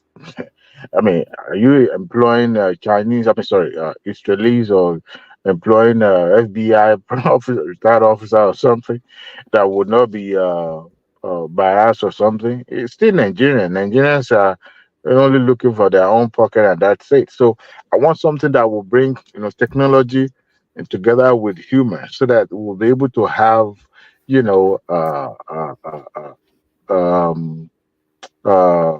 safeguard what we have, for our benefit. But the Iraqi should look more, not just about the police, because if that is the case, police itself needs to be, what do they call it? Look into, because the Nigeria police that we have, the structure itself doesn't comply with the modern policing methodology. Do you know a few sessions ago, sorry, Dewale, a few sessions ago, we were reading through some storylines, and they were telling us that the Nigerian police force, it has not been reformed since 18-something when the British handed it over. Yeah, I mean the same structure when you have one head in Abuja controlling, the structure of 36 states, personnel of over 250 something thousand. Some of them are handbag carrier to politicians. I mean, where do you see that in the modern world, where police officer or police personnel are the one carrying back, opening doors? Even a common governor in America, and I know for a fact that not you will never see that kind of a thing in Europe, where police officer is the one carrying bag, opening doors, and all that. Our system is archaic, and it's better we start looking into it. If we want a society that is, that is modern policing compliant, um, there's no reason why we should have a centralized policing system. No, because it gives room to inefficiency. Because you say you have commissioner of police that's not answerable to the chief executive of the state that is domiciled. And all those things needed to be looked into. The Nigerian Police Commissioner, what do they call it, should also give a recommendation or have maybe have a think tank that will, security experts that can, point to the direction of where Nigerian policing of modern times needed to go. We can't be, as of now, the domestic security has gone beyond having our Nigerian police to take care of. Now we are depend on the military, and the military is not even doing very well because they too also have been compromised. So we have a long road to go, and I think the government has a lot in their plate, but they are likely need to think more deeper than just proposing that we have a police or force or department, which I don't even know. America doesn't use force. They have certain division in the department that is, into applying force if there's need to. So we did like him to do more so that he will really need to, want to succeed in that ministry. All right, brilliant. Is there any other topic you want me to deal with?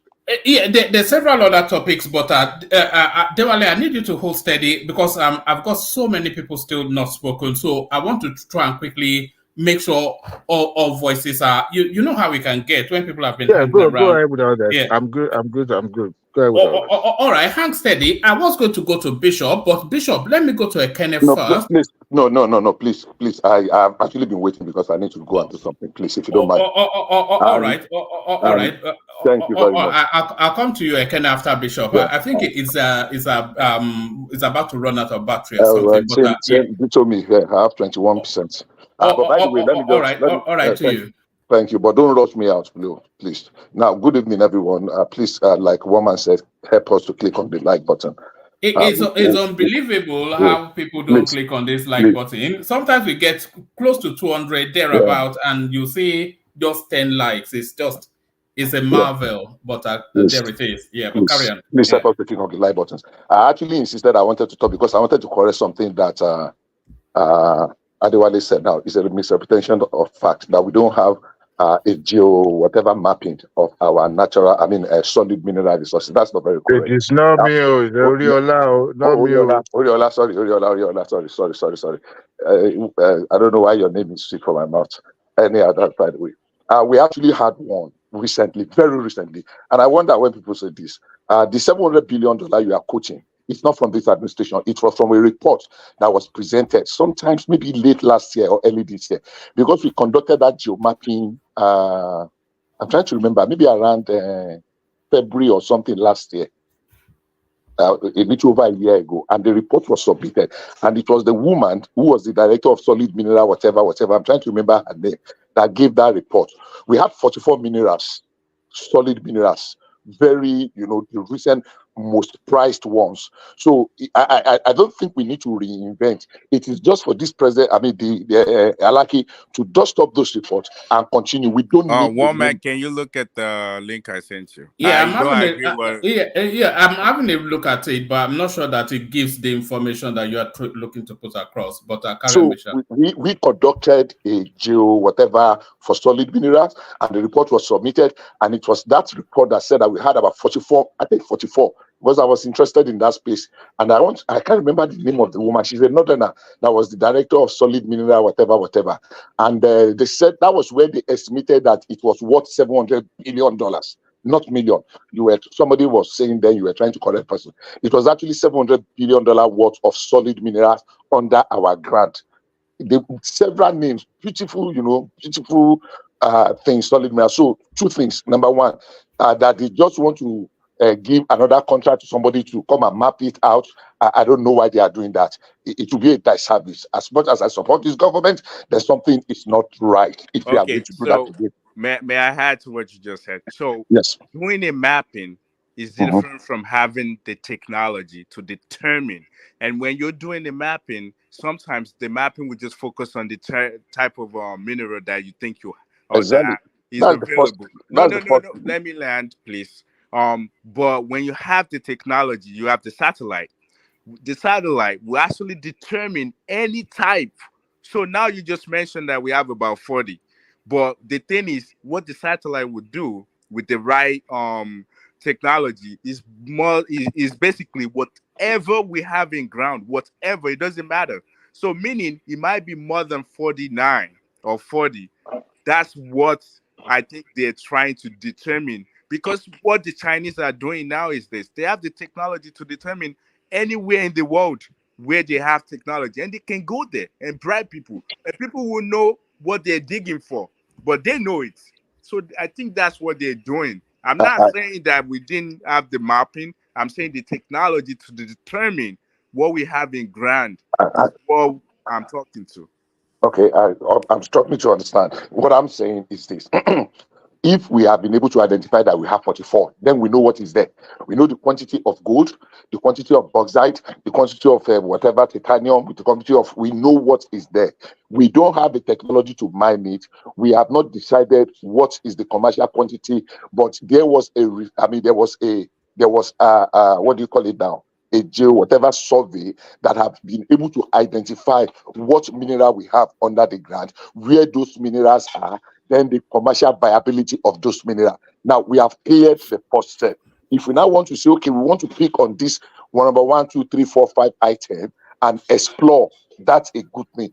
And it was that same report that gave us the commercial value of those minerals we have. What I'm just trying to add to it is that if it is true that, like I said, we are going to sign a contract to come and use whatever to discover again, then I don't know what they want to do with that. It has already been done. We can take it up from there and say, okay, we have identified. Let us sign with miners and let us come with an agreement that we include very efficiently value addition. Not just some people who just come and mine and carry it away. No, that's not what we want now. We need to have a kind of agreement that will put value addition, that will maximize the kind of value we want in this country. We cannot be going back to reinvent, to do what they spent hundreds of millions of dollars. Because I know aircraft were involved that were flying, that covered every inch of Nigeria, and they were taking, critical imaging. The link that you sent, Oriola, is to do with exploration and exploitation, not not scanning. I don't think that's what I've read. That means we are on the same page. That the next phase now is to now explore and exploit. And we know what is there. We know where they are. We don't. No, that's not what it is. It's to search and locate. All right. Let me just read it out. To search and locate. All right. This is what Oriola sent in. Nigeria's Germany signed NOU on solid mineral exploitation. It says the Nigeria Solid Mineral Department Fund and Geoscan GmbH of Berlin, Germany, on Sunday signed a memorandum of understanding on solid mineral development. The agreement was formalized during the visit of German Chancellor Olaf Scholz to Abuja, Nigeria, on Tuesday, 30th of October. Signing the MOU were the CEO of Geoscan GmbH, Oliver, whatever his last name is, and the Executive Secretary and CEO of SMDF, Fatima Shinkafi, representing Nigeria. An MOU on solid mineral development has been signed between Geoscan of Berlin, Germany, and Nigeria's Solid Mineral Development Fund. Following a Federal Executive Council meeting, the MOU was revealed by Solid Minerals Development Minister Dele Alake at a news conference. Highlighting the significance of the MOU, Mr. Alake said it is expected to advance solid mineral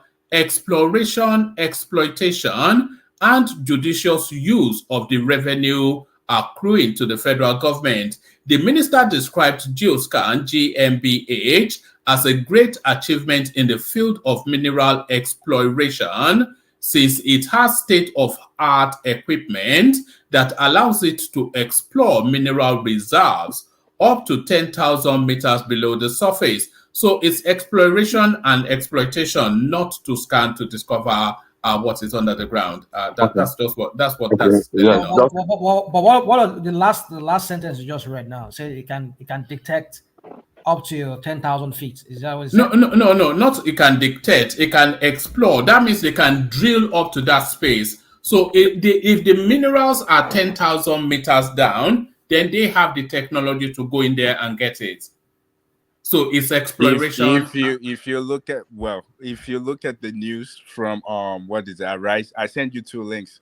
They mentioned locating, and that's the thing. Why would you need a scanning company to exploit your natural resources? The minister is telling you what they are commissioning them for now: exploration and exploitation. It says here on this article you sent in.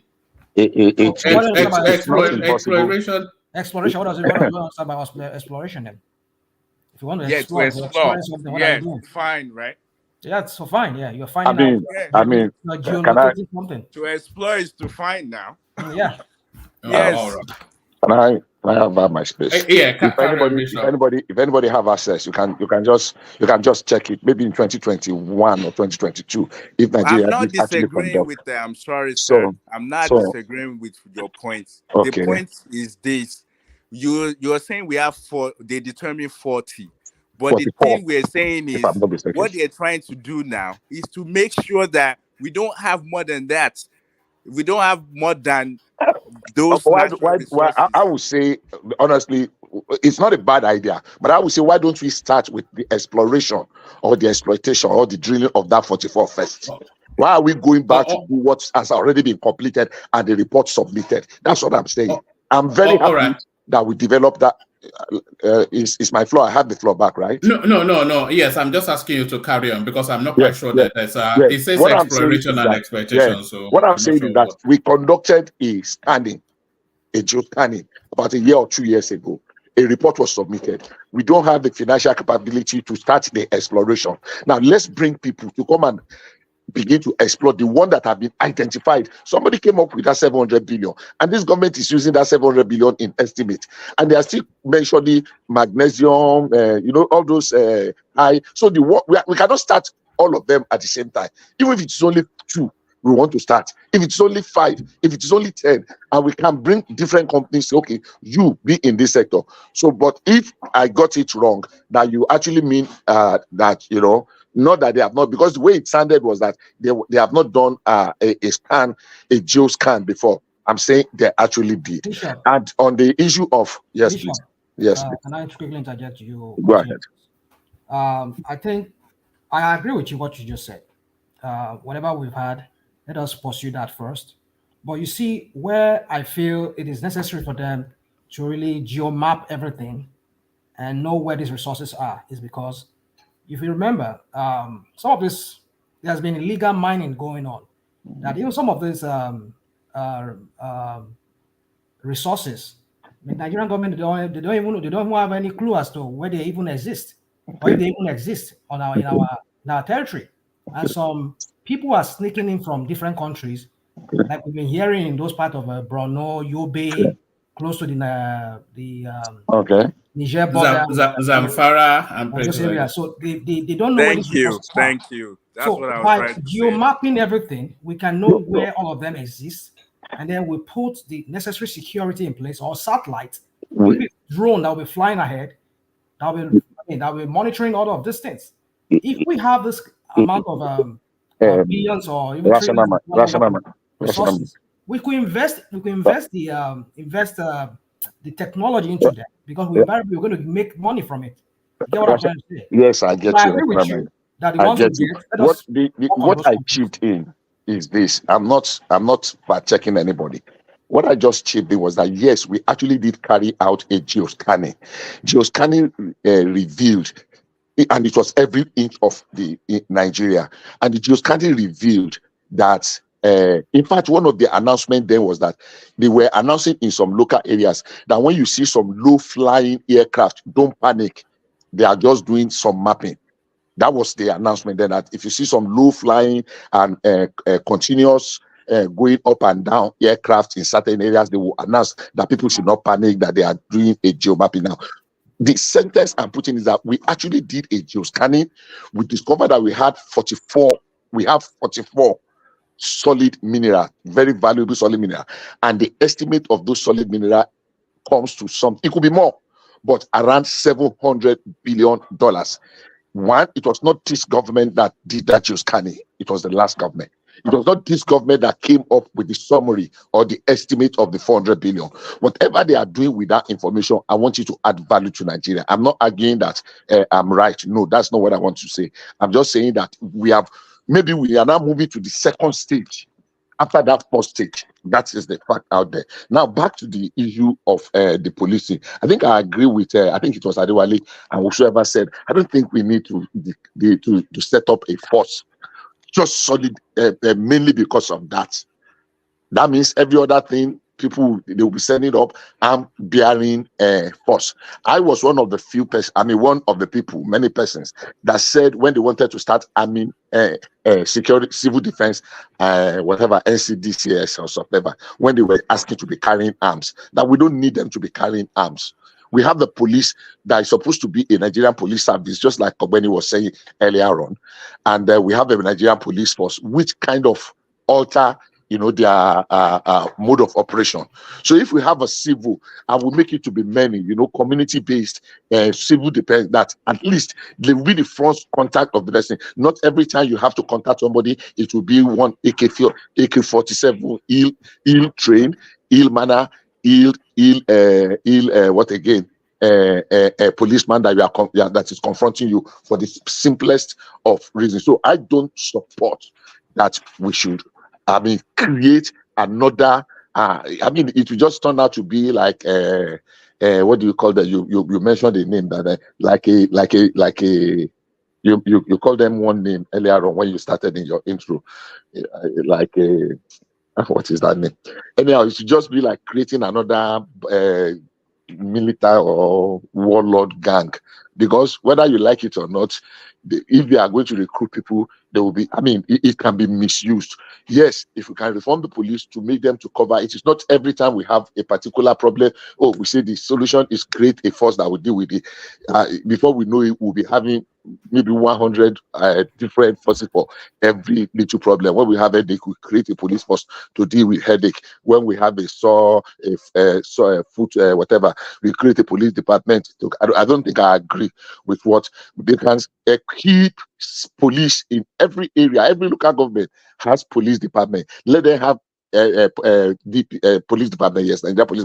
Let them create a department that way. And if we have they cover everywhere, then we should be able to do that without necessarily creating another what do they call it now?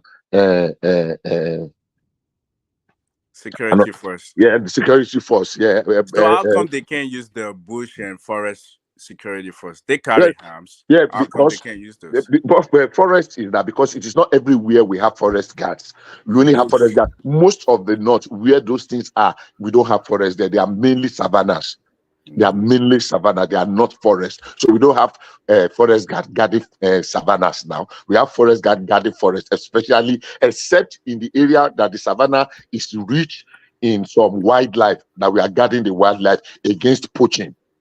So like I said earlier on when I interjected, the two reasons why we have forest guard is one, against illegal poaching and illegal logging. And mainly it is in the forest region of the south. The one we had in some parts of the north in Borno is illegal elephant poaching. Because we used to have several serious heads of elephants in that Borno Yobe, as is from Bachi Borno Yobe. I mean, there was even a satellite image that captured about 500 elephants somewhere around Borno recently. So, and people were really hunting them down for their tusk. Really. So that was something we're trying to guard against that. I don't know how far this, but in one of our best forest region, what did you call them? The thick, what's the name of this forest? It's in Calabar. It's in Cross River, where we have some of the most exotic animals, even in the world. There are some animals that are there, and people were, almost finishing them because of poaching.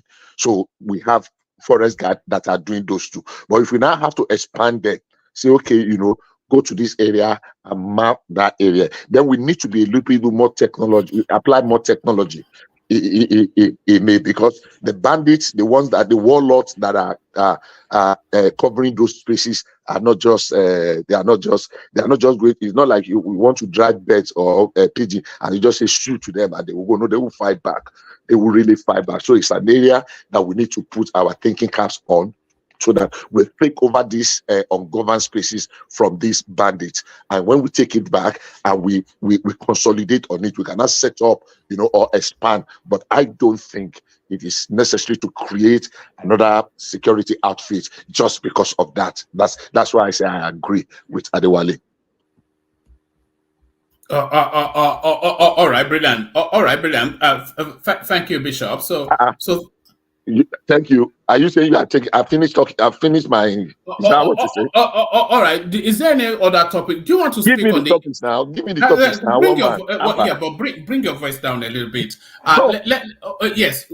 Hold on. My voice is not anywhere. Yes. Give me topic now. What do you mean? Okay. Hold on. Let me bring another topic. Good news for passengers as Nigerian airline Air Peace secures permits to fly directly to London. So I've been looking to bring this one up. So you come at it then. That is essentially good news. And the anticipation then is that it should crash flight tickets because Air Peace somewhat has a reputation of offering fair deals. And if you're able to fly directly via a local carrier, then that should really. So and by the way, his license is in time for the Christmas rush. So another good news space for the for the Air Peace space. Well, unfortunately, I don't know much about that space. I've not read this. I know that they were trying to, so I really would be the wrong person to make contributions on this particular topic. I don't know what I mean, the agreement at least that led to this. I don't know how it started. I know, so maybe I should just I think Falana spoke a little bit about this in one of his because I think BA and Virgin, in fact the British government or the British their own equivalent of our OFAN or aviation ministry was trying to not to license Air Peace from flying to London. So Falana said that if they refuse, that Nigeria should also do this reciprocity issue. Yes, you know that reciprocity rational mind is a narrative that has come off the back of that debacle that we had with Emirates and the Dubai space. When they were looking to completely take over our airspace and not give Air Peace any joy within their space. So I think it's actually this new foreign minister Tugar that actually came up with that phraseology that the bilateral arrangements that we have with a lot of this country has to now have elements of reciprocity embedded within it. And I think that's what's playing out in our Air Peace's favor. Yeah, I think so. Yeah. That's it. Bishop. That's all. Question. Don't you think because the Air Peace, I don't know, I'm just saying, Don't you think the airline, because it's not really brand new, according to some people, maybe that's the reason why? What's not brand new? Their planes. They are. What do you mean? They have the latest planes possible. They are always Well, buying like I planes. said, I don't know. I just No. I heard that. I heard it, and that's Yeah, why they have the best. In fact, in the whole of Africa right now, besides Ethiopian airline, I think are they brand new? That's the point. has a modern fleet. They are brand new. They have so it would make modern sense. fleet that are airworthy, that can go international and both local and also regional. Yeah, so if they are brand new, so I don't see the point why they can. They actually had to pass a series of tests before they were able to be allowed into the European space. Do you know that they now repair airplane in Nigeria now? Airpeace has made that possible.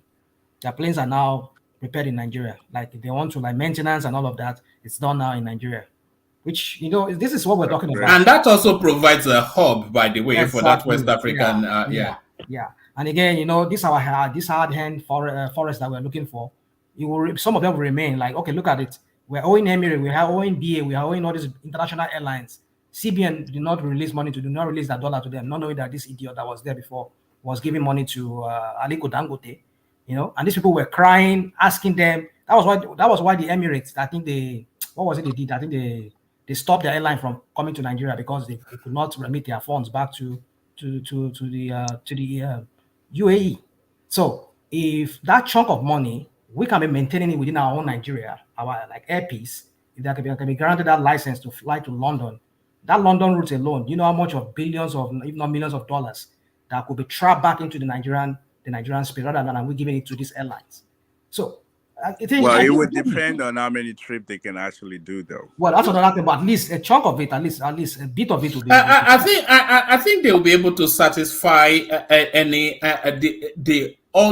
amount of slots that they give them, because that London route, London to Lagos, is probably one of the most lucrative flight routes in the world.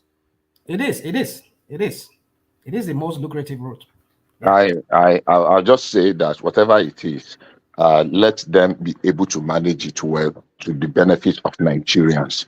I've not read. I know Airpeace is trying. They have a lot of new aircraft, and if it's about capability, I think I believe they are capable. All they need is the support and the push of Nigeria, and let them maintain the standard so that we will not begin, and those people will be looking for any opportunity to downgrade or say, you see, we told you they cannot do it. Now they are proving us right. So that's all I want. I don't want them to rush into it when they are not ready. When they are ready, honestly, I will be a very proud Nigerian for that. I think they said they've actually already taken off a flight from Kano. From Kano to. So that's beautiful, but I don't have much information about that space yet. If I stumble on anything, I will read. Kulata is asking a question on the super chat that how did they calculate the? I mean, everybody saying that Nigeria. I'm sure our current proven gas reserve. Don't let me talk about the crude oil in Nigeria. It's about 200 trillion cubic feet of proven gas. How did we arrive at 200 trillion? Proving gas reserve that puts us in number 7 or number 8 globally with gas reserve. So there are ways they measure this thing, even though it's an estimate, but it's an estimate. It's an estimate, but it's a very close estimate. At least I can tell you about the petroleum sector when we do geochemical analysis. That's the technology for you. That's the technology they're using just to know how big and how wide. And that's what he read. What man just read, that exploration. They want to know how deep, if the technology can go like 10,000 deep to see if you have anything down there. So it's technology that helped them to be able to. Technology, definitely, it's technology. Even in the gas, there's a name that we used to call it. I mean, when you do a hydrocarbon mapping, and the rest in the oil. So there is a way they measure it. So just like they measure gas and they can tell us estimate, and the percentage of error is maybe like 10% or thereabout. Plus the minus. So if we are able to say that confidently that we have about 200 trillion, it might be a little bit less, just fraction less, 200 trillion proving cubic feet of proving gas reserve. Underline that word, proving. It could be more. But if it's less, just minor, and that's the ones that they have discovered yet, they could still be going, especially in the basins. We discovered that a lot of our basin, the Lokmanta Shale, the Anambra Basin, the Benue Trough, and have a lot of proven gas reserves. Some of them have not been captured. There are some they call associated gas. Associated gas are the ones that, in drilling oil, you can actually chance stumble on them. It used to give us a lot of problem in those days to be able to distinguish it. What are you actually looking at? Is it gas or crude? But I think the new technology now, I've been out of that space now for almost 15 or 20 years, but I know very well that this a technology we used to know that, okay, this is the certain amount just by doing some analysis. You do GC and simple Leco analysis. We give you, and it's just by carbon mapping. There's something they call carbon mapping for people that are geologists. If you are here, or geochemists, they will be able to answer. But they use something similar to that to determine the amount of solid mineral that we have under the ground. Thank you. If there is nothing more for me, okay, you put something else up, Woman. Yes. Yes. If you do not correct your lopsided appointment, we will not be able to stand by you. People are laughing at us as Arido Kubo are sounding yet another warning to Tinubu to open up the CBN vaults for him. Yeah, okay. I mean, let me just say something on that, because while I agree to some extent, that sometimes ago, and I did say on this platform that I was not really happy about some of the things because of the optics. But at the same time, do we want the optics to favor us, or do we want the man to succeed and take responsibility for his action? If Asari Dokubo is calling the president out because maybe he felt he is entitled to something, then I have a problem with that. It is not everybody that supports the government that will definitely directly get something if what we are struggling for is good governance. Yeah, for the office, and because you need to, because the kind of diversity in Nigeria, it has, I was a little bit torn in between, okay, is it right? But I did say here that did not support something because the office is not really good. It's because somebody made the mistake earlier on, or because some people have made it, does not mean you should make it. But I said, and I've said it severally or here, that I will defer to the choice of the president, because he is the one that me and I believe millions of other people are going to hold responsible. So if he will have to come and explain what he is doing at some point, or the results will speak for themselves, because the president has no reason whatsoever to fail. If he fails, he deserves to be stoned on the street, to be stoned to, don't let me mention that word, to be stoned to buy, So yes, if he fails, I'm telling you, because we have invested our life in this, and that's the truth. So I support everybody. I salute everybody that calls him out when he falls short.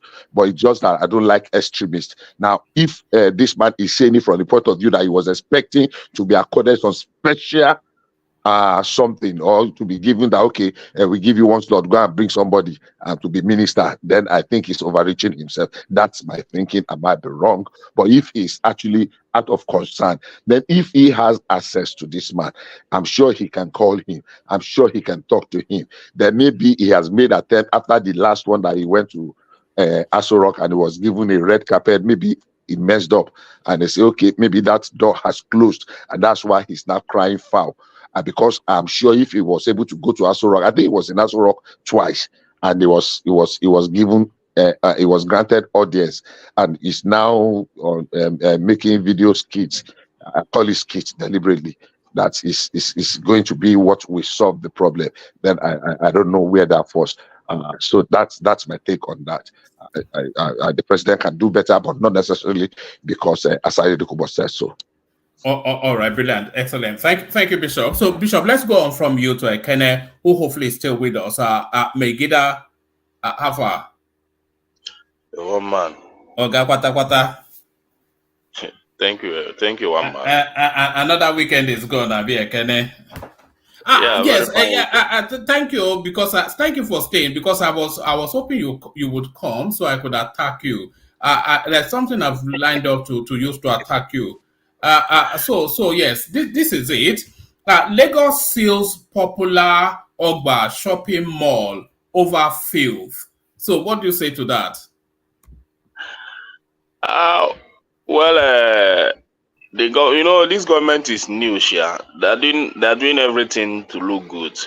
I'm not against them trying to clean up Lagos State, but the issue of my space was that everybody that comes to Alaba knows how Alaba is, and that is why I brought it up. So that even today I saw them. I think I went out yesterday, being Sunday, so I saw them on the street. They are destroying all those Aboki kiosks. Those Aboki kiosks that is along that under bridge, Trade Fair. They're destroying those things. They're parking it. That they don't want all those roadside sellers to be there again. So they're even on Sunday. I still saw them. They're doing some sort of cleanup in Lagos State. So, but my only concern is the common man, the way things are in Nigeria now, how they are going to feel. So that's my only concern. I agree with you, actually. As much as I want Lagos to be cleaned up, if these people are earning legitimate income from roadside selling, then you cannot just go and be smashing it up without, especially under this economic climate. And then when there's a spike in crime, you'll say there's a spike in crime. So what are you asking them to go and do? What will be the consequence of that is really the question. Yeah, that's the only issue. I don't know how they will cope because a lot of them have stayed there for many years, and some people are legit. Many of them are legit. Most of them are selling okreka. They just spray the okreka there in the evening. They're ringing their bell, all those stuff. Many of them, those roadside vegetable sellers and all that. I don't know how they will cope, but let's see how government wants to handle that. Because the economy is too harsh to take any legitimate income from any citizen from Nigeria now.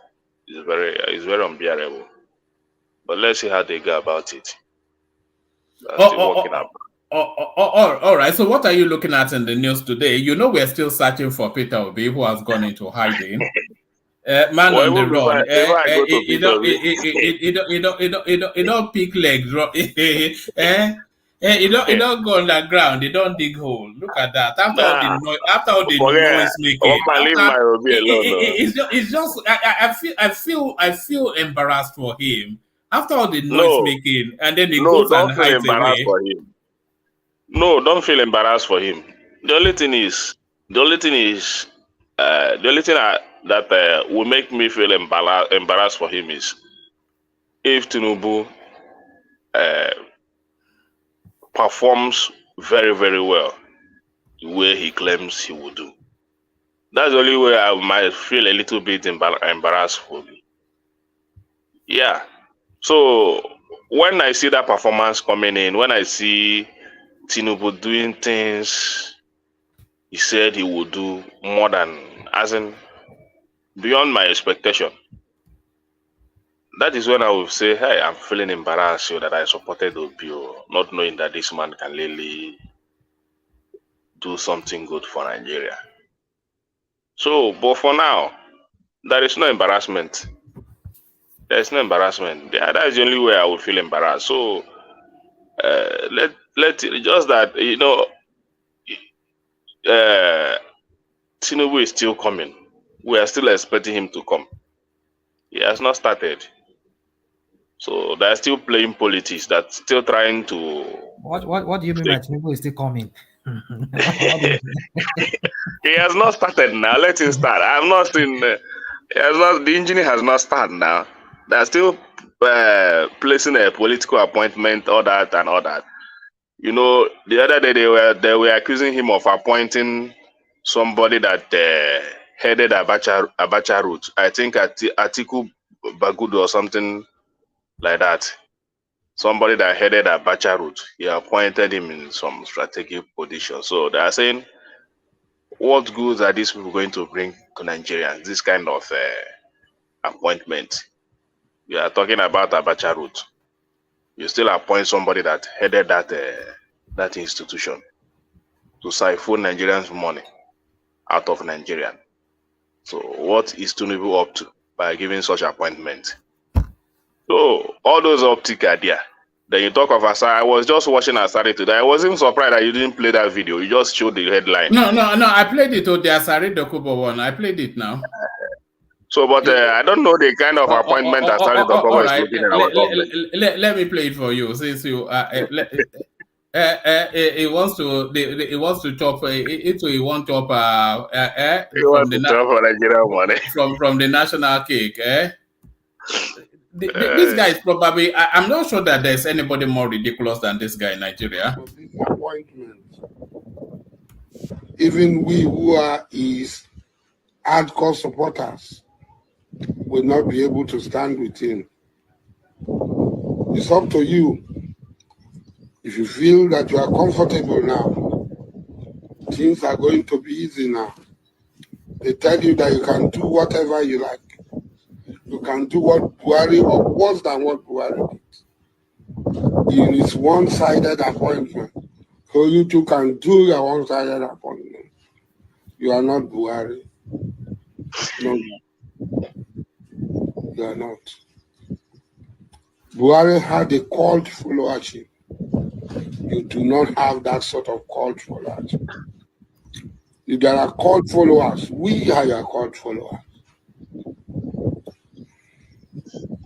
Those people who are now around, benefiting, making appointments, taking decisions, they were afraid to stand by you.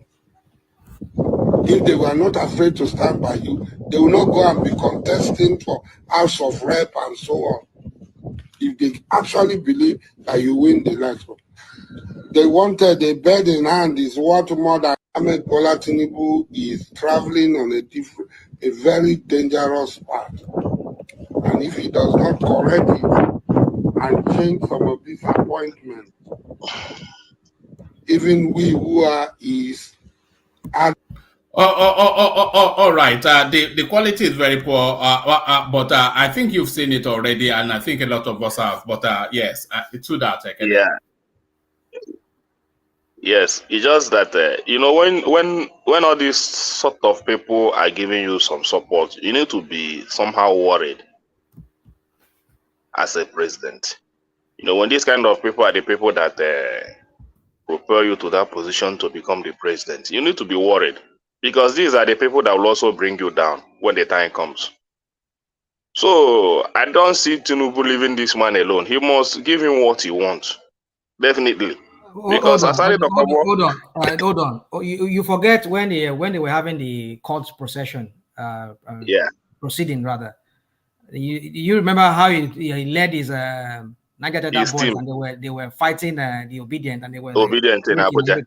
Yeah, so I mean, do you think that he did that for free? And all the Agbado people were coming here and they were saying, yeah, he did it right. Then he's supporting Ashiwaju. And I mean, now you see, when we say people just land, I just say wait, make I can't talk my own. The issue is that if you expect if you know Asari Dokubo very well, you don't expect to just leave this man behind when you have become president and not give him what he wants. You must settle him more because he will be the first person to pull your government down. Wait, where does he say he has to be settled? That video that I watched, he never mentioned anything about. No, you said it. What do you think he was talking about? He was asking to be settled now. That the people that's most of his people are laughing him. They're laughing at him. All this your gara, everything you did for Tinubu, Oga waiting come out, nothing. You just say that they look. They have almost finished all. They are giving all the appointment there. Waiting come out, Oga. I thought what he was speaking to was the fact that people that voted for him, he's expecting that all his appointments should just be people that voted for him, not other people. And Tinubu is not doing that. He just wants someone that's capable, and he doesn't care if you vote for me or not. If you're capable, he's going to choose you. I think that's what he's speaking to, from my No, understanding of that's what not he what he's said. speaking to. You That's don't that's not understand that's him. that's not what he's That's not speaking. what he's speaking to. He was speaking about appointments that he has just did like Buhari. That let him warn him. Oh, he's not Buhari. Oh, he's not Buhari. That Buhari had called followers. That he's called followers. So let him bring this appointment to them. At least, even if it's not him, at least he must have somebody that comes from him. They need to share the money. They need to share the national cake. The thing is not coming to him, and you see the man is maybe running out of cash. You see, When you see all this, he's starting to lose weight, and he doesn't. yeah. So far,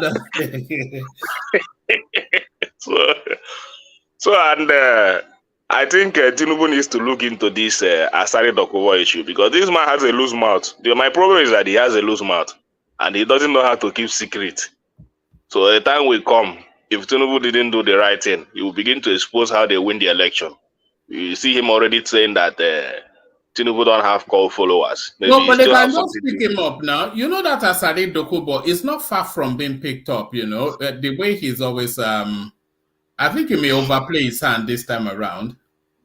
I don't see Tinubu as picking up somebody anyhow, the way Buhari is doing. I don't think Tinubu will go that.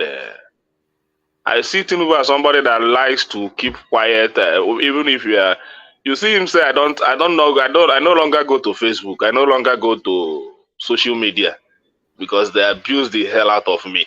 So I don't have time for all those social media stuff. He always closes. So I don't see him as somebody that is interested in picking up people. The only thing I will see him do is to maybe, if this video continue to come up, he might call him from behind and say, Oga, just wait. So time, maybe this appointment is coming to you. Or because I think the only position he may be looking at now is that Tompolo position. That position that Tompolo is holding now. Because that to guide the oil theft in the Niger Delta region, I think he wants that contract. Because that is why he's just shouting. So, for me, Tinubu should know how to settle him more, because this will be his downfall, especially from the south. This Asari Dokubo issue. So, and the problem, and another problem is that Asari would be Asari. What does he even have? And by the way, rational mind, where were you when Dupsy was having a session? Yeah, I saw you guys. I heard you guys. I just woke up at that time. I saw when you guys were going back and forth, and Mike and everybody, and our guy from Finland, Remy, all of you were talking. So, but I had some other meeting that I have to be in at that time too. Oh, all right. Yeah, so that was why I could not join. Yeah. Okay, so yeah, carry on. You were about to say something. And Wike is enemy to this guy. Is a very big enemy to him, to this Asari. And you see Tinubu giving Wike Minister of FCT without recognizing Asari.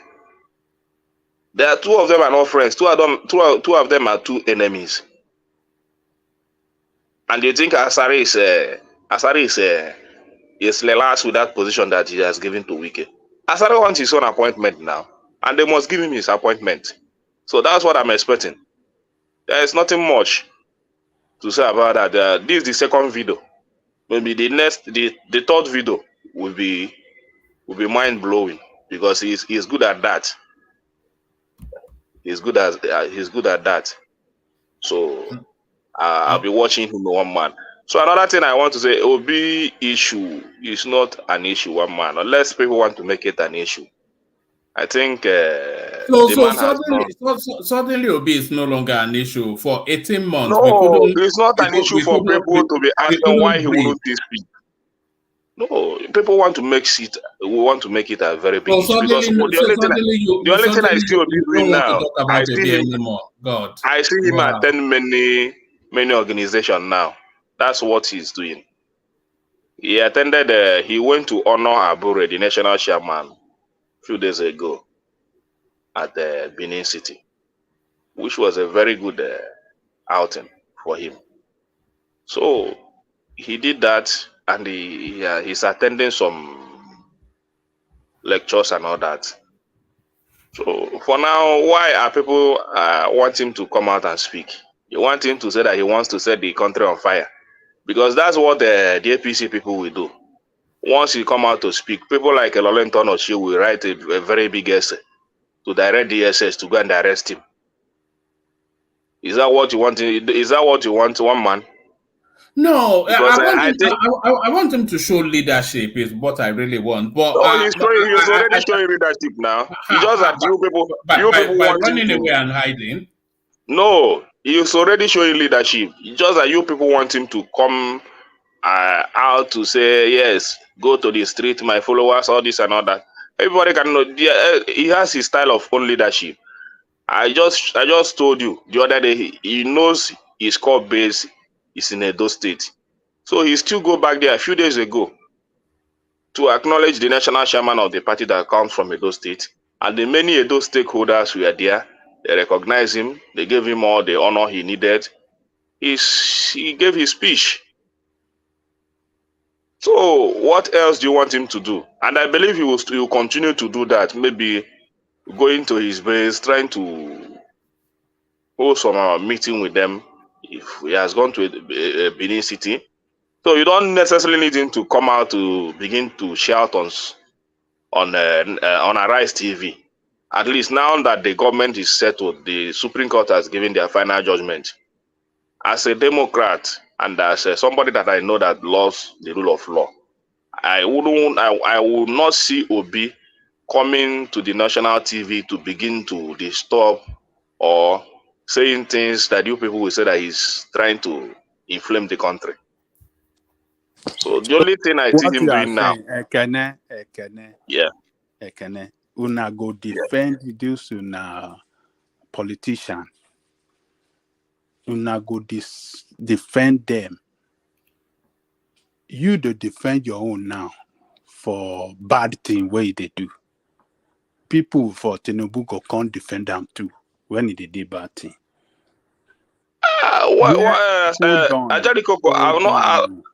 Hold on. You they defend indefensible. A leader must speak when it's expected of him to speak on national issue. This matter, the people that voted for him, he gave them assurance that we won the election and I will win. I will go to court to reclaim my mandate. Now court don't say, get headway. Why you no go fit talk? Make it cool in people, the followers, make it cool their heart, make it cool them down. The followers are not fighting now. They are not. The followers are not fighting. He said, I can cool down. Yeah. The followers are not expected to fight, but she be able to give them that hope that is still there and tell them the direction that is taking them. Because it's no more Enugu, it's no more Anambra leader. Obi is a national leader, and he have people across the country that gave him 6 million votes. It's not you, Ekene. It's not. And he be a paro. And he be a paro. I mean, you see, and if you are part of Eninyo, you mean Eninyo? Look at this. Look at this. Full name. Hold on.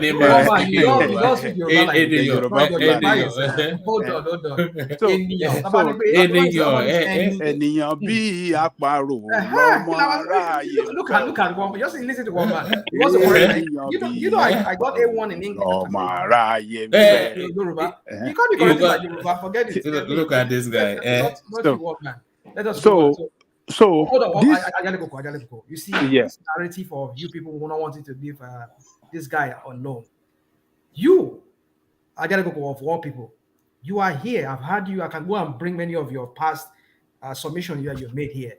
Often you say this guy should keep quiet. should keep quiet. What? Keep quiet on what? Okay, tell me on what? Hold on. On issues that on what issues? On what issues? On issues that could inflame, that could pour petrol into the whole issue. You just want him not to talk. The other time when he was talking about the certificate issue, you were here talking that he should not be talking. I don't know what you people want. Okay. Hold on.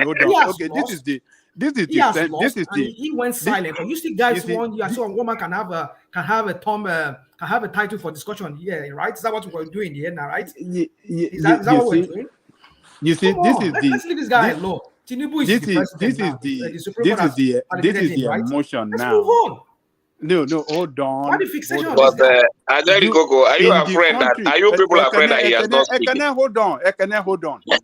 You rational mind in the country that you live, in this America, if Obi happened to be a presidential candidate of another party, of one party in America, and another party defeated him in election, and he took that party to court, and the court rule, are you telling me that candidate in this America where you live will not speak within few hours after that election?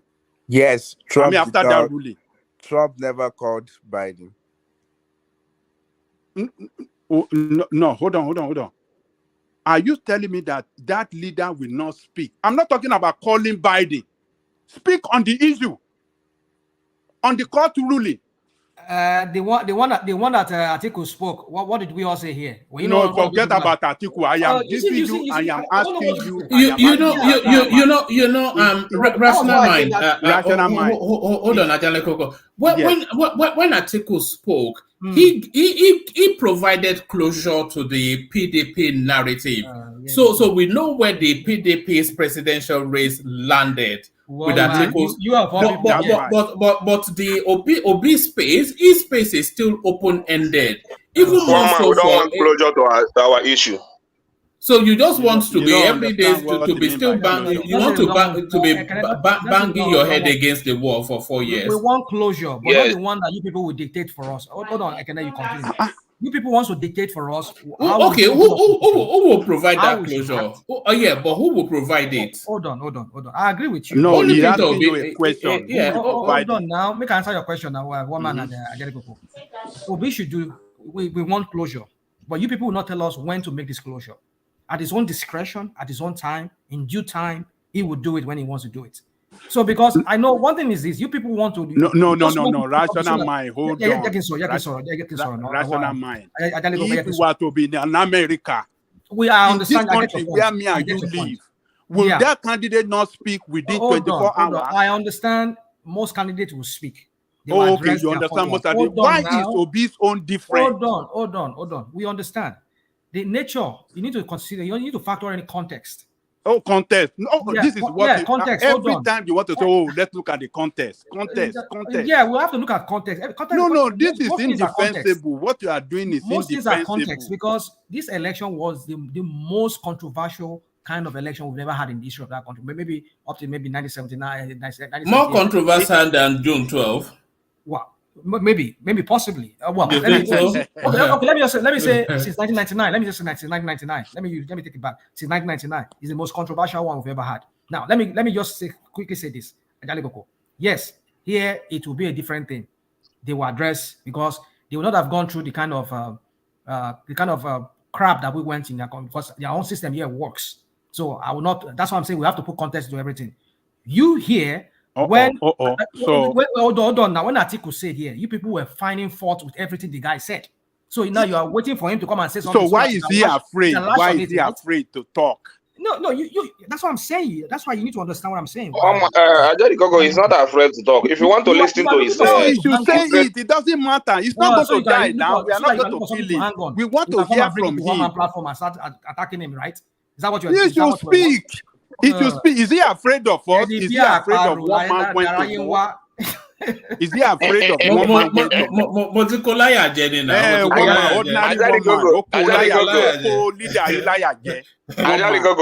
Me too. I want to hear from Sowell because it has been long I see him active. ever since You this want to hear election. from Choro? So Ray was on the It's no longer active it again. was on the news yesterday. Don't mind them. Choro I speak didn't all see the him. time. I It's didn't your see leader him. that is afraid of one man. Your leader is afraid of one man where to mow. He doesn't want to speak. So, so people like us he's so scared of us because he knows that we will expose him. It's just that one man. It's Just that one man is being one-sided. If one man is not being one-sided, he would have invited Obi here. No way Obi would not come. I've invited Obi when it's not going on the obedient platforms. Why would they come on a space like this? Yeah, There is nothing. I have seen Obi in many little platforms. No, Obi even your platform is so big. Those platforms are not big as your platform. It's not the size of the platform that I'm talking about. I'm talking about the nature of the narrative.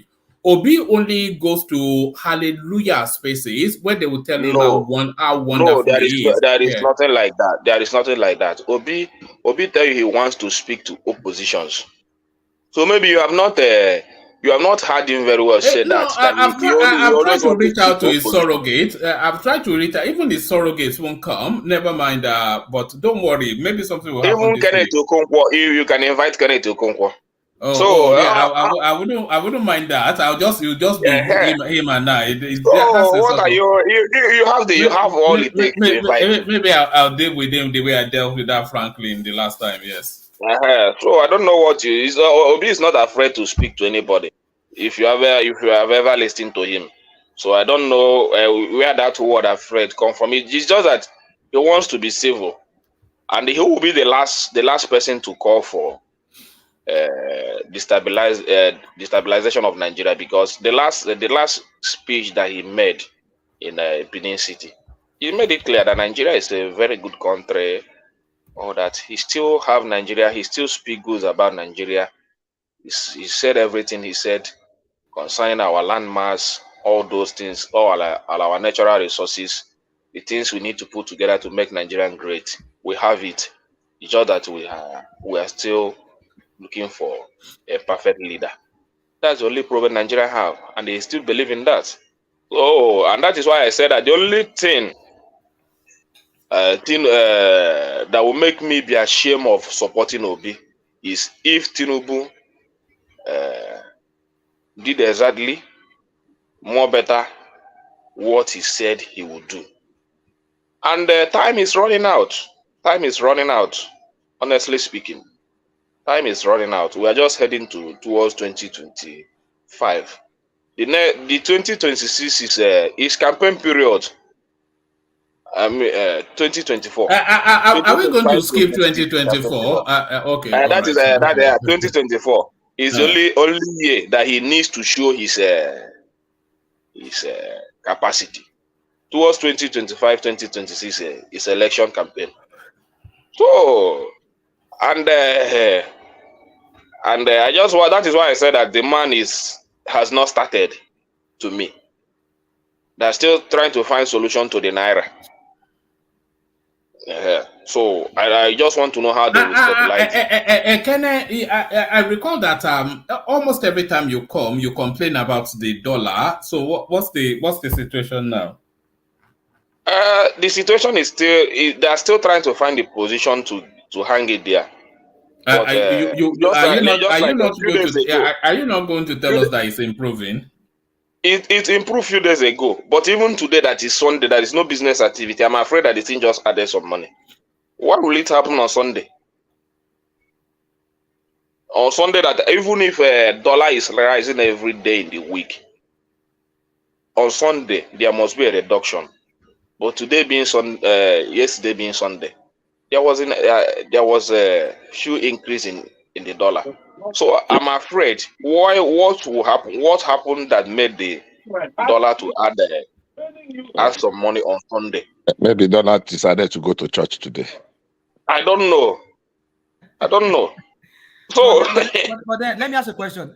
How about the food inflation in food and prices?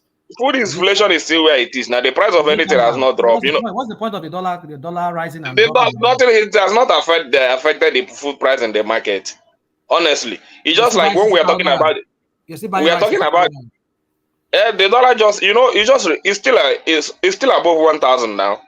No, it's not. It's 950. No, it went above. No, that is it's above 9,000. Woman, I'm telling you. It went above 1,000. I'm following it. You are talking about those bank issue. I'm telling you what is on ground. No, it's not the bank issue. The difference between the CBN and the parallel market rate now is it's no more than 100 naira. It's above 1,000, man. I can send you the, because I receive the rate every morning at least 9 a.m. Do you trade FX? Online? Yeah, I trade. I won't tell you what I do. Okay. You don't have to go there. If you go, but I'll tell you privately. Privately. If you go on some exchanges like some of these Nigerian exchanges or OBX and the rest of them, some of these crypto exchanges, you see that quotation when they quote this Tether, USDT Tether. Sometimes they peg it to the dollars. So when you see the equivalent in naira, then that tells you what you should expect in the black market. Sorry, let me just say one thing. If one man will permit me, and before you say that thing, you see people move very quickly on this platform.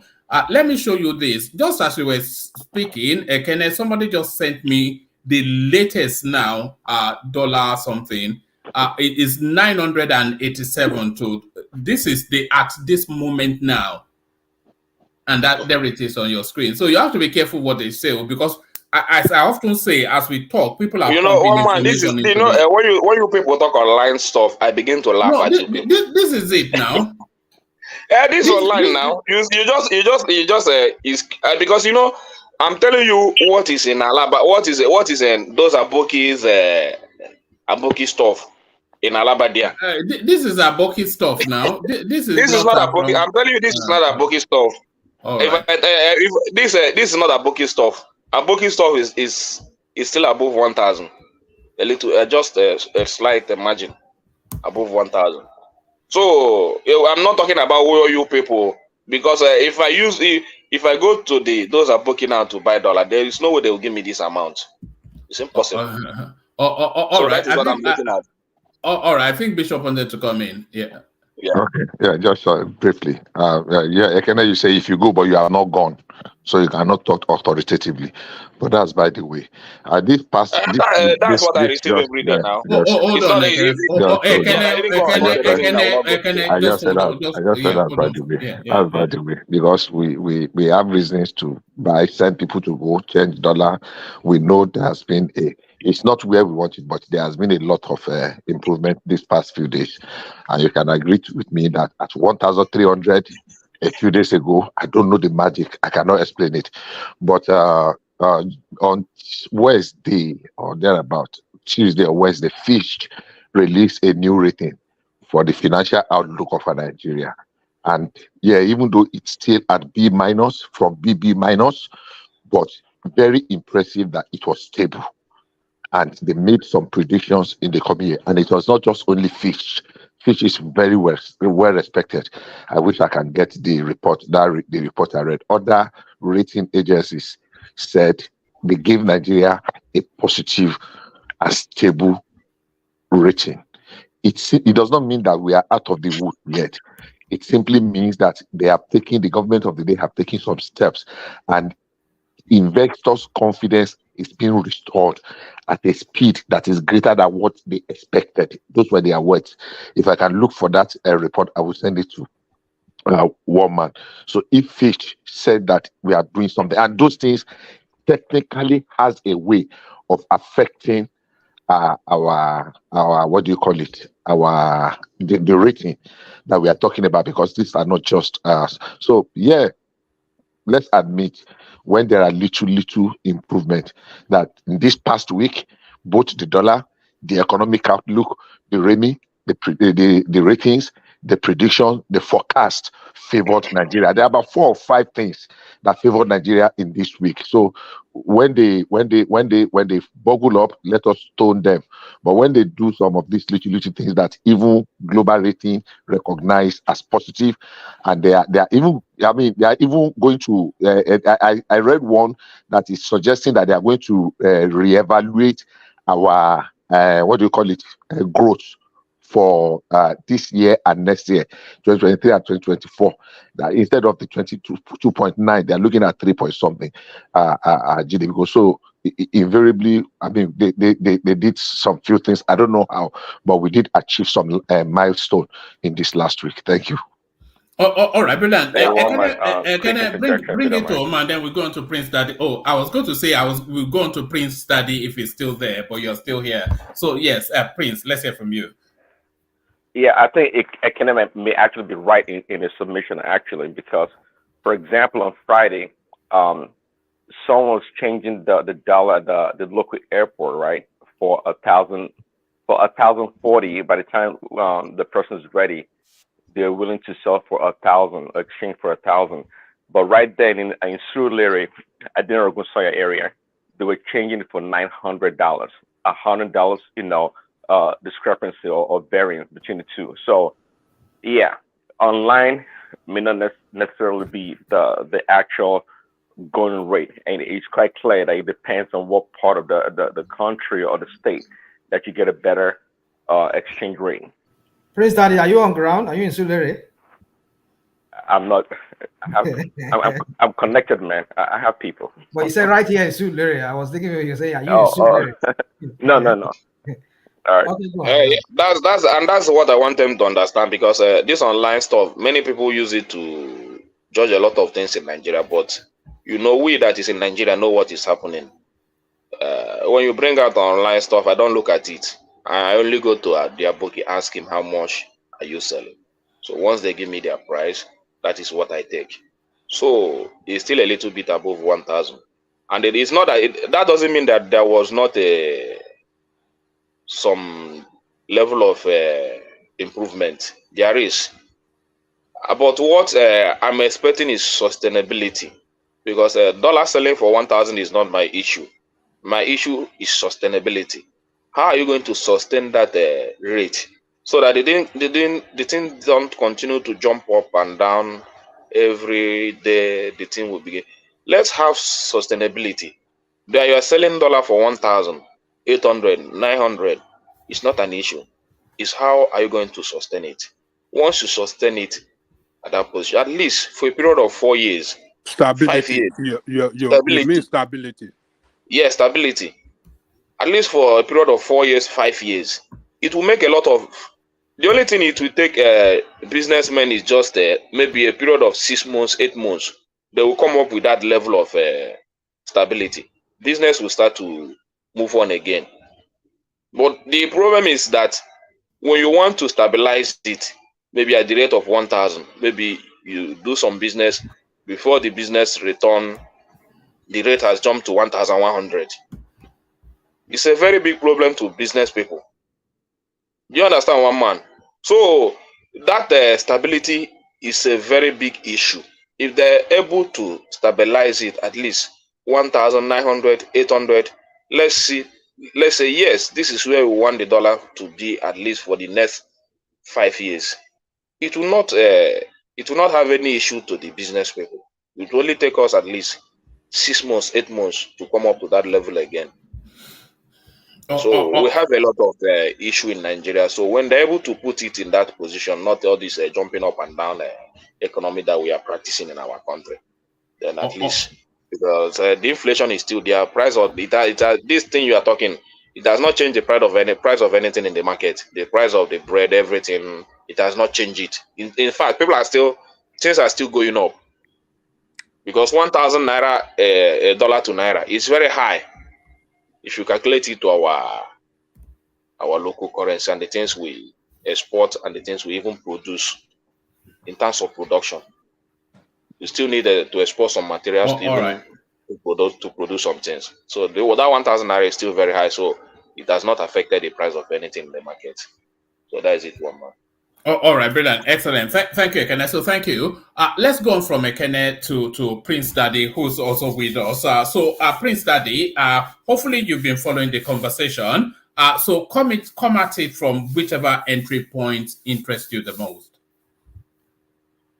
Prince. Yeah, hello, woman. Can you hear me? Yeah, I can. Do you want me to line it up or do you want to free flow? If you don't mind, just line up a little bit. That would help. All right. Let me take you to this space. He narrowed gap Buhari created. This is the Northern Forum speaking on Tinubu's appointment. So they don't really have the room or the scope to be critical, and in all fairness to them, they are not being critical. So what they are saying is that Buhari was so biased in his appointments that Tinubu necessarily had to counterbalance with his appointment. So they somewhat endorse the Yorubanization that people are saying Tinubu is doing, because they actually gave percentages to it. What they were saying was that Buhari's appointments were 80 to 20 biased in favor of his people. So they are arguing that Tinubu necessarily had to counterweight this. So are you surprised by this narrative coming out of the North? Not surprised. I mean, so are you saying they are in support of what Tinubu is doing? Yes, yes, they said they has no choice. Not so much the urbanization, but that at least the southernization more to it. Yes. Well, if that is true, I mean, that's a fair analysis. The fact that they show numbers to back it up, not just talking, just to pacify certain people or region. That's good. Yeah, it's fine. I thought more so. My sense has been like I think that the Northerners, especially the Fulanis, are kind of a little bit apprehensive right now, thinking that Tinubu's maybe trying to displace them in the power struggle in Nigeria. But the fact that they mentioned that is fair analysis, because they tend to.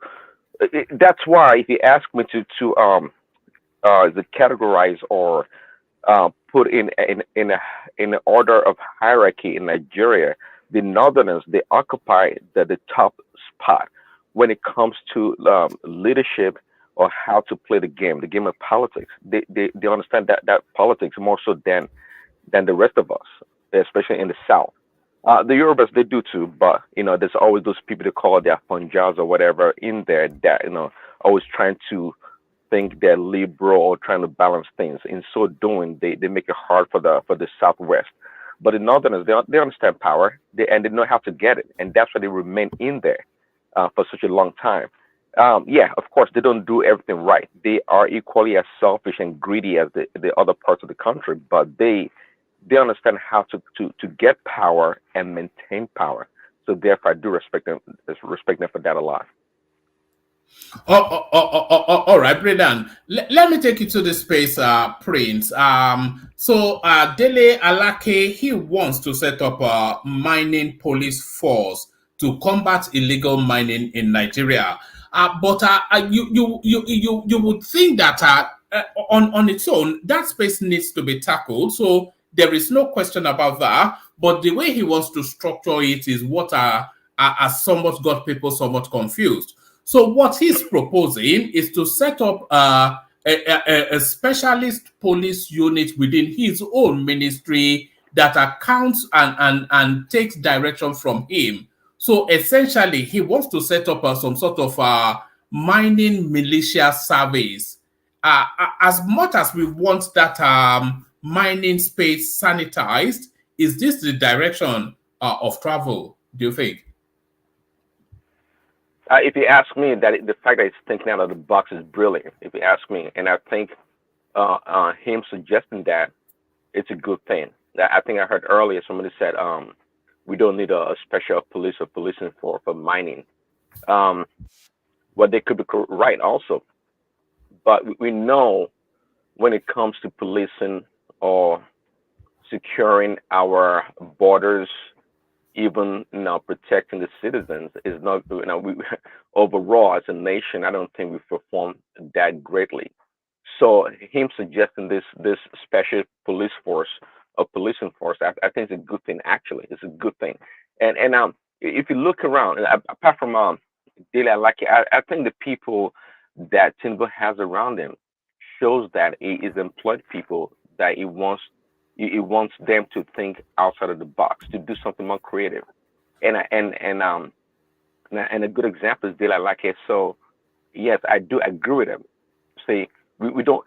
One thing about us that we don't tend to explore a lot. Not only that we don't do it as a people naturally, but when it comes to leadership, also we don't tend to do that. What is suggested may not work, but nonetheless, the fact that it's suggesting I think it's a good thing. I don't think it's going to be, and it's going to cost a whole lot of money. I could be wrong. To um, to provide that security he's talking about, because I can't give the exact number, the ratio of policemen to the number of citizens in Nigeria, but I think it's abysmal, if you ask me, from what I've heard before in the past. So there's no doubt that what is suggesting right now would not be something that we should applaud, at least for right now. Again, so I'm totally down for that. I think sometimes what we need is leadership. Dele Alaki, I think his background is what in journalism or the media, right? Um, but we need Yes, thinking a lot people. of people were quite against him when he was appointed, just because he doesn't have a background in that field. I wasn't. I wasn't. We need thinking people. We need thinking people and people that have the ability to organize. I would say that on the show, and that's why a good way of organizing is that police force is talking about, to organize what it's trying to do. So to me, it's shown leadership so far, and it's thinking out of the box, and which is good. Um, you look for leaders, people that have those quality, those qualities you're looking for, leadership qualities that can help you execute things that you want. Yeah, it may not be the expert in this field because of his background, but he can absolutely provide leadership in this regard. And I think so far he's doing great. All right, brilliant. Let me take you to this space, Prince. This is somewhat of a good news story. And it does say good news. Good news for passengers as Nigerian airline Air Peace secures permits to fly directly to London. So that's almost a license to print money for Godfrey Oyema. Yeah, I think the owner Oyema, right? I think is a savvy business person. I think he's a brilliant person. Um, I had an issue a few months ago, I think before the election, right, or right after the election, where um, when they were trying to revive or create this Nigerian Airways, right, and they had to go contract or do some shenanigans with people from Ethiopia to get it done. And I suggested that how come they didn't involve Oyema and Airpeace to be part of it or even take it over? Because I think the man is doing a great job. Um, if the government can support him to, you know, invest more money in his business or some kind of contract or whatever, to get him to infuse more capital into his business. The airline business, the margin can be really thin sometimes, or many times for that matter. And, you just need that frequency to operate, to be profitable. And I think Oyema should be supported at every point, I think. So if that makes him more profitable, that is great. Um, One thing we always think like the Wall Street people, our politicians and leaders, they yeah, short-term gains and short-term kind of a solution that they always think about. They don't think about long-term. Um, so I would like to support him if that helps him to be profitable. That is great. Um, in the same line or breath with that, also the issue the other day we're um, talking about some Innocent Motors, right? Innocent Motors. They um, the issue with innocent motors that people were concerned about the quality, which is fine. And I think it was Colata that was saying that um, which I think Allah was pushing back that look, if you support innocent motors, they can create jobs and this other benefit that will come from doing so. And Colata like, it's the job that's been created is minimal or a minimal job. It's not going to make any great impact on the economy. And I was actually taken aback by Colata's response. I'm like, wow, what does that mean? If that was the case for many countries or many nations, like Ford Motor Company, like Hyundai, where would they be today if they hadn't gotten that support they needed from the onset? So we have this shallow way of thinking. I can totally agree that I don't own an innocent motor vehicle, but I can guarantee well, they don't make maybe the best cars right now. I think Colata used a term called I say CKS. I'm not sure what the meaning of that is. I guess meaning that they don't really manufacture or produce all the parts themselves. Maybe they source from China and all this other stuff. But we have to look beyond that. Perhaps if we invest as a nation, if the government's like sign a contract for I don't know $5-10 billion with the innocent motors for the next 5-10 years to be the number one provider of vehicles to government agencies, that would be great. That would be great for the country. That would help infuse capital into his business and improve his quality, hire more people, build more service stations across the country, and it has all this auxiliary, chain effect that will help the Prince country Daddy, as a whole. Prince Daddy, there Yeah. is the way Nigeria is right now. We don't have the technology. Nobody, we're not that really high-tech, industrialized kind of country. So let me give you an example. You know John D, the tractor manufacturer here in America. They are moving into Nigeria now. John Deere? Yeah, just John Deere. Okay, sorry, I'm talking about it. Damn, yeah, John Deere. Sorry, John Deere. Yeah, that's what I meant. Look at that. They are taking us to dangerous territory. No, I was no, wondering, hold look on, at this guy. hold Okay, on now, carry hold on. on. We have a dam close to us here. It's called John Deere Dam. It's okay, John Deere. All right. So I mean, John Deere. Yeah, they are now assembling tractors in Nigeria. When Shetima came to America, that's one of the things that brought him to America. I mean, that's even below the rank of a president to be doing that kind of thing. Just send a minister to do. So my point is this: no car manufacturing company that will move into Nigeria right now that would have the kind of technology that they have here, whereby they can produce so many things. Most of their, if not like a fraction or like 30% of what the local raw materials will be sourced locally. But we don't have that. So what I'm trying to say is that whatever the guy is doing is whatever he's able to do right now because of where we find ourselves as a country technologically. But then, even if you bring Toyota into Nigeria or Hyundai or whatever, they will only assemble their product there.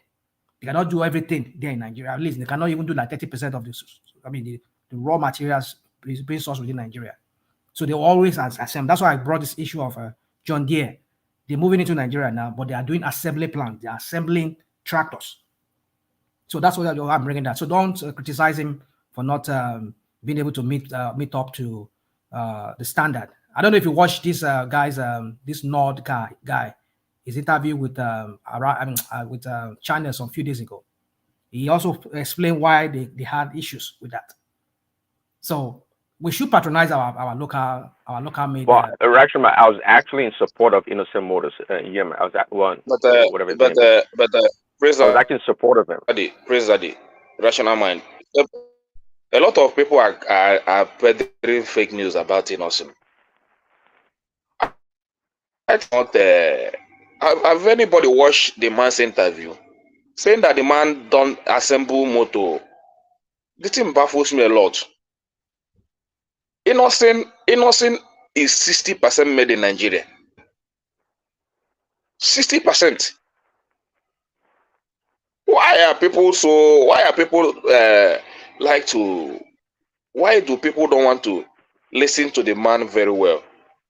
Even his last interview, he said that on ground that he have everything, as in to produce about 500 units, that the materials are here. He have it on ground. He only produced based on. No, it cannot. It cannot. Well, let me not say. I can't speak for it, but I don't think that is actually true. You cannot say you have all the raw materials. Nigeria does not. Nigeria is not industrialized. How many plastic companies that makes all those parts? Rational mind. Let me tell you. Assemblage is done in Nigeria. I can understand that. But let me tell you, rational mind. Let me tell you, rational mind. Let me tell you, in terms of tire, rubber, of nothing, I know that are made in Nigeria. A lot of even all his shoe brakes are made in Nigeria. The last time I spoke here about some factory in Nnewi that are producing shoe brake, battery terminals, all that. These are just local factories that are producing that shoe brake. Even some boat parts, all these flying boats, they are producing some parts in Nnewi there. These are local factories that when you see those products, you think it's Chinese made. Then you are now talking of innocent. Those things, most of those things are locally made. Yeah, I've seen some of these manufacturing. So why are people saying that? I'm telling you that innocent is 60% made in Nigeria. Those shoe brakes, those tires, a lot of products, those iron, everything are Nigerians. The only thing you will tell me that maybe he's importing is because he said that he have some specific company that gives him the engine of the vehicles, and he gave them his request. So those things are the ones you said that he sourced abroad, that is important to use to fix his vehicles. Okay, Innocent Motor is not unique in that sense because even these big manufacturers, these large manufacturers, they do import even small parts as wipers from other No, countries. it's not that it's not important. Prince Daddy, don't get me wrong. It's not that it doesn't import some materials. I said it's 60% locally made. I'm on the same side with you. I'm saying that it doesn't matter if he imports because even the big automakers also they import parts from across the world. So it's not a problem. It's not a big deal. And in regards to like if he doesn't have maybe rubber or this and that, if he has enough capital, right? He can always engage in vertical integration. He can do that himself. The reason why maybe there's not plenty of rubber for him is because we don't have that large manufacturing base when it comes to automobile parts in Nigeria. So if he has that capital again, he can begin from somewhere, start gradually, and eventually other manufacturers of vehicles or other kind of vehicular products can begin to source from him or buy from him, just like Amazon did. Amazon AWS came about because Amazon found a need to solve a problem in its company, and in so doing, AWS became really a separate entity in Amazon that's bringing in billions of dollars. I'm not even sure what percentage. It probably constitute about, I don't know, 20, 30% of Amazon revenue. Huge, huge. So Innocent can start the same way also. All it needs, I believe, is support. I think the man has the leadership. It needs the support. It needs, people to patronize his product.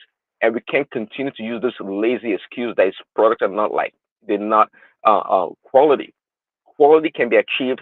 In fact, in automobile, to achieve quality is perhaps the easiest thing to do when it comes to manufacturing because manufacturing vehicles or automobile, that the technology and the know-how is so uh, um, prevalent out there in the marketplace, in the business space, because the technology is not that unique unless you're manufacturing maybe electric vehicles. But if you're doing your traditional manufacturing of vehicles, that technology is out there. For him to achieve that critical mass of quality, you'll be surprised in the next 5 years or so, people will be talking about innocent cars as comparable to Toyota vehicles. It's not rocket science anymore. Manufacturing vehicles is not rocket science at all. If you have the money, a facility, you can begin to manufacture vehicles. The technology is out there. Uh, Non-proprietary technology out there to help you do that. So I think we went from Oyema to Innocent Motors. So him too, the airpiece guy can also he needs support. If whatever policy the government puts in place is going to help him, I'm all for that. I think they provide a great service. I've used their service. I think they're great. And just like most of our businesses, they need support. They need support from the government and the consumers. But we, the consumers in Nigeria, we're so abused. It's amazing. We're so abused. We will prefer anything foreign than anything local. That's just the way we've been programmed. And at the end of the day, we like to point fingers at the other people, the white men or the Europeans, and it's our problem. Most of the things that happen to us is our problem, but we refuse to to to solve our problems, and we like to blame other people. We can do it. We can absolutely do it.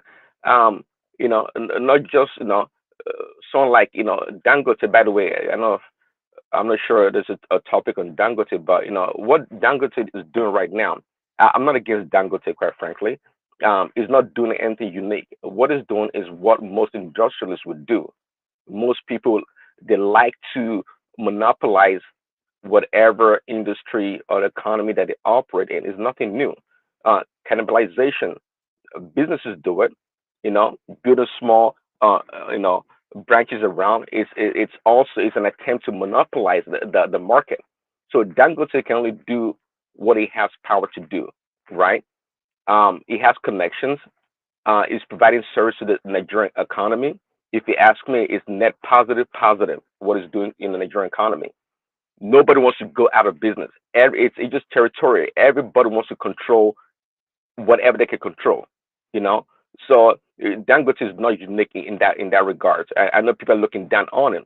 Now, when it comes to him being favored, if we want to call it corruption, just like the woman was saying earlier about, borrowing money from 3.5 was 2.5 billion from Nigerian central bank and returning 1 billion in naira notes. It got so much, largesse, like free deal, pretty much, because that 1 billion dollars in return in naira, I can guarantee is no more than half a billion dollars at the end of the day. So it's getting favorable situations or conditions in the marketplace. Therefore, it's not unique to him. Anyone that has that opportunity will take advantage of it. So it's not even strange that someone like Rational Man also would attack Tinubu for trying to monopolize Lagos. It's a human thing. So let's look at the positive also that Dangote brings to the table, not just the negatives. All right, brilliant. I'm not sure if you want to comment on the absence of Peter Obi's voice, because I think you're somewhat getting irritated by that space, Prince. It's just it leaves a sense of unfinished business, doesn't it? For as long as it doesn't actually come out to give closure to his space and really to round off that 2023 elections. Do you think it is necessary for the elections to be officially over for Peter Obi to make a public pronouncement? Wow, one man. I was gonna say, actually, I already forgot about Peter Obi. Actually, I already forgot about him. Yes, it's still hanging around like a bad smell, Well, at the end of the day, yes, the obedience of his pace, his followers, they made the most noise, the loudest noise, but the man came third. I'm not sure ever in politics that people spend so much time on somebody that came third. It's amazing. It's really amazing. They're selling all this fake, I don't know what they're even selling, but it's just not real. The man came third. Yeah, sure. Chimamanda Adichie introduced him as the president of Nigeria or of her village, I think. It doesn't matter. People are free to express themselves. Okay, but it was a shame that she did so on an international venue. But that's a prerogative. That's okay. But Peter became third. Of course, I don't expect. I've never really expected much from Peter Obi, quite frankly. And I think if his boss Atiku tells him to go out there and give a speech, even then he would do that. But Peter Obi is not, to me, is not a person that has that initiative. Is not that if you're consummate leader. Yeah, I don't think he is. So if he comes out, if he doesn't come out, I've moved on a long time ago. right after the election. So even I was surprised that people thought that there was going to be a different outcome, in the court. And we're pushing through now, so let's Yeah, I'm surprised that there'll be any people are thinking there'll be a different outcome in the court when they went to the Supreme Court and appellate court.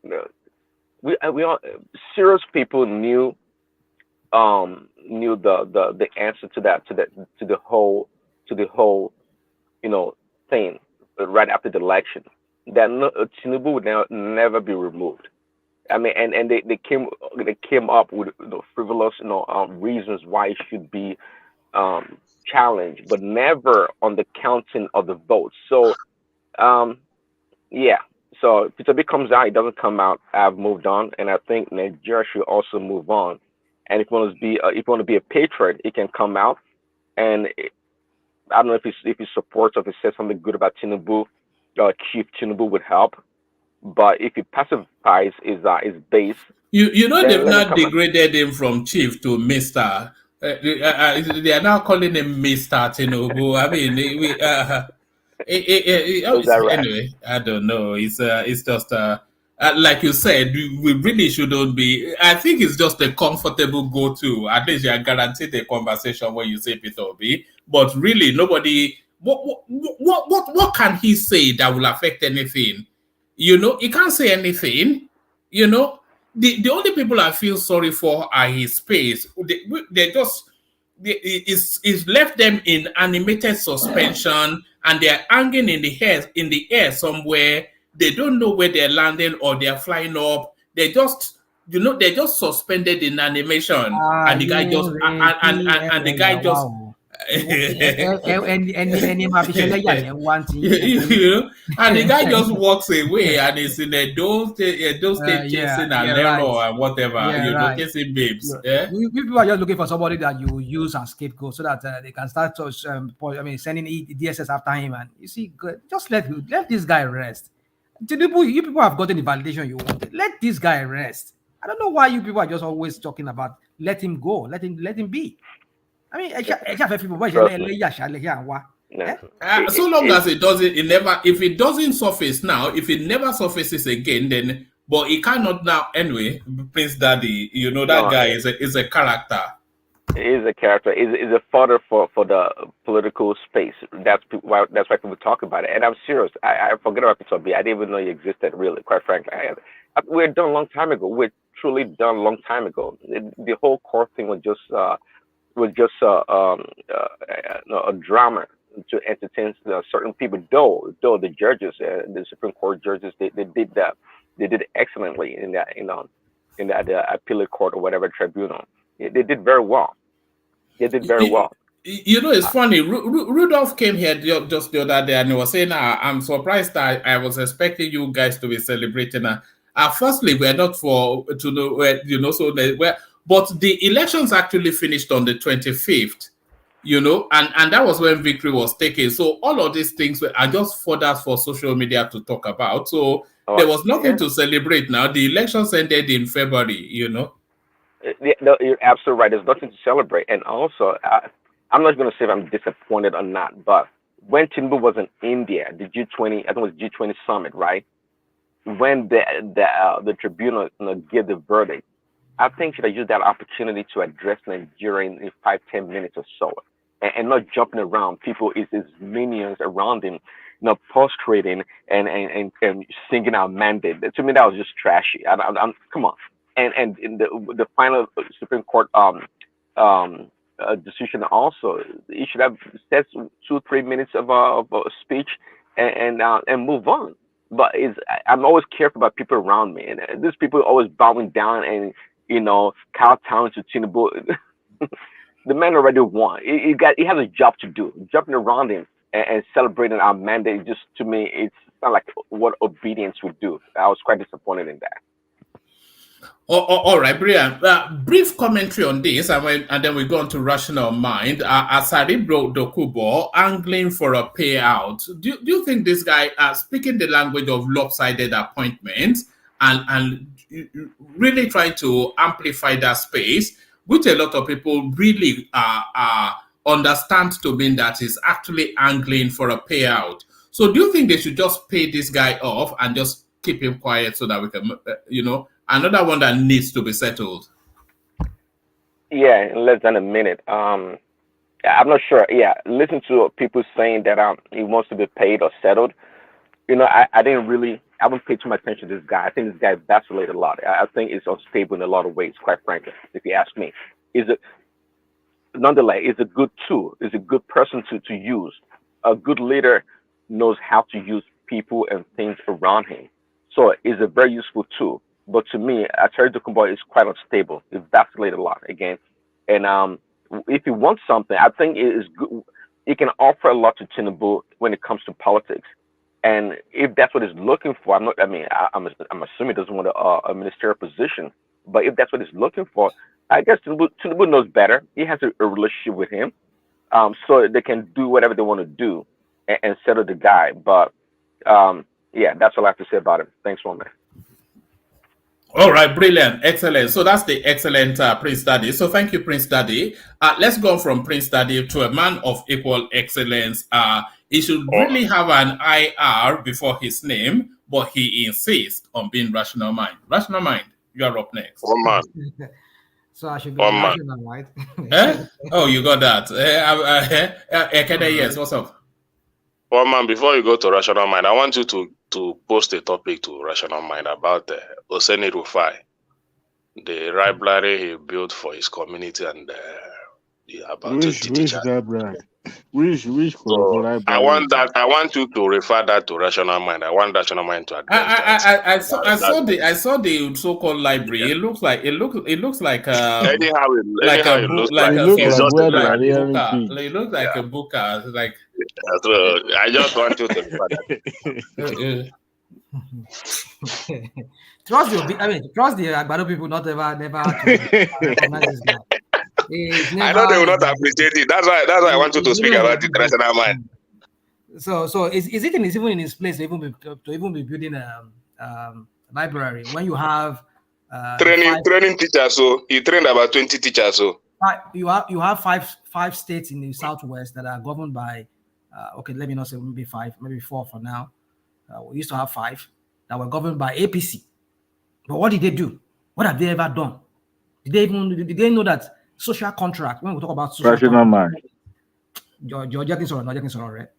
George did you know that the whole essence of social contract between when we the people give the sovereignty to these idiots in the place of the president and all these people that support him and all these people in his cabinet and the ministers and the governors, that they are to in turn make our life easy. Give us what we want, those things that will make our life easy, like water, education, and good roads, and libraries for our kids. But these idiots, when they get there, it's all about how to make money for themselves and to make money for their cronies. Look at Tinubu, the Lagos that you people are saying he built. What did he? Tell me one thing that the common man is benefiting. BRT you're talking about, the road. It's not for it's not for just for the running of the business enterprise that he has set Lagos State to be. You're telling me that somebody just decided to go and a common person in the street, just a person like you and I, built a library, and then we were all making issues out of it. For me, I don't know what with this Agbado people, what will really satisfy these Agbado people. They will always look for one thing, just because he doesn't buy into your politics, and then you must criticize him. Well, and he's just a journalist, too. How much is he earning? How much is he earning? I mean, it's not even in his Rational Man, you are a biased person. And you people cannot afford it. You won't let me interject. You let Ekene interject, but you won't interject. You won't let me interject. Allow you to interject. And all these, what do you call the obedient people? See, what is the essence of a library that's not even half completed, but it's already been put on the social media for propaganda? It's not even yet equipped. It's not even started training. The whole place look like I don't know who donated cement and block to him. We want to find out. You need to account. And no, you know why he did that? People like you, Ledoche, come on national platform to begin. I beg you, Gary, it's all about propaganda. The one that has not even done anything in his own community. he didn't do anything. So he need to put it out there to know that he's better than the people that are criticizing him. Leave that kind of thing. That propaganda. You know what that guy did is one of my pet peeves. I cannot abide that sort of behavior. When somebody does something nice or does somebody a favor and then they go around trying to amplifying it, you know, that takes the goodness. You know, it's not actually it's not a selfless act. When you act to either in charity or generosity, and then you go and amplify and broadcast it all over the place. It is yet to be completed. Look at me, pat me on the back. Am I not so great? So there's no the project. There is no public good in that. That's just self-interest, self-aggrandizement. It is self-glorification. What did they say? But the likes of Rational Man and Ekene will buy it. Or who can sing? Oh, he has built it. My man, Adewale, forget that one. Adewale, you tell me which one has Abiodun or the one in Ekiti or the one in Ondo? Tell me which one have they built? Tell me. Let me tell you one. Let me see. People don't build hut. Hold on now. People don't build hut and call it a library just for a self-serving purpose. No. What that guy is doing silently in Ekiti, people appreciate what he's doing. Not something that somebody will build a hut in the middle of nowhere and say, "Oh, see what I'm doing for my community." But there are books there, right? There are Which books. book? Does that look like a completed building? Does that look like something project has been already completed and it's already been plastered on the social media? Oh, see what Rufai is doing. If I were him, I would not even let it. I agree with you. Adewale is that you see he leaked it to the media. He wants a self-glorification. He wants to take credit. Adewale, do you know what it takes to build a Sisu Sampalo in Nigeria today? It's not a matter of what it takes. It is the motive behind it. I detest people like that. You don't know how many people that gives arms and they don't post it on the social media or make themselves look like they are the second born of Jesus Christ. Fine, he's a journalist, right? Like you guys claim, and he's trying to give back to the community. Complete it, and let this already, let the center achieve something. You know what it's about? What is that about? Hold on. You call this thing a hot. Just look at what this guy just showed us now. I mean, dude. Hold on. One man. Yeah. I know the obedient people will say, "Oh, this is the best thing that could ever happen." If a governor built this kind of a thing, we will say, "What does he use all the money for?" Set up this thing. Let me tell you something. You know how much this is going to cost? It shouldn't be more than 5 million.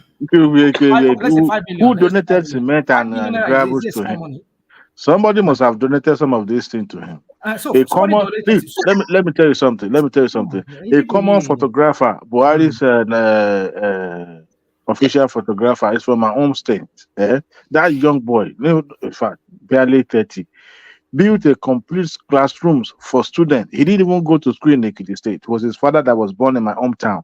But guess what? He built classrooms with his own hard-earned money, not government money. You see, he has already completed when he invited the governor to come and commission it. So tell me, this place that look like where destitute cannot even sleep here.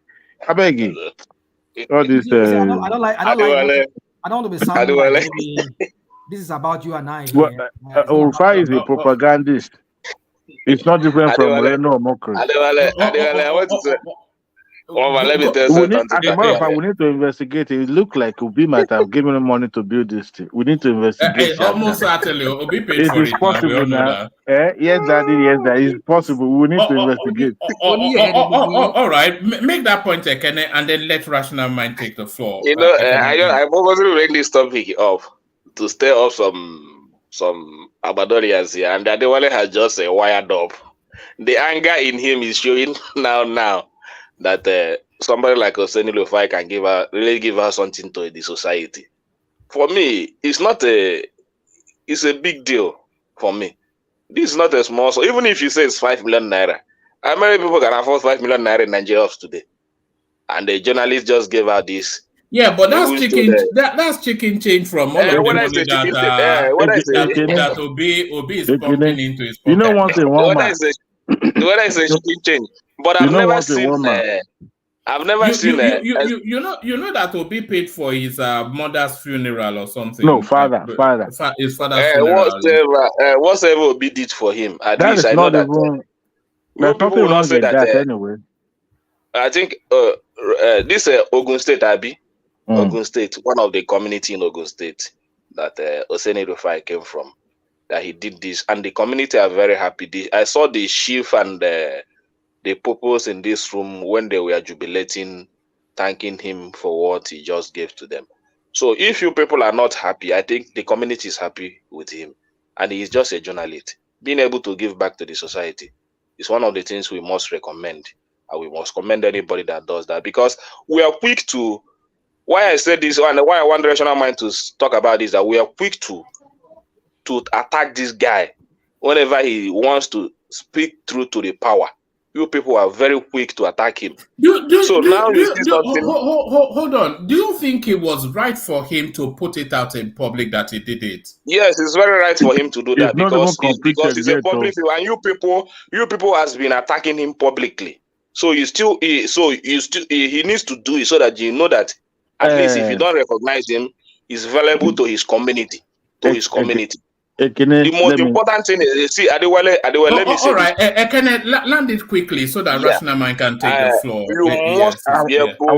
You must be able to give something to your society, even if your family, your community, to be called a man, not just to come on social media, marrying to wife, coming out to criticize somebody that already done something for his community. As from today, I respect Oseni Rufai so much. He's a hero, whether you like him or not. All right, hey, woman, before you go to Rational Mike, real quick, the house is living in Nagaleki. Is this his own house or is renting it?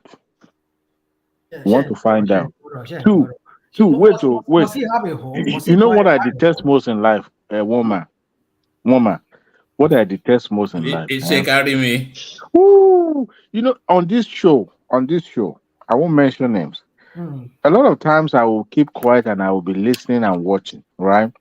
And some people fall in love with their own voice. They just want to hear themselves talk. There's nothing wrong in that, but sometimes it's not necessary, because too much of not saying much is emptiness. You know, when people are trying to more of showboating, you know, you've done what you need to do. Stay too long make you a nuisance. You see what I'm talking about? What Rufai is doing is to use his platform to make himself look as if it's much more important. When somebody is trying to make himself like all-knowing, my view is the best, my view is right. How many times have you watched him engaging his own co-worker, own colleague, argue blindly, as if his way is the right way, no other ways? People that does that, they lack confidence, but they want to project themselves as if they know it. They have the confidence. And at the end of it all, you realize that they are nobody. They are empty. And that is the kind of way I see Rufai. Yes, it's being glorified today. It's been, being a champion of some people, the obedient.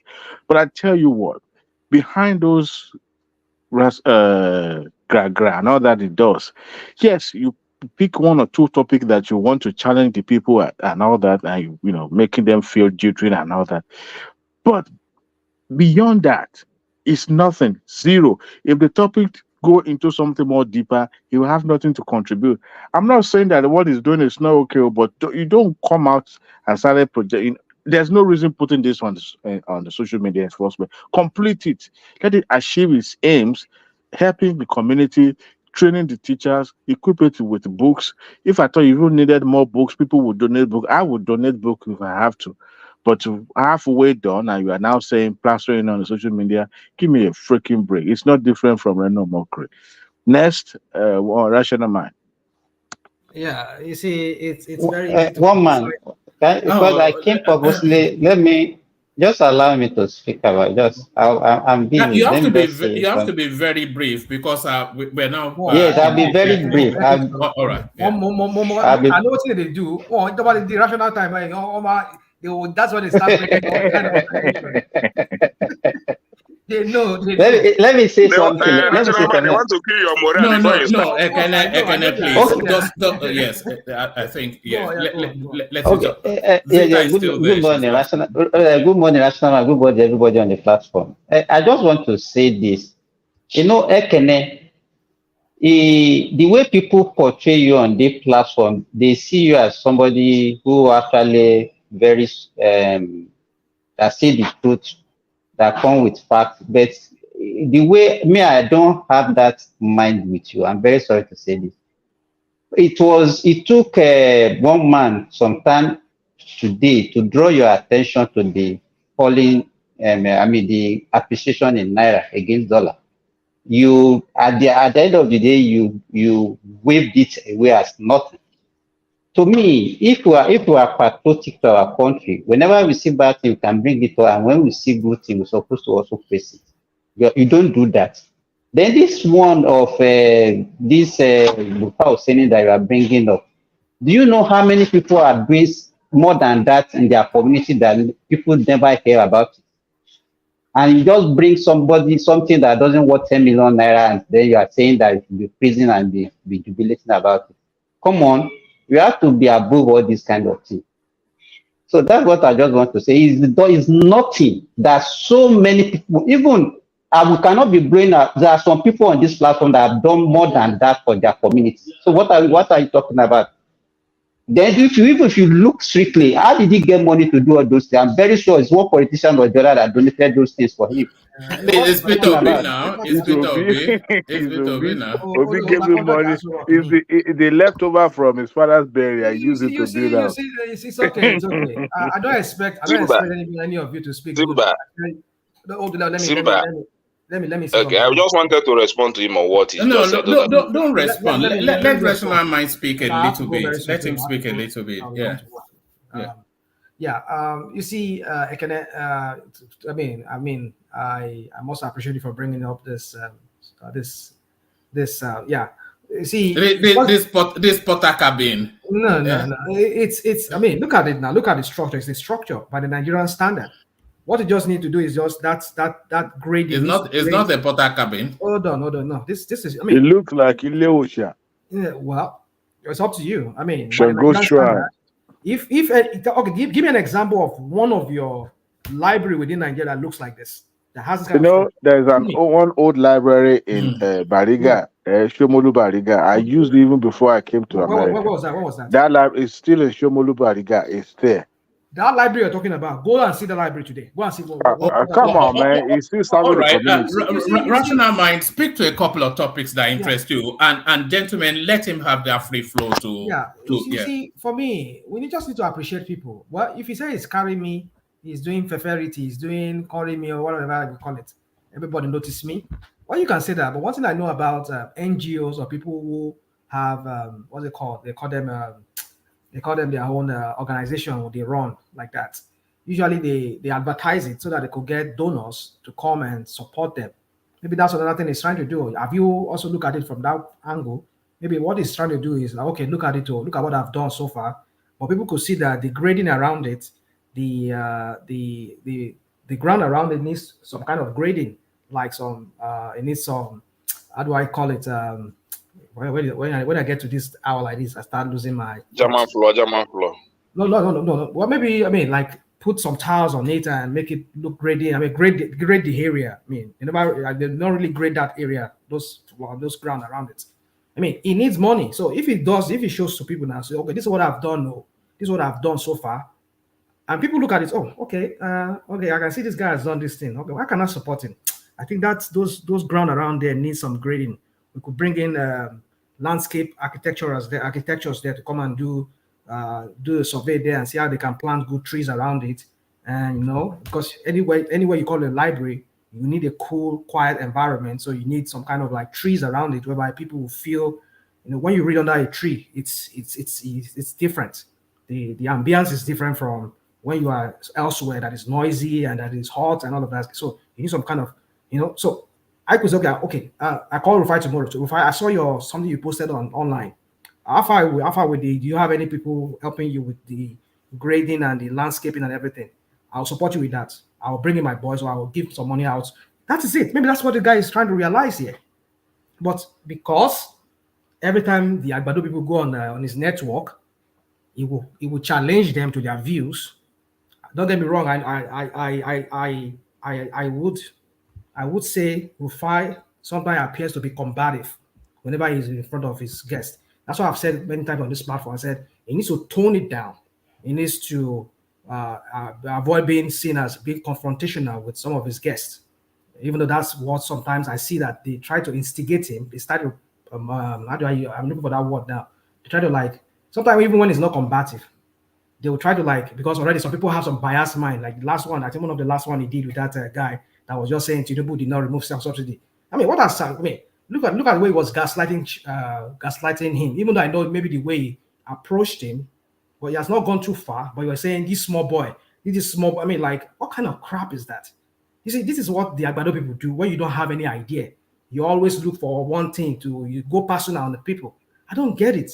All because of this guy that is sitting there in Aso Rock. I don't even know where his origin is. From Iragbiji or whatever they call himself Tinubu. And all of you will come here and you will just, the other guy that was saying that the other time we talk about the what's it called? The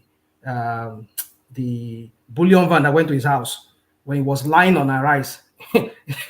that very day, do you know what they did to him? They sanctioned him. They said they punished. I mean, what was they said they disciplined? That was what I think that was what they said they used. They disciplined him. So have you ever seen the guy that was the former Amuwa Dolphin chairman of local government during the Tinubu era? So that guy was disciplined because he was just spewing crap that they never told him to speak, and he was just lying he was caught right there. Look at how the guy disgraced himself. He has never been seen again on any platform because they knew him as a liar, saying that Tinubu was there. He was there that very day. He was appointed for this final Lagos State. Appointed, I'm a full appointment, but no, he already got that appointment before he appeared. Did you hear what they said? They disciplined him. Yeah, but they are already taking a new appointment, so there's no point, whatever. That's my point. Is this: when people lie, they come kuro and lie to the world, and they want to defend the indefensible. That's when they look stupid, and that's what people do. Everybody that does that for Tinubu. But I know this guy, maybe because of his leaning or where he leans or whatever he supports. You people come to his TV network. All you have is preconceived idea that this guy, I know he's not Tinubu person. He wants to fire me. He wants to talk about Tinubu failing. I mean, you come with that biased mind, and then any little thing just triggers you, and you just want to say something that will even trigger him more too. That's why I would, if I see him one-on-one, I would tell him that, please, alright, tone this thing down. Just don't look combative. Be sincere. All this your kind of. It's good to see you. Those kind of. It doesn't look sincere to me sometimes, even the way he said it sometimes. But what I'm just trying to say is that what he has just done for me is a good thing. If you call it Feferity, if you call it carry me, notice me, or whatever you call it, it's up to you. But I feel that what he's showing here, he's saying anybody that runs an NGO or that runs an organization sometimes wants to advertise. If they don't have the money to complete whatever they are doing, they want to tell the other people that look at what I'm doing. Can you help me? Can you assist me? Okay, I can see now that that place needs some grading, some landscaping. Can I put some trees there for him? That's it. That is what I think the guy is trying to. But now everybody will have to say, it's because of this. He's doing the. Come on, guys. It is not even in his place to even build a library, to train teachers. That is the work of the government. Because invariably these kids are going, these teachers will be going to teach in government schools and other schools. So it's the work of the government. Why should he be doing that? It's just a deliberate use of language saying he trains teachers. What essentially he has done is he provided scholarships to some people, which is laudable, but is not out of the ordinary. If he's in a position to do that, a lot of people in positions to do that have done that, private citizens. So if he's provided scholarships to a few people, then well done. That nothing detracts from that, but it's certainly not taking on government work. Yeah, well, I don't know. If not, like you just explained to me that if maybe he sponsored people. You see, when people have NGOs, I've seen people who come online, they advertise their NGOs. I mean, here in America, we see people that will have some kind of things they get going in maybe in Africa, in maybe in Uganda or in Kenya. They will come here and start asking for people asking for donation from people.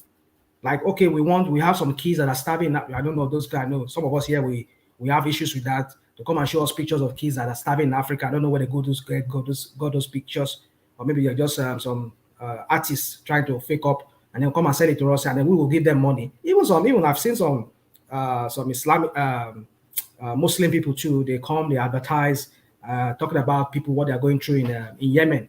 So all of these things, it's part of the thing they do. They advertise to tell people that we need donors, we need people to support us, our cause or whatever we're doing in social country. We're helping kids build classroom for them. That's what they do. So if that's what he's doing, I don't want to question his motive here. It might look like he's doing noticing me or he's doing whatever. So, but the point is this: even in his place, it's not even in his place to be building a library for kids or for people. But if he does that, there's no problem with that. And if he's asking for people to help him by showing it here, there's no problem. Let us not see things from every angle of okay. Well, I know everybody has their opinion. Let me just leave it at that one, man. Any other topic? Yes. What about the mining police? Do you have any thoughts on that? Yeah, you see, I've listened to everybody here, and I think everybody have a point on that. Do we need a mining police? That's a very good question. You see, I would say I want to go this way, and I'm not saying I'm right, but just because the question just came to me right now, although I've been thinking about it, brainstorming it, everything we've been talking about it here.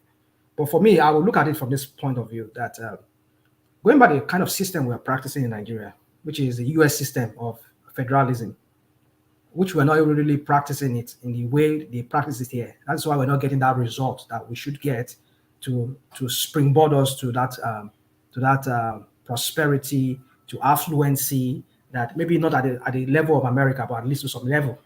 That's why we're not getting it, because we do have our own kind of federalism, or the kind of system that they operate here, which is different from what they are doing. So what is that system? Is that one of those things that we're not doing right in Nigeria is the state police. Yeah, they have forest guards here, they have coast guards here, we have all the kind of police here, even some schools. My school, when my kid was still going to high school, their school have police. So they have, colleges have police. Even we have transport police here, like the port police, we have them here, seaport here, they have police. So, and you see, they have all kinds of police. So the point is, if we are following this kind of, and it's not centralized, besides the FBI that is under the FBI, the DEA, and maybe the CIA that is under the federal, they are all fed workers. But other agencies like the police is under even to the county, even to the city, even smaller town that is not even up to like the whole of maybe the whole of how do I say, the whole of maybe some part of maybe should I say Coca in towards Coca there for there when you're going towards my 2, was it my 12 or my 2? So it's not even up to that side of that Coca, the whole of Coca, or maybe Orile Gomo, all those kind of areas. But then you see them, they have their own police with their own police chief who does not take order from the governor, who is independent on his own. Even the mayor does not even control it, depending on the kind of system they run in that locality. It could be that even the mayor is the sheriff himself, who knows? But I think mostly the sheriff is different from the mayor. So he acts alone. Even some locality, they even elect this police sheriff to head the police department. He's being elected. His name is on the ballot to elect him as to be the chief head of the police. So you see, when we not practice this kind of system, that's why we get the kind of result we're getting. It's until we say, okay, we don't want the US system, we want to design our own system that will really work for us. Let us now sit down and map out that system. But when we're copying something, we're not copying it right, then there's no point we're going to. So for me, just to answer that question you're asking, I wouldn't mind if they have some kind of police that would monitor what they are doing. But as somebody said here, I think maybe technology would be the best route to go. If we were sitting on $1 trillion kind of natural resources. I say that. Okay, so yeah. So if we're sitting on $1 trillion worth of resources like that, why can't we invest, even though it's $1 billion, into technology for it? JB said when during his what's it called, election, employ 50 million youths into the army and recruit us. He said that he did not say that. And feed them agbado. So go and bring cassava. And cassava and gay and wing as you feed them, Abi. And that's consumption. And that's demand as consumption or whatever to do with all this crap. Yeah. So the point I'm trying to make is that, yeah, I mean, but recently I heard that they were employing, they've been doing some kind of employment into the, I don't know, maybe into this police force and the army recently. They've been doing employment. So where's that money coming from? So if it would help that they can bring in people. Another thing I want to say is, you see, we need to start this background checking that we need to do and drug tests. So, we need to start putting in place some kind of things that would start deterring criminals from joining the force. I mean, if you work, let me give you an example. If you work for the Fed here, when you are applying, they will do a real stringent background check on you. In fact, every level of clearance you're having, they'll be doing background check on you. Even though you've had previous clearance for some kind of clearance. If you want to move to the next one, they will do another clearance on you. So if we have all these kind of things, it will every 6 months. Yeah, so it will deter you from abusing the system. You will know that you are being watched. So you see, we need to put in place, if it's $1 billion, let us take that, let's borrow that $1 billion and invest it properly, because we know that we are sitting on $1 trillion resources. Why not? Because we want to make sure that people do not steal it, like Obi was saying. The problem with Nigeria is allowing people to steal it from the government. That is why we're not reaping the dividend of that democracy in that country. That's why we are not getting the masses should be getting. So Obi is an anti-corruption crusader now. Hold on, one man. He said. Do you want us to open that Pandora box again? He said he's not a criminal. He's not knowingly done anything bad. But that is he a saint? That is not a saint. But that is not a criminal. Yeah, he said it. So, and I want to take him by his word. And he has shown to me to some extent that. But if Tinubu says it's not a anyway, let's leave that. All right, okay. That is campaigning after election. So election is done. So, but I'm just trying to refer to what he said. So the problem with Nigeria is the criminality. People who steal from the government. Those money they are stealing is enough to bring about our health sector, at least to put into every local government at least one health center. But then these people are stealing this money, and they will use Dangote and siphon it. Come to America, go to other countries to go and invest. Look at Dubai there. You know how many Nigerians have properties in Dubai?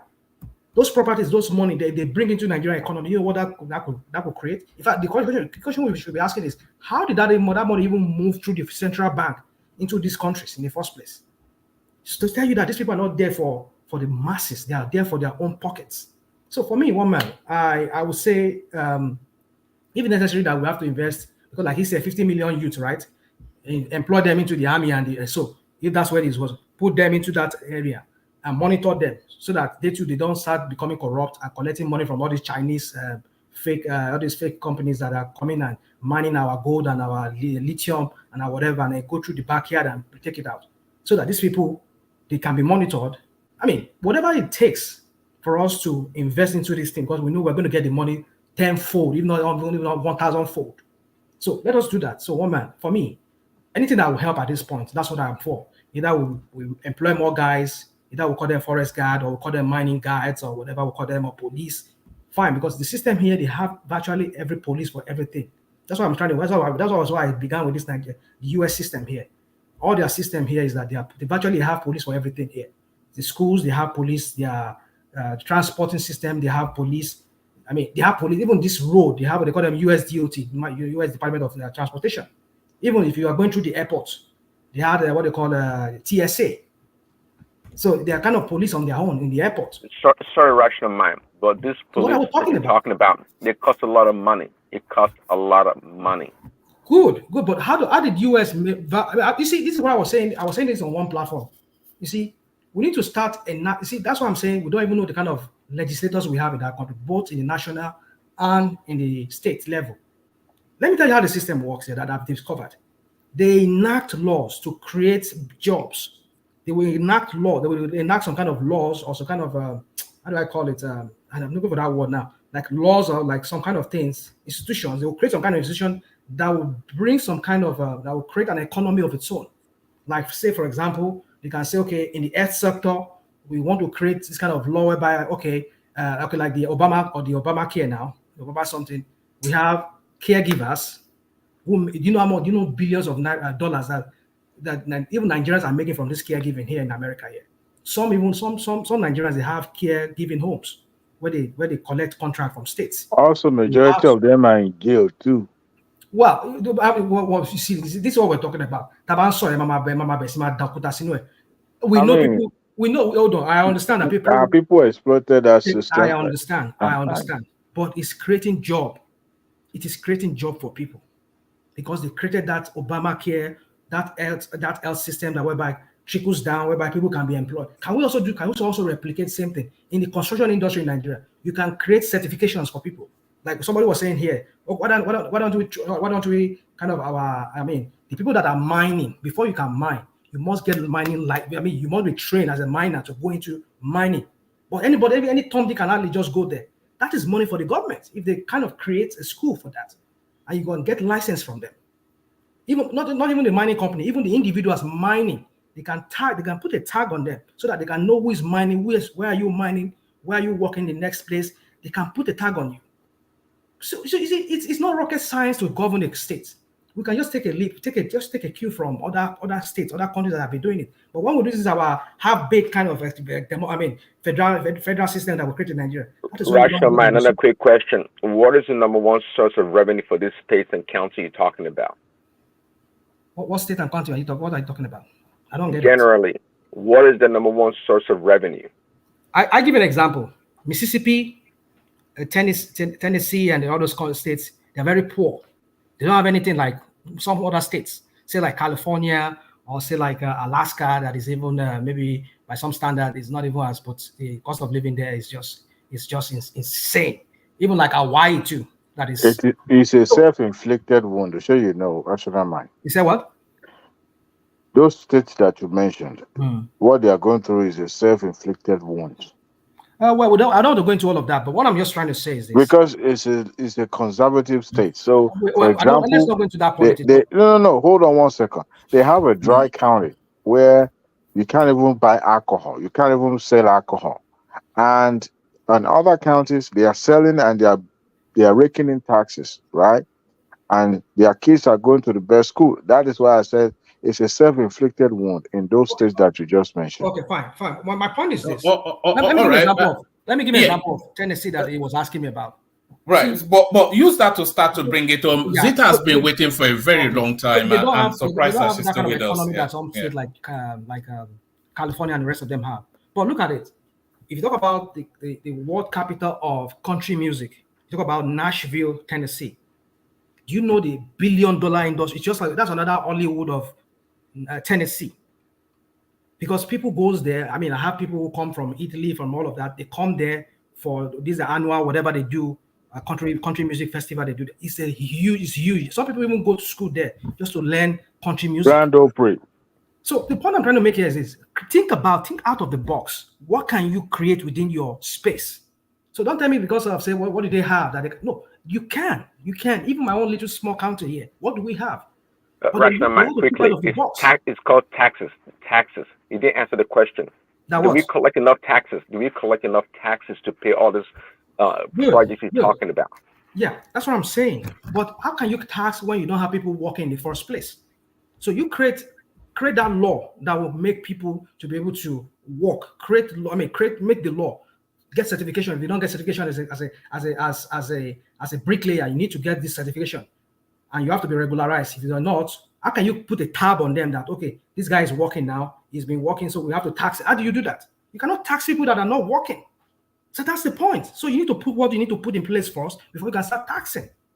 That is what our lawmakers are not getting right in that country, and by extension, the one that is there that is calling himself the strategist of Nigeria.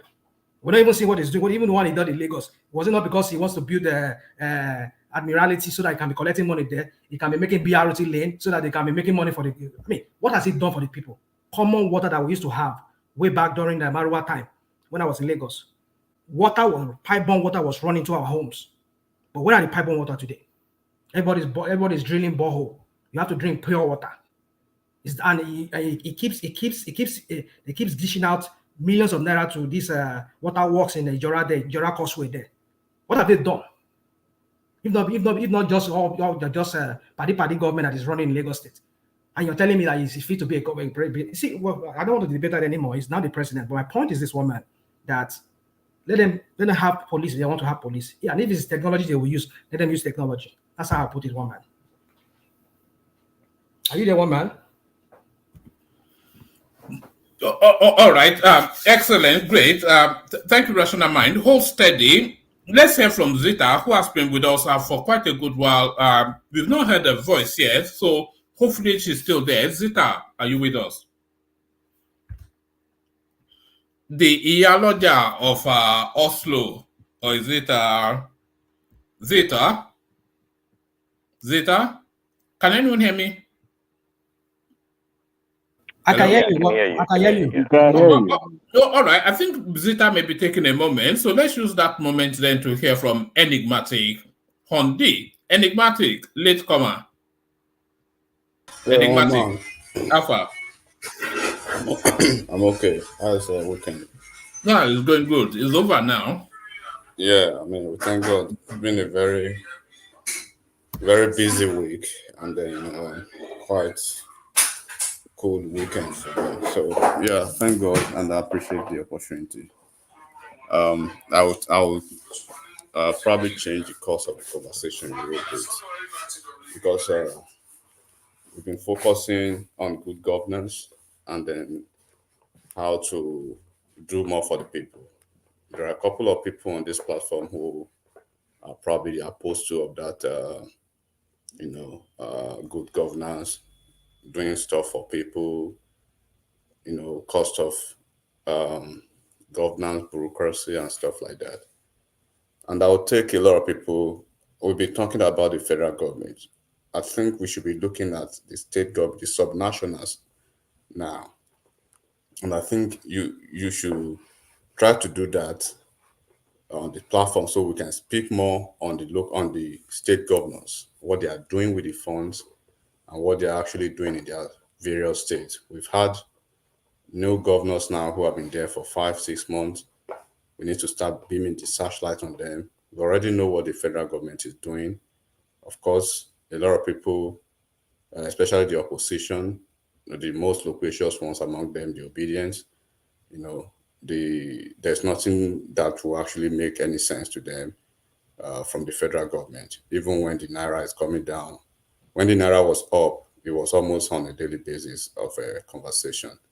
Now, I'll go to Abia State now. We have a governor in Abia State. It's been a while that I reported about Abia State. And in the course of the week, maybe 2-3 weeks ago, budgeted and the StatusSense, they started releasing some few data from each of the states back to almost 15 years ago, bringing it forward to 2023. And then if we still have a couple of obedience on this platform, I believe if they are very conversant, they should go and check what each of the states were able to do between 2003 to maybe 2014 or 2015. And they will see the capacity of each of the governors, those who were lying and those who were pretending. I don't know if we have anybody on this platform who said Anambra was left with no debt. That was a lie. It was very clear and became a topical conversation on several platforms over the week. It was actually very clear that it will be left almost $45 million in debt. That's in dollar amount, and in naira amount, maybe some billions. So a couple of stuff. And when it comes to education, Anambra was ranking 13th, the highest for the whole period. Rivers State did exceptionally well. It was usually Lagos usually taking first in almost all the categories and all the metrics of evaluation. And Lagos, surprisingly, Rivers State. So seems that Rivers State during Amechi did some exceptional job. And then Enugu State was the flagship state in the whole of the Southeast for the period. So this is why I say, what did actually Nnamani, what did he do? Or Sullivan Shimon, what did those guys, what did they do for them to receive so much backlash and hatred, while their states were actually topping the whole of Southeast for almost 10 years, back to back, and then Rivers State topping this whole of South for almost 10 years. So the numbers were there because I was checking all over. I was looking at the data, and it was very clear to a lot of people that when we say this guy is a graduate, he was just a reformed graduate that was brought to the political space by influencers. So the numbers cannot lie. Now the same thing is being repeated in Abia State. As we speak now, Abia State seems to be the most the state that is run at the highest level of at the highest cost now of governance. By the numbers we have, they've been compared to Ebonyi State, to Abia, to Ebonyi State, Enugu State, and then Benue State. So I will check that of Benue State. So far, and I think there was a man who was speaking yesterday, maybe on a rise, one man from Anambra, from Abia State. He said he's been sending petition. How is the government spending the money? So Alex Oti seems to be the most profligate governor so far among the new governors. The IGR of Abia State is 3.3 billion, as against 8.2 billion of Benue State, right? The revenue, excluding the borrowing now in Abia State, is 25.2 billion. It's 49.7 billion in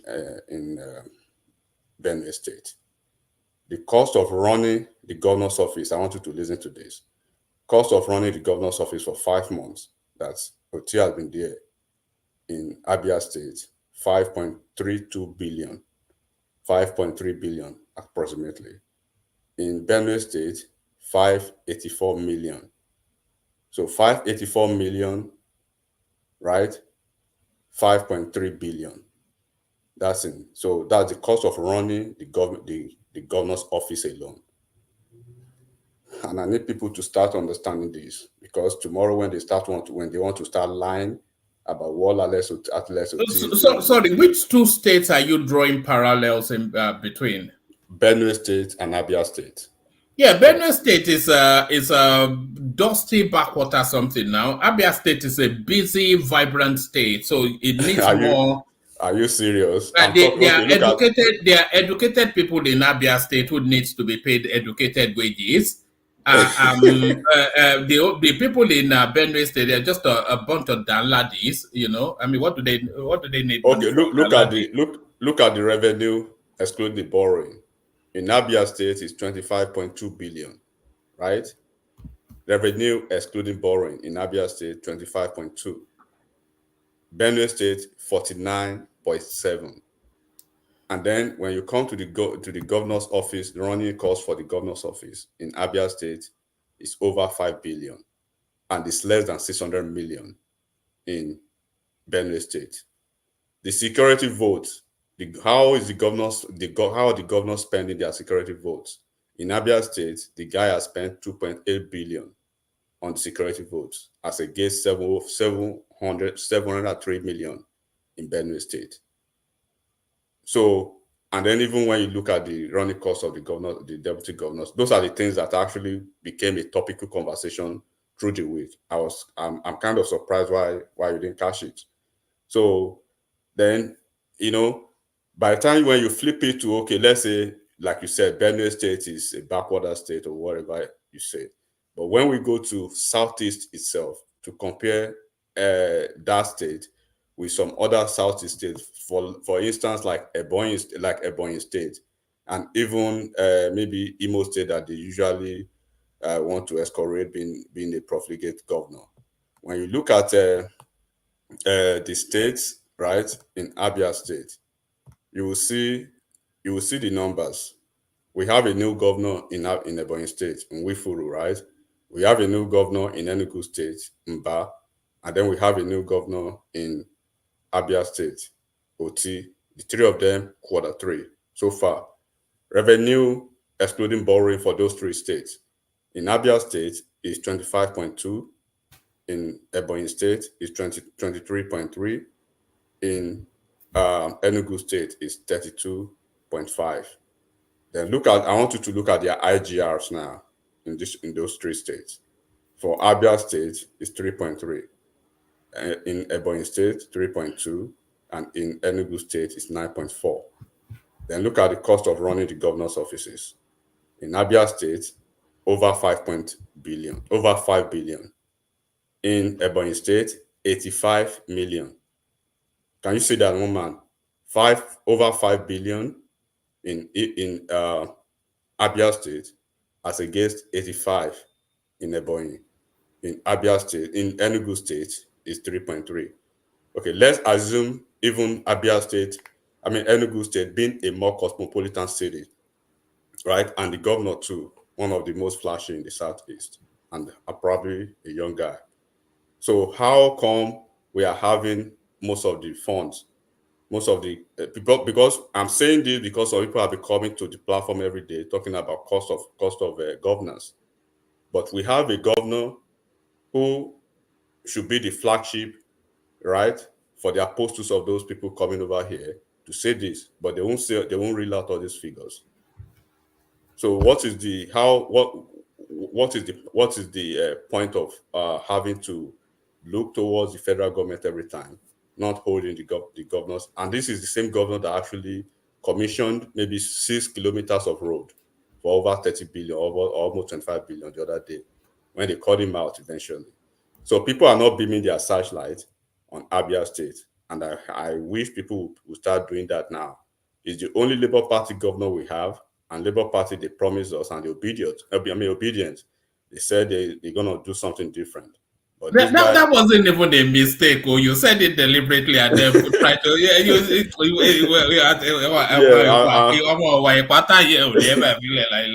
So I mean, we have, and then we have the Labour Party House of Rep members, Labour Party senators, right? As we speak, none of them we've not heard. Maybe we'll hear tomorrow, Monday, that some of them they've gone to return their vehicles, they've gone to block their accounts, their emails, the financial emails are not going to their emails again and stuff like that. You mean those prayers that Akpabio has been sending to their accounts? Those prayers. So when we say the want to badge, these guys they don't badge all of them. They don't do badge for them. They should just find a way to easily crawl back to their PDP and just continue to do their PDAPC and share the money. Because as we speak now, from all indication, I don't see anything that is special in Abia State. Abia State cannot say they are staying on the same level with Enugu State or even Ebonyi State. And these are 4 different states that I've been able to make a few comparisons now, and you can see the cost of the cost of running the governance in there. Even when you look at what he budgeted for certain ministries, for instance, look at the education. Let me use this for an instance. He has budgeted 737 million, right, for education in Abia State. 737 million for education. In Ebonyi State, 1.5 billion. In Enugu State, 5.9 billion. And this is the same governor that has spent over 5 billion to run his office, while 737 million is being budgeted for education. For health, 1.1. So almost every agency and department under his government receives less allocation and budgeting, than what he spends to run his governor's office, his own office, right? So when you look at even the total recurrent expenditure for him is over 10 billion already. Over 10 billion. And then this is the person that they want to say he's doing something great. How do you want to rationalize that? So this is what I'm saying. We should start looking at the governors. They've been receiving funds for the past 5 months. They've not shortchanged them. They've not had any issues. In fact, they've been receiving beyond, right? As against what happened in the last 8 years, the past 5 months have been Christmas holidays for these new governors because they've been having excesses and they've been having surpluses so far. So you need to look at the number of aides, SSAs that he has hired. Maybe I'll come to that when I have time next time. So like I said, I'll be beaming he's the only Labour Party governor that we have until maybe he moves to PDP or APC, which I know at a certain time. What's the situation with him? It was in court, but I thought he got a minor victory like a week or so ago. Is he out of the woods or is he still under the cosh? The Labour Party lost a senator today, Senator Nwokosha, Darlington Nwokosha. They lost him to a PDP guy. And then Rufai will be so happy, enigmatic. That guy, man. Yeah, that Nwokosha, yeah, he's with gone. fisherman hat that is always down. He will be so happy wherever he is. Yeah, Rufai now in father now. So that one is gone for good. But unfortunately, Labour Party, Abia Labour Party, in their typical and characteristic manner, they came out to say they are proceeding to Supreme Court, and they reminded that, are you guys actually under the woods, or are you coming from some from crazy place? Everything that has to do with legislative, tribunals terminates at the appellate session. What are you guys saying? That they would not take it? It's a of course, whenever they lose cases, Nigeria judiciary has done them wrong. But last week, when they reversed Oga, there's a guy who, the current minister of employment, minister of state for employment, the minister that came from Nye Joshua, right? That lady from Abia State. She won a tribunal case, right? She won a tribunal case at the trial level, but when they got to the appeal level, she lost to that guy, that Oga guy, that guy that was praising Tinubu that time. That obedience went hard on him, so he won at the appeal court. So when they win their case, did he bribe the judiciary? Enigmatic. Did he bribe the judiciary? Yeah, when that guy won last week, the judiciary did not end Nigeria. But when they lost this weekend, judiciary ended. Those people. So their hypocrisy is top notch, and that's why I'm trying to beam searchlight on this guy in Abia State. The guy is fleecing them seriously. He's stealing them blind in Abia State. But they will not speak about that.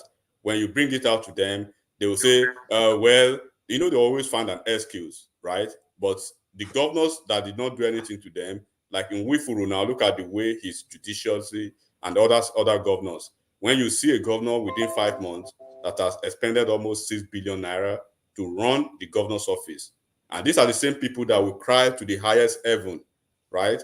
When they say they are budgeting some certain fund for the State House in Nassau Rock, as if the president and his wife is the only one that will spend the whole amount. They are not talking about the legislative visitors. They are not talking about the foreign visitors. They are not talking about every other thing that needs to go into it. And of course, I'm not saying I'm not trying to say that, but we should start focusing on the governors and what they are doing with the funds now. So you should check more on what is. They are releasing a lot of stuff now about the ex-governors from 2023 to 2015. You will see the rot. You will see the governor that actually, when you look at Zamfara, is this part of that Jim Obaze portfolio? Is this where all of this data is coming out of? All this unraveling of work? The budgeted and the static sense, right? I think there is a shift that is going on now. I think they are trying to look at some things that happened in the past. Like in Zamfara State now, they found out that the ex-governor Yari spent 7 billion in 7 days for Quranic recitation program. It means on a daily basis, you were spending $1 billion naira for just Quranic recitation. Even in Saudi Arabia. Yes, I saw that in the news cycle today. Was it 7 billion thereabout? Yes, 7 billion for a 2-day event. Was it not? Yeah. For just even if it's is it possible that Saudi Arabia will spend equivalent of 7 billion for Quranic recitation? Just like Bible recitation, you are spending that amount in a state that is probably one of the poorest in Nigeria. So a lot of things when I even look at some state, I was so shocked that for instance, Ekiti State was doing way better than some state that I was shocked. When I look at Ondo State, when Mimiko was there almost 4 years in a row, it did better than Kano State. It did better than Kano State in almost all the metrics, in the IGR, in the education funding, health, and everything. So maybe when I see this thing, of course, we don't want to go back there because of people already know that they already have in their mind that Obi. And this is why I always ask them, when they talk about this guy, my first question is, have you actually been to that state before? The state you are talking about being the best. So that thing actually opened a lot of things, and it brought out a lot of conversation. Like I said, it was a topical conversation through the week. People that did not actually see a lot of them were actually saying, okay, why is it that the influencers, the influencers were doing their job, they were paid, right, to rebrand somebody who was basically a mediocre, to be a national prominence. Everything was out, one man, everything was out. There was no hiding place for all the governors, all the state governors. Then I saw Amechi, River State. River State, River State, what other state? Like I said, Enugu State was the flagship state in Southeast for almost 10 years during that time. And that was the time that Nnamani was there and Sullivan Shime. And these guys, they never mentioned them as achievers. They never even mentioned them as achievers. So when you look at the statistics and the data, you understand that the worst governed state, right, in the whole of the Southeast is actually Anambra State. So in all spheres of the metric, and I will leave it at that. Now they are starting with Alex Otina. That's why I'm bringing these figures to you. Alex Otina, by virtue of all the governors in Southeast State now, is the worst performing governor. By virtue of almost 7 states put together, new governors now, is the worst performing governor, and is the one that is actually spending more than every other governor so far. So as I just highlighted to you, and that's my report from Abia State. So do not let nobody, let me use obedience English now. Do not let them gaslight you, and don't let them, trying to lie about this, because we will not take the rebranding of this when the time comes. They say we should cut costs, but this guy has spent almost over 5 billion already in 5 months to run his governor's office alone, excluding the deputy governor's office. He ran his deputy governor's office with 252 million. When Ebonyi State is running his deputy governor's office with 47 million naira, and in Enugu State, he's running his deputy governor's office with 7 million naira. Can you imagine that? So even the previous governor of Abia State, the one that they really hate a lot, though we know that one too is an if we didn't do anything. Ipiazu ran his government, right? The highest that he ran his governor's office was 2 billion for his 8 years. 2 billion, the highest. Now this guy is there for 5 months, right? He has already spent 5 billion. 5 billion. So, but then hold on. We can put the figures together. Anybody, hold on. So this figure you are just dishing out and whatever. Have you find out what is this all money was for? Because I just told you what I just told you now. Hold on. Because this guy, Ikpeazu that left there, he left a rot. Oh. So if this guy comes in, hold on, if he came in and he saw a lot of this rot, mind you, I know I don't subscribe to those camera kind of thing that he was doing, going everywhere, showing that he's walking and all of that. But now you're talking about he running the deputy governor's office with that amount of money. So have you seen a breakdown of what he did with that money? Okay, let me answer that quickly. If you are laying the claim on the ex-governor, running an abysmal government before he left, of course, I would like, of course, I know it's not a popular thing to you, but I would like to take the words of Tinubu. He has taken the liability and the assets, right, of his predecessor. Yes. So let me use that thing again now. Don't let me go to Ebonyi State, because Ebonyi State is handing is APC to APC. We can say that. In Enugu State, it's PDP to PDP. But let's go to the same state that was badly run by Otom. Nobody knows. Everybody knows Otom is one of the. Is on the class of Yaya Bello, Ipazu, and all of them. But let's go to Benue State real quick, and that will simply answer the question that you just asked. Let me go straight to Benue real quick. No. What you're doing is you can't do the comparison. All I'm asking you is, have you seen the breakdown? If you are talking about breakdown, what breakdown would you spend 5 billion for in 5 months? You don't know. That's the question. Hold on now. Okay. Spent 5 billion. Let's go to the breakdown. What he has spent 5 billion on. No, I'm not. What you are doing. We're not doing comparison here, because each state has. We are not doing comparison, but we are trying to create excuse. That is excuse. No, it's not excuse. You are the one trying to make things look differently from what it is. I thought probably, maybe you are the one listening like that. I'm not trying to. I'm not reasoning like that, because I'm going by what you said. One man, everybody you are here. For you. What I'm he reading came for here. you. He said this number, this number, this number. I was expecting to hear this is the breakdown of what I saw. Okay, let's go by this. You want to hear about the breakdown of what he has done with 5 billion, right? Is it fair to say we should go by the breakdown of what Tinubu will be going to spend in Aso Rock, because that will become a topical conversation? That, okay, let's see what you want to do with this amount to run Aso Rock. Of course, okay, let's see what you want to do with your vice president. But in the same state that a governor ran for 8 years, right, to the highest tune of over 2 billion, and you've been there for 5 months, and you've already spent over 5 billion. And in another state that is, I can bet, right, poorly. That's probably one of the worst. Are you factoring inflation into all of this thing you're talking about?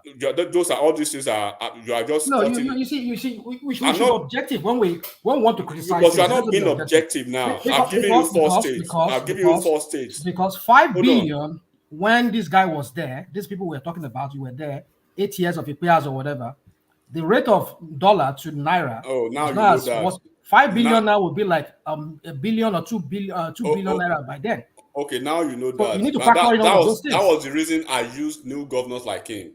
In Wifuru is a new governor. That's another thing you are doing. You cannot compare. You can make that comparison. We're talking about the same state. Okay, what do you want to spend the governor's office alone in your own office? That's what I'm saying. Let me tell you the composition. Hold on. Let me tell you the composition of governor's office. All right, go on. You have the governor's office. You have the chief protocol officer, right? I mean, what are you spending 5 billion for? And then look at what he has spent on his security budget alone. Is Abia is Abia one of those insecure? It's not a state in the north that is badly or probably having Boko Haram issues. And people have I told you that from Abia State already, right? They've been writing petition that how is this man spending almost 11% of the budget on his governor's office alone? That he had almost the highest number of SSAs so far in the whole of Southeast.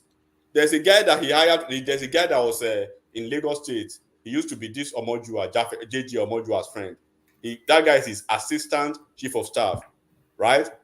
The guy was almost on Twitter every time talking about why talking about all these things.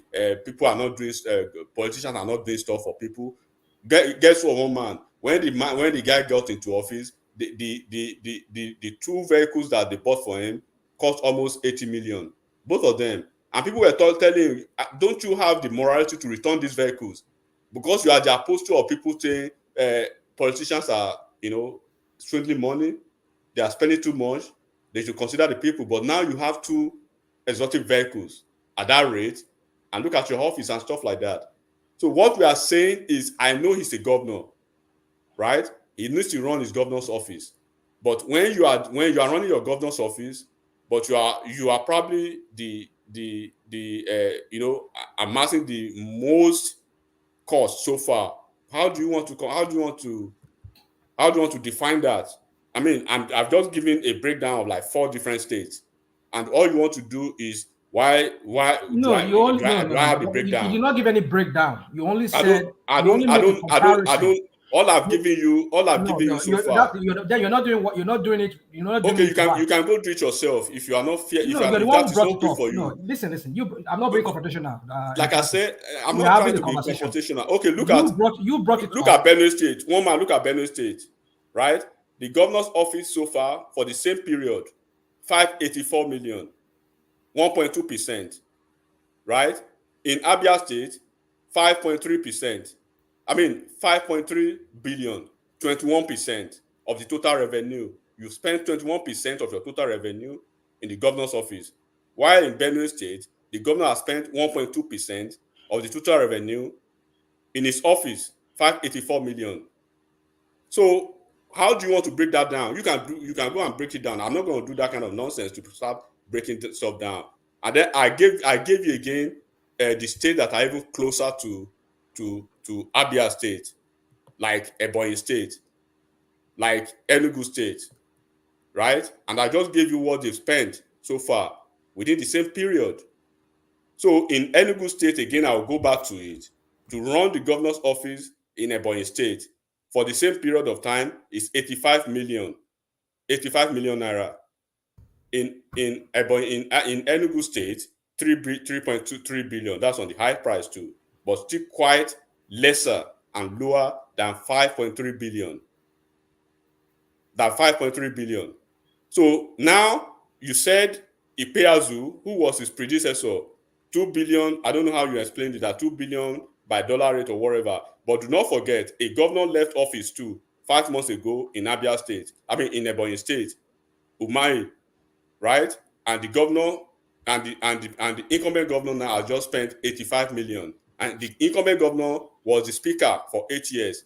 So you cannot say it does not have taste, or it's not stylish, or you cannot say Umba in Enugu State is not stylish or does not have taste.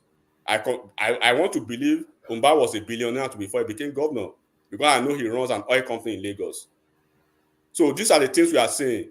As you are hearing me now, I'm just reading out. I'm reading, and then when you look at the budgetary allocations to each of the departments of the states, of the ministries, the lowest so far in education, he has allocated 737 million in quarter 3 for education. In Ebonyi State, 1.5. In Enugu State, 5.9. In health, in Enugu State, 2.3. In Abia State, 1.1. In Ebonyi State, 387. Now, environmental sanitation, 393 million. In Abia State, 20 billion. 20 million in Enugu State. Right? When you talk of personnel costs, listen to this again. Personnel costs in Enugu State, in Ebonyi State, 5.1. In Abia State, 4.3. Right? It means even the personnel costs to take care of the welfare of an agrarian, maybe civil servants, is even lower than what he has budgeted to run the cost of his governor of his office. And then in Ebonyi State, where the governor has spent 85 million for his office. The problem is a lot of these governors, they want to live like emperors. God bless. That's what I want to listen. Look at Ebonyi State. The guy has spent 85 million, right, for his office, but the personnel cost amount allocated to civil servants or the welfare, 5.1. Then the same thing in Enugu State. The governor has spent 3.2 in his office so far, but he has expended over 12 billion for the welfare of Enugu people. at least the civil servant, let's just leave it like that. But look at the state again, in Abia State. It means everything is about you, but not Abia people, because the numbers I'm calling now, they are not manufactured by me. These are the numbers that just got released last week. So when you say I should break it down, what more do you need from all this breakdown? So let me go back to and do not forget these states, right?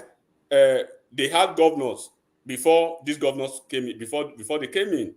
So it means the office was quite functional. It wasn't that they are building a new office. The only thing they probably change is maybe you want your own aesthetics, your own style, and stuff like that. Maybe your official vehicles in a certain way, your convoy in a certain way. So what is the breakdown that we need? That your expenditure on yourself is higher than what you even expended on Abia people. So I will leave it at that, and people can make the judgment. So we should understand this. Please is asking you, it says, enigmatic, please, what of Dancing Senator State, also the Akeredolu State? Please update us. So it is essentially accusing you of pointing too directly in one direction. But I've said it. I'm focusing on we already know what. Yeah. And to be fair, to respond a little bit to your Prince, Enigmatic is a designated Abia State correspondent. So, and that has been the case for months. Yes, thank you, one man. I want to answer the question for that. I have one man, Oshun, Oyo, and Ondo. Those are my places, family and everything. No reasonable person should be expecting anything from Ade Dancer. Ade Dancer will dance like that for the next 3 years. I think it's already 1 year now, almost a year. I don't think Ade Dancer has constructed not toilet now. At least toilet is a fancy name, right? Restroom is a fancy name. I don't think he has constructed a latrine, a public latrine so far. Ade Dancer is just there on the vacation, and I think I wish people well in Osun State. That guy is on a frolic of his own in Osun State, so it's it will be a nebulous conversation to be talking about expectation from Ade Dancer. I will just leave it at that, So if you are trying to know what Ade Dancer will do, I'm focusing on Ebonyi State because it's the only state that we have as Labour Party, and I've designated myself to be the focus of Ebonyi State of Abia State. Alex Oti, from his background, we expect him to do better than Ade Dancer 10 times. So comparing even Alex Oti and Ade Dancer is quite an inanity of a conversation that we shouldn't even have. But from the figures I've read out now, you will see that no, it's not about persecuting Alex Oti. It's about reeling out the numbers. So the office has been functioning for years. We've had almost 4 governors in the government. It's not that they are just building the number. So that's just the numbers that are just read out. Just that people should be careful how they come over here to speak that Nigeria should cut costs, but their own Labour Party is probably running the most expensive government so far. All right, brilliant, excellent. So that's enigmatic. That legal training never wasted. So that's enigmatic. Hopefully, we now have Zita. Zita, the Duchess of Oslo. Zita. Oh, one man, how now? Now wow, we don't call you Sote, don't tire. We thought maybe sleep had rescued you from us, but no escape. So how are you? I'm good. And now long night they do today. It should be about 6 a.m. where you are now. Yeah, I'm about to leave, sir. To work, Abby. Okay, so give us a few words. What are you looking at in the news? What's caught your attention, or even in the course of these conversations? Actually, I thought you people were about to set a panel, or put a panel for Obasanjo and all he did. I didn't know he escaped it from you guys. We need to set to put a panel on Obasanjo, honestly, sincerely speaking, because there's an inquiry going on about that Obasanjo space, and a lot of things are coming out. We've got some records, so let me show you some of the records we have. It is the turn on the Southwest. The Southwest has never been president before. But we've had Olusegun Obasanjo. No, Olusegun Obasanjo is an Igbo man. He came from Anambra State. His father is an Igbo man. Do you have evidence to this, sir? My friend, it is he who should come out and say, no, he's not an Igbo man. Everybody knows that it's not a hidden fact. His father became the Obi of Onitsha. Thank you.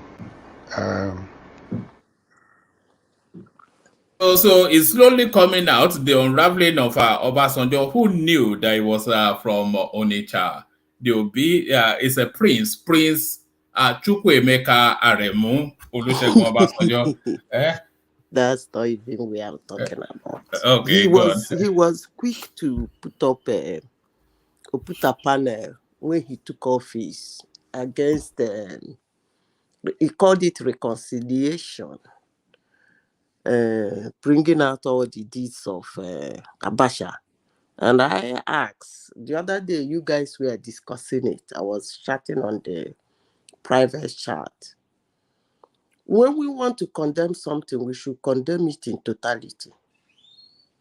Whether it's A that is doing it or it's B, it's bad, it's bad. We just say it's bad. No excuses.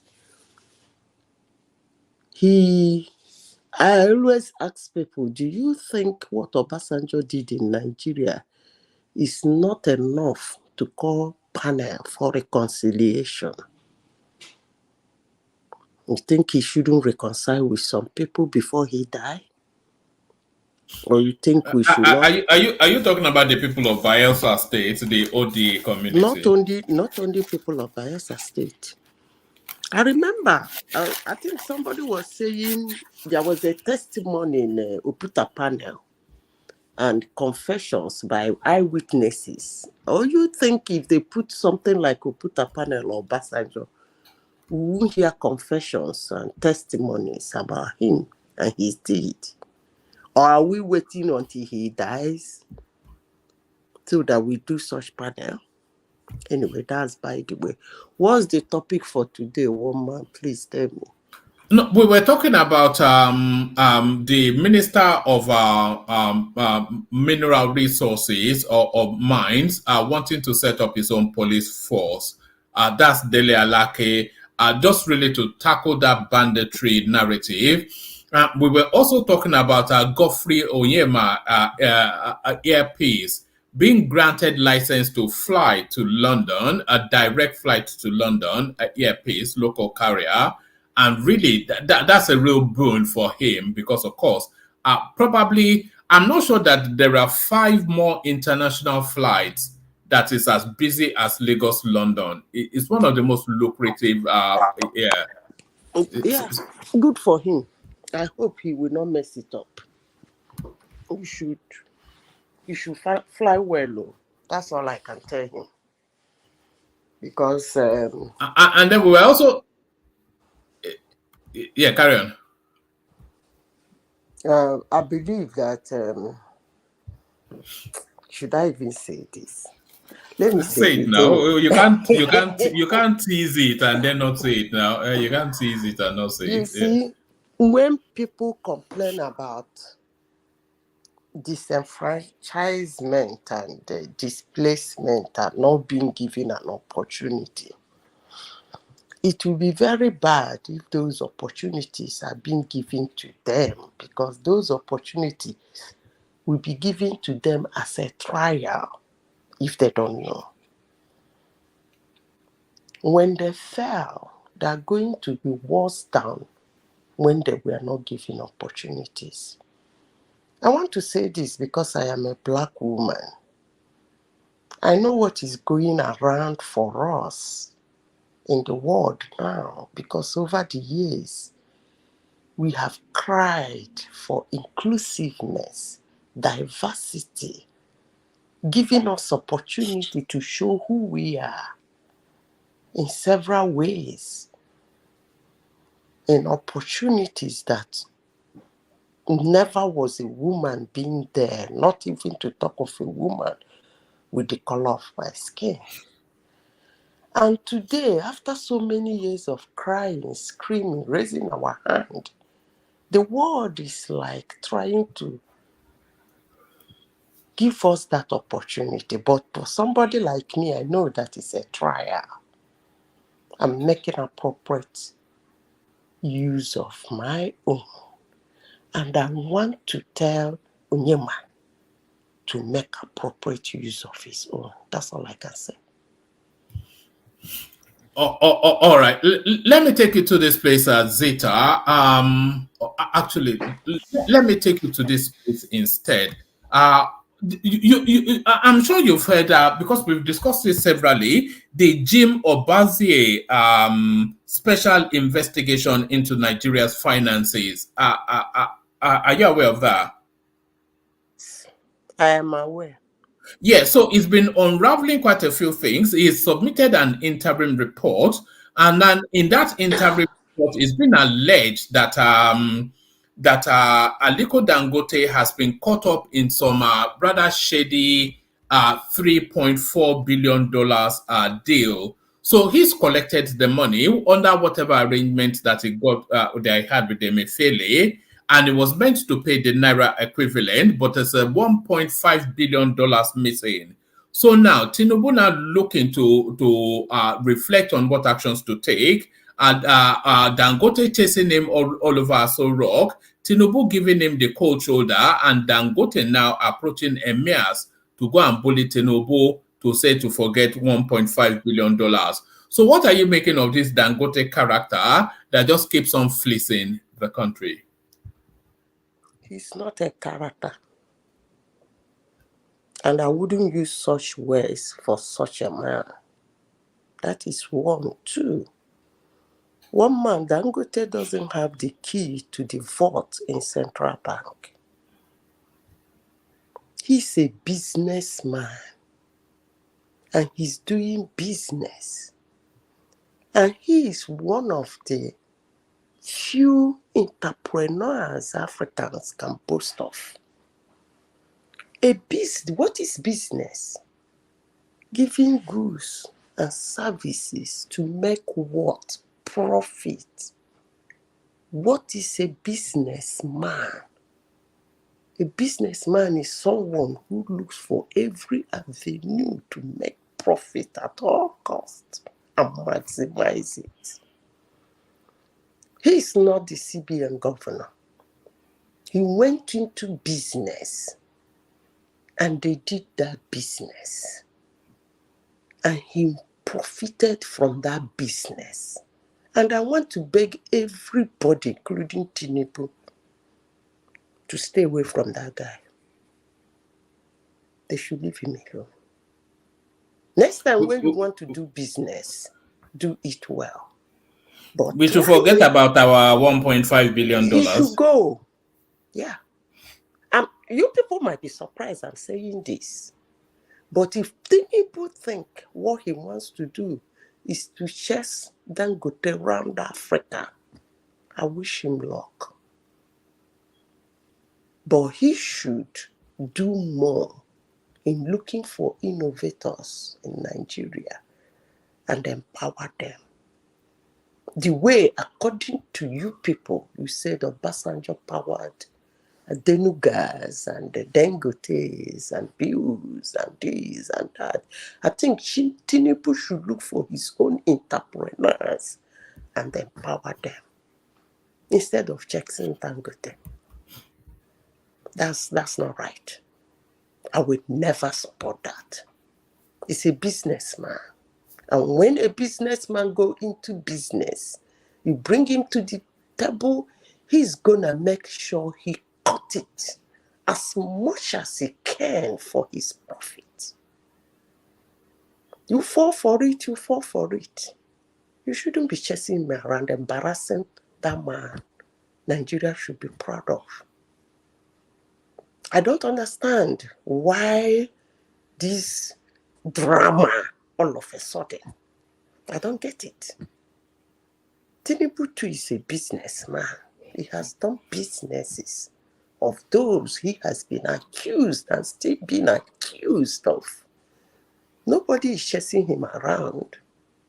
And I wouldn't support any government to wake up tomorrow and say the business Tinubu entered in Lagos, he should be chased around because of it. No. A business is a business. I give you the service, I give you the goods, I make my profit.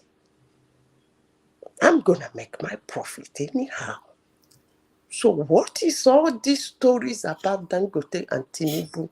It's ridiculous and it's irritating. I leave it at that. But if I have anything to say, I will advise Tinubu to stay away from Dangote. I rest my case. Next topic, one man. All right, brilliant. Let me take you to this. Let me take you to the narrative of the Naira Zeta, which now seems to be rebounding and gaining. It seems to be bouncing back just as quickly as it fell. So, what are you then making of this yo-yo exchange rates that we have? That almost in minutes it loses and gains as much as 50 naira. What are you making of the Naira narrative now exchanging for the 900 and something to the dollar mark? Woman, I don't know if you have heard about buying stock in WeWork. I don't know if you have heard about it. Buying stock in what? WeWork. Have you heard about that? I've heard about buying stock, but you have to educate me on the in WeWork bit. There's a famous company called WeWork. Oh, right. Okay, yeah. When you stock started at almost $500 per stock, it fell boom within 2 years to $1. So that's exactly what Naira is doing. You see, I want to ask you a question about what Tinubu said about the Naira. Maybe I'm not following. I want to know whether he has changed. He said he's going to float the Naira. Has he changed that? It's still floating. Naira is not floating. Right. No, it's not. You see, there are only two types of currency regime in the world. And they say float and fix. Under that fix, government of different countries manage that fix whichever way they want. They call it soft float, tight float, hard float, pegging, junking. They call it all manner of things, but it's still called fix. Why? Because there is an interference. The other one is just float. It just float, no interference. So when he says he's floating the Naira, when you're floating a currency, you are not supposed, no strong currency has any business beside it. So as long as you keep pegging Naira with the dollar, you are fixing the Naira. And that's exactly what Nigeria has been doing over the years. Supposed to work, but it's not working. They've turned it upside down, soft peg, fixed peg, hard peg, pegged, jumped peg, rolling pegged, and it's not working. I will advise Tinubu to stick to that floating. Otherwise, it's going to be WeWork. Floating. If you give me an opportunity, I will explain to our young Nigerians what it means to float a currency. If you give me the opportunity. Of course, the floor is yours. Because all of us here do go to World Economic Forum. I don't know the sessions you people go to, but the session I enjoy is the currency regime. I love going there because I love money. Always want to know the one I will keep, the one I will spend. See, floating simply means when a government come out to tell you that they're floating a currency, they just told you three things. Number one, the financial institution where that currency is being kept, which is the CBN, will not put any policy on top of that money, underneath that money, beside that money. They will allow it to spread its wings as far as its strength can take it. Number two, the ministry that moderate the policies of that currency will not put a policy on top, beneath, or beside that currency. They will allow it to spread its wings as much as it wants. Then comes the government, the administrators. They will not put policy on top, underneath, or beside. Any way to weigh the money down or to help the money go up. Then a young Nigeria will ask my sister, then what happens to the currency? Simple. The currency is in the hands of those that use it. Before a currency will get value, you should first of all get strength. When you float a currency, what you are giving the currency is the power to get its own strength. I think that's what Nigerians need now. Allow Naira to build its own strength. And he's going to get that strength from the users. And who are the users? They are Nigerians. And where is the kingdom of the Naira? Nigeria. So how will Naira get its strength? Every business transacted in Nigeria should be transacted in Naira. Nobody is going to pay anybody in Nigeria in the money, in the currency the person wants, but in the currency that Nigerians have. And that currency is the Naira. Then what happens to the Naira? The Naira will become a beautiful bride. The demand will be more than the supply. That way, it starts spreading its wings. And until the government of Nigeria is ready to do that, those payments in dollars, those payments in pounds should stop. Pounds, the kingdom of pounds is not Nigeria, it's Britain.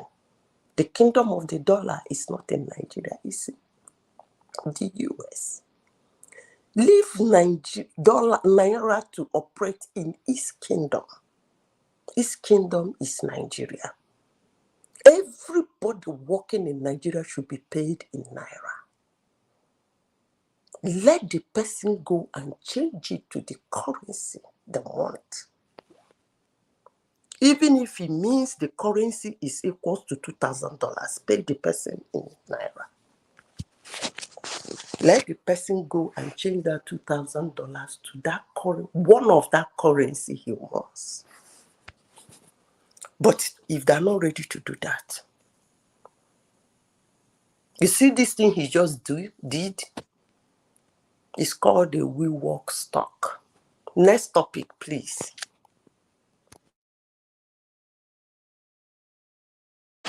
Hello? Hello? We can hear you, Madam Sita. We can hear you. Sorry, Zita, I was speaking, but I did not even know that I'd muted myself. Give us brief commentaries on this. This one here is Kenya actually brought this to the fore. Arise TV journalist Rufai Oseni built library and development center in his village. So now it is not some intrepid journalist that went on an investigation to discover this. It is Rufai Oseni having somewhat of a humble brag on Twitter. So today I am humbled. I started the Oseni Center, a library and development center in my village to impact the next generation. Next target is to do more. I also helped train over 20 teachers and started them on the 1 million teachers platform. So this is Rufai Oseni. Is this acceptable? So well done to him for whatever it is that he has done. But is it form? Is it form for somebody to do something and then take the megaphone and go to the public square to start to make noise about it? So what are you making of the boastful little man from Arise TV? One man. Did you hear the story of the lizard? I'm sure nobody told you the story of the lizard growing up as a child. Well, you're about to tell me now. You see, lizards, sometimes, if you are somebody who likes sitting under a tree, most times in Africa, big trees, sometimes you will see a lizard, quite unnatural. It will fall from that tree.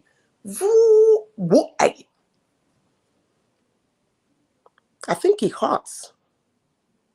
And then the lizard will look left, look right, and like, according to people who told me the story, say, if you don't praise me, I will praise myself. Well, that is his own way.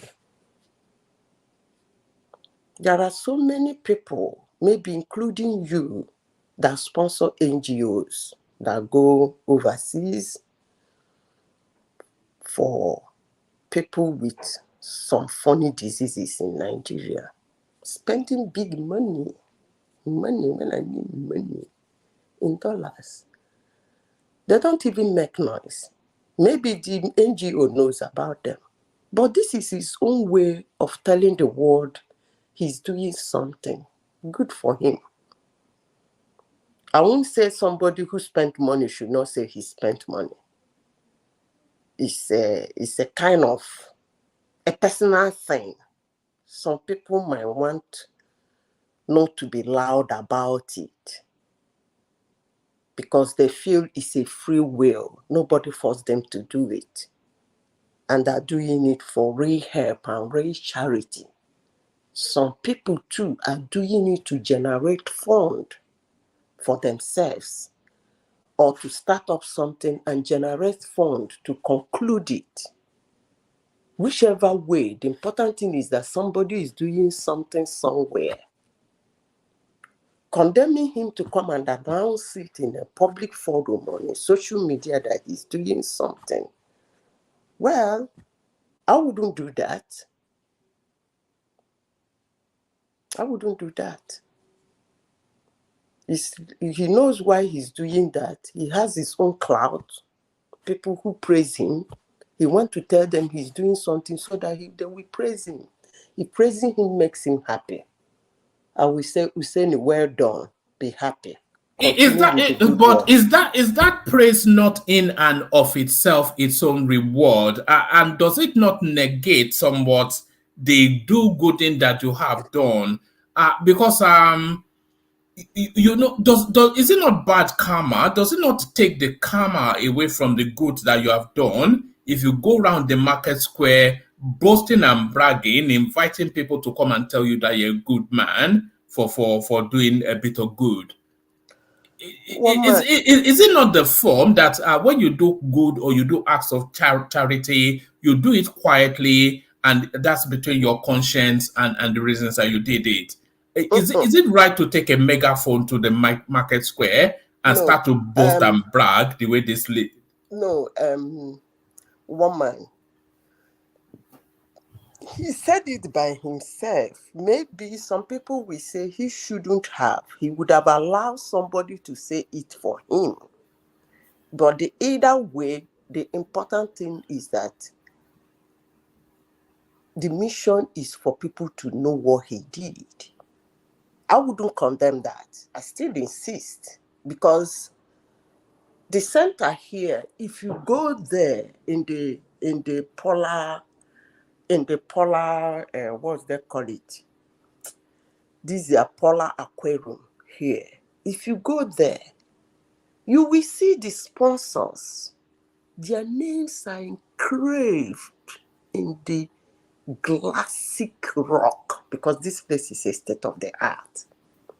And if you look at the names, you will still see a column where instead of writing somebody's name, they will write anonymous. That's somebody who doesn't want his name to be mentioned, but he's spending millions of dollars in that aquarium.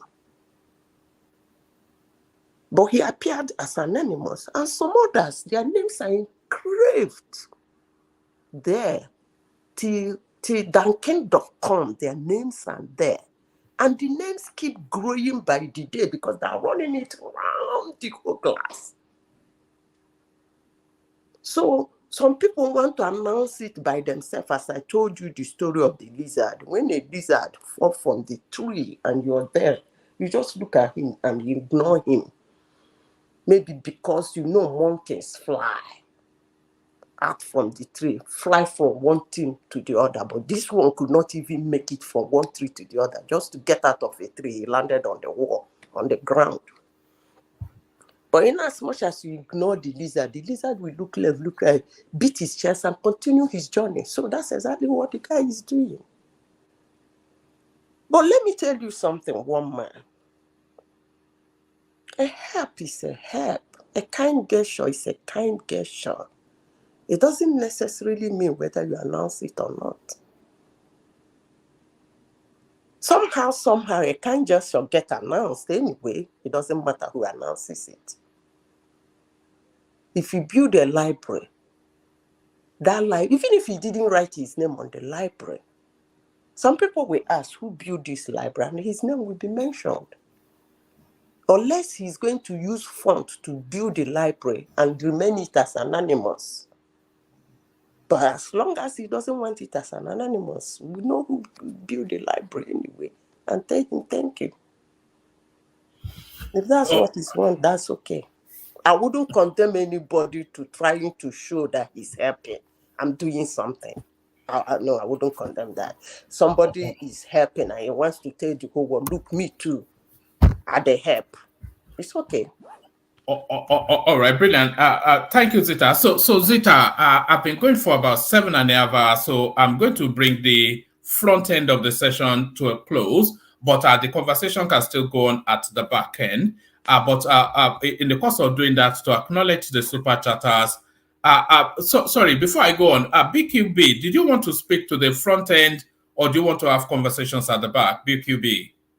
Because you've been in and out all day. BQB. Okay, I think he wants to be at the back. I want to speak. Sorry, please. All right. Go for it. You have about a 3-5 minute window, because I was just about to shut it down. But let's hear from you. Yeah. And there he is. It's gone again. So that's Iko Giame, of course, who kicked off the super chatting, and of course, the official sponsor and the sugar daddy of the platform. That's Ayo right there, keeping everything righteous. So thank you, Ayo. So you know Ayo, he doesn't do it once, he does it twice. So that's Ayo. Yeah, hold on. Let me just do this. That's Ayo doing it again. So that's Ayo double dipping in there. Kulata in that space passing by from bullying the obedience wherever it was, bullying them earlier on. And that is Peace asking a question in a rather lengthy super chat right there. So keep the super chats coming still. You have the window of hearing the delivery from BQB. I'm surprised to see you, BQB. You know your obedience will flog you for coming here, but let's hear from you. Obedient has been very wonderful They are customer dada. Alpha, are Yeah. you passing the baton? Simba was here 2 minutes, half an hour ago, and now you are here now. Yes. I was also. I'm always on the comment section. It's just not on the background, just watching. Sometimes I join, sometimes I don't join. So especially sometimes I have some panelists made some comment that you just need to touch on. So one or two things. Then first, this my man from Alaba. About 2 weeks ago, yes, he was having some sentimental discussion about selective locking of shop that Lagos State government did, and which I just said I should mention. He mentioned that day that Alabarago was not locked. So I can tell him categorically that Alabarago too was among some of those shops that was locked. So there was no selective action at all. The market that were locked cut across ethnicity and tribe. And the major reason why those actions were taken was simple. Environmental infractions. Correct the infractions and it will be open. Don't let us always come. Any market dominated by the Southeastern, they always come as if any government decision around there is political. They hate us. They don't like us. That narrative is sickening. And it usually irritates me and strikes me, especially when it comes to Lagos. Because when you talk about cosmopolitan nature and ability to adapt and accept almost everybody, Lagos has that. So for somebody to now come and now be pushing that false narrative, it's not it. And I even posted that people, the obedient space and people that are sympathetic, Baba Jali Koko, to this Ekene's false narrative should follow the Ministry of Environment. They are on social media. They are on Facebook, Instagram. Follow the Lagos State Environmental Protection Agency. They are on those social media platforms too. They publicize what they do. They show video. The commissioner make video of the tour and the market, so you know what is going on. Even the houses that were demolished in Lekki, that they were thinking that it's only Igbo houses, you can see some of the videos there. Yorubas to have houses there that were demolished. In fact, the man was sticking to the man Yoruba. So all this thing I'm just saying to balance his argument, rather than because he is in Alaba coming on the platform means that it's giving true pictures of things. Most times it's sentimental and his position is usually biased. So that's just that. Then this obedient man that's always come out most times to display some high level of knowledge as if they know it all. I'm just fascinated by the depth of knowledge that the man has. But most obedient usually want to show that. Do you mean Maurice? No. I'm not sure it's Maurice. He spoke earlier. He's always calling Agbado. That anybody that disagrees with him is Agbado.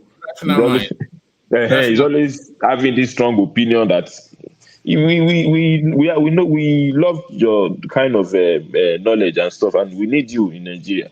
So instead of having this wealth of knowledge, maybe Asiwaju can give him something to. Rational mind.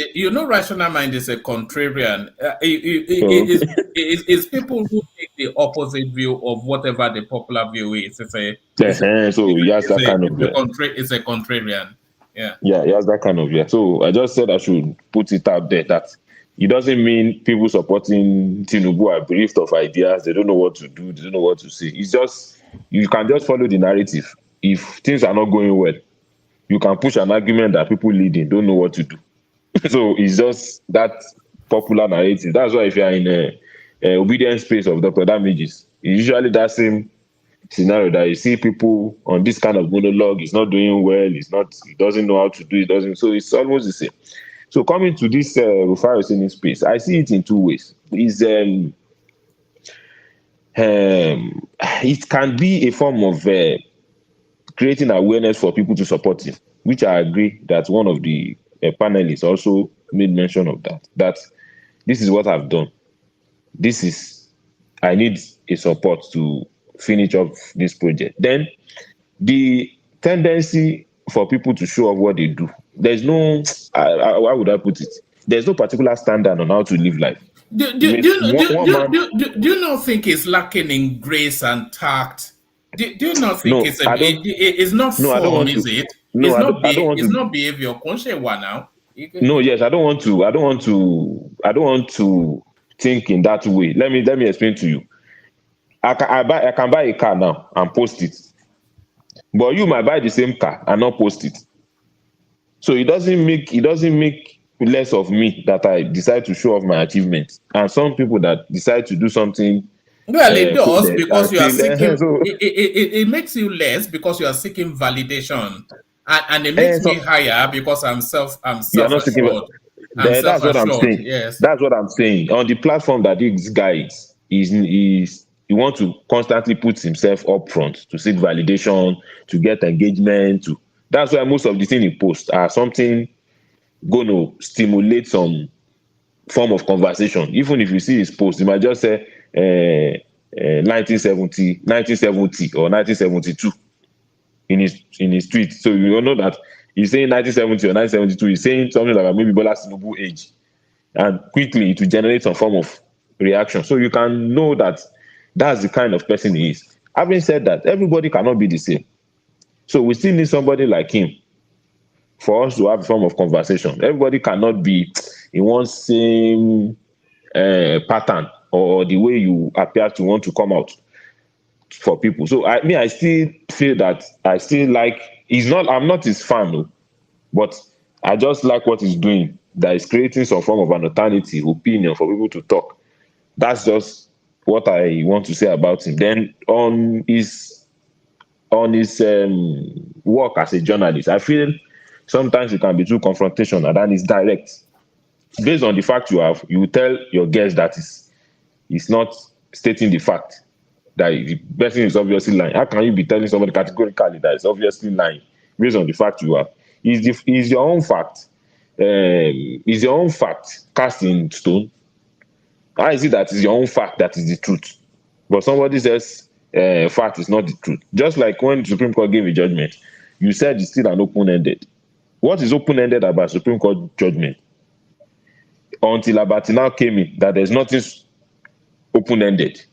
That Supreme Court has delivered the judgment. It has ended the case. So what is open-ended again in Supreme Court gave a judgment? So what is there to still be discussing? But his approach and form of delivery still gives the obedience some form of, how would I put it? Some form of joy in a way. They still, just like when the case was discussed on Dr. Damage's show, I think on Saturday, the obedience still like what he does. They still feel him. They still feel like I hope you go there to promote us as much as you are promoting them here. But no, of course they know. You don't know. I'm silently popular. If you don't know, they feel that they know that I'm more on one man show. In fact, some people say that Big be on one man show. You know, you go there and you are quiet. You say 2 words and then you run away. Yes. You know, there's a you know what it is. I know. When you are smaller, even at your age, if you take the heart of a chicken, but you don't cook it and you swallow it raw, then you'll be brave. What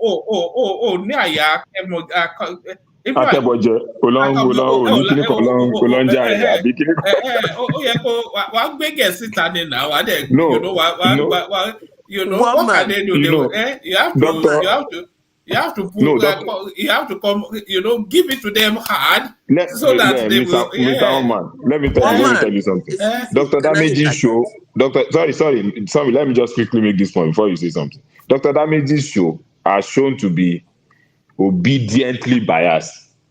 So if you canvass any opinion with the support of Dr. Damage's, they are going to shut you down. They might even resort to abuse.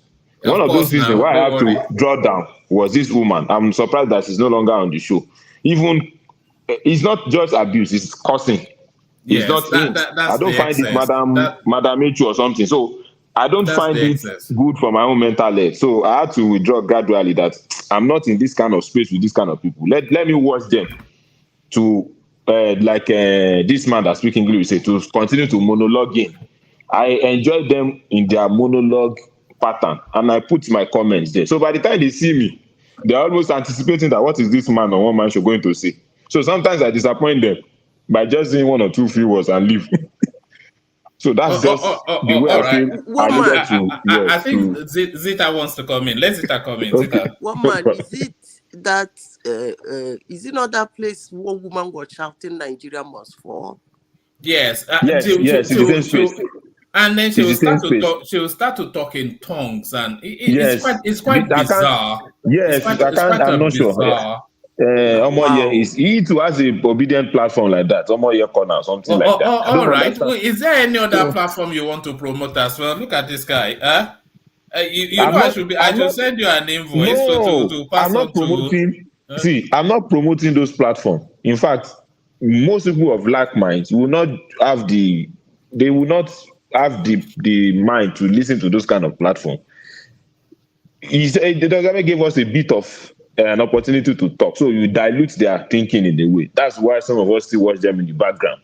But other ones coming on the platform, giving her almost 10 minutes to be saying sort of nonsense. But the promoter of the show too is like the lady is coming out. She's saying what the promoter of the show too have in mind, but it's not just wanting to say to make himself to be like neutral. So that's why you can give her 10 minutes to just be ranting. And so it's not for some of us. We can't be in that same space to continue to argue with them. Just All like right. Ekene that will say something else. That what you find out on the ground is something else. So that's just the. So if I see anytime it's coming now. Ekene is a treasure on this platform. Oh, he gives it balance. You know, we love Ekene. We love Ekene. And that's what I'm not disputing love. I'm not competing for love. I don't need to do that. But what Everybody I'm wants saying to is be loved now. You don't want a hug from Babati. Babati will give you a hug. If he came to issue of Lagos and is spilling some form of their ethnic propaganda, that's when me I will come, because this is my state. You cannot just be coming on international platform, be spilling one propaganda. Another man is in Lagos saying that people are eating Orieja. I said, what is this? I mean, I love Orieja. That will be eating Orieja since. He's trying to show that people are suffering. That's why they are eating Orieja. I said, what is this? You know something funny? He's just saying nonsense. One righteous man or something. You know something funny, BQB? People don't understand that the Orieja is the best part of the fish. Yes, now the man was not saying Orieja. That's my mother's favorite. Yes, I was just laughing. I said Orieja. I eat Orieja like point and kill. That's my best Orieja. I must finish that Orieja.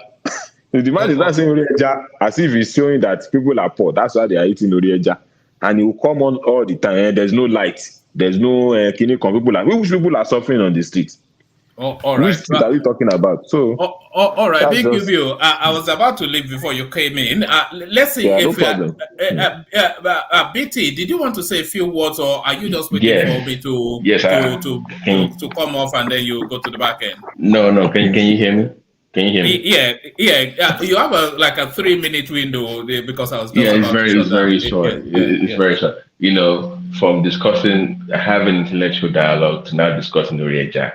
I don't. Let me just leave that for now. Anyway, you know, people like you now, you only eat foie gras, but people like us now, we eat Orieja. So I have to hang out with you commoners once in a while. It's unfortunate. You see how the other half leaves. Yes. Yeah. But to the Oseni Rufai issue, I think I'm disappointed in the position of the platform. I don't agree with his politics. But as a fellow Ogun State indigene, I am proud of this achievement. I mean, it's done well for his own people, and him putting it out there is actually a good thing. I would disagree with you, woman. It's actually a good thing because he has a fan base. So the funding the ability to do more. I'm sure he wants to do more of this kind of project in his own town. I read that he's doing it for 20. He's going to also train about 20 teachers, right? So this is something ongoing that he wants to keep doing. So by highlighting and putting it out there, he allows him to source for funding and for his fan base to fund its project. So I think it's more of a positive than negative. So let's not have our feelings, personal grudge against him, cloud our sense of judgment. I mean, clearly this is a good thing, and him putting it out there, there's nothing wrong there. But I actually came up to talk about the updates to the Dawn agenda for we in the Southwest. We just they just have the new updates. The railway project is to connect 44 cities and towns in Yoruba land, and I saw one of the roadmaps today, and I was really impressed. It's a step in the right direction. So we are, looking at transportation of goods and services in the Southwest, and we also, almost done with the plans for electricity power generation. That is also tied into manufacturing in the Southwest. So the Southwest is really progressing. I love the direction, and I think people from that region but a lot of these things are just in model forms. Are we seeing are we seeing activities on the ground too? I'm telling you, that's what yes, there are actual moves now. There are actually moves now. Like the real thing, you'll see signs very soon. But the focus more largely is the power generation and manufacturing. And me being from Ogun State, you know what that means to me as somebody from a manufacturing state. So those two, and I love the steps that we are making. And now we have gone beyond, the paper and just talking. And I'm starting to see the interest in investors. You know how I was here? I've been here on your platform speaking about how you said that has been for the past year, and we're not attracted any investment. But this year, I've been pleased with the investment in that sector coming to Ogun State very soon. So, we are from Ogun State, Rufana and all the well-winning Nigerians. Ogun State is the best state in Nigeria. We are always the pace setter. And like us or hate us, we lead and other people follow. And I will leave it at that for that tonight. All right, brilliant. So that's the excellent Babate, of course. I mean, you know him by voice if you don't know him. People, what do you, let's have the final word to Dewale. And Dewale, what do you speculate that Babate looks like? I try to imagine like some rather rotund couch potato feeding on junk food and then and sounding highfalutin on the platform. Dewale, is Babati a secret fat boy? Is that what you suspect? All right, Dewale was in there. So let me give you an idea. I am 6'4" to 62. That's about it.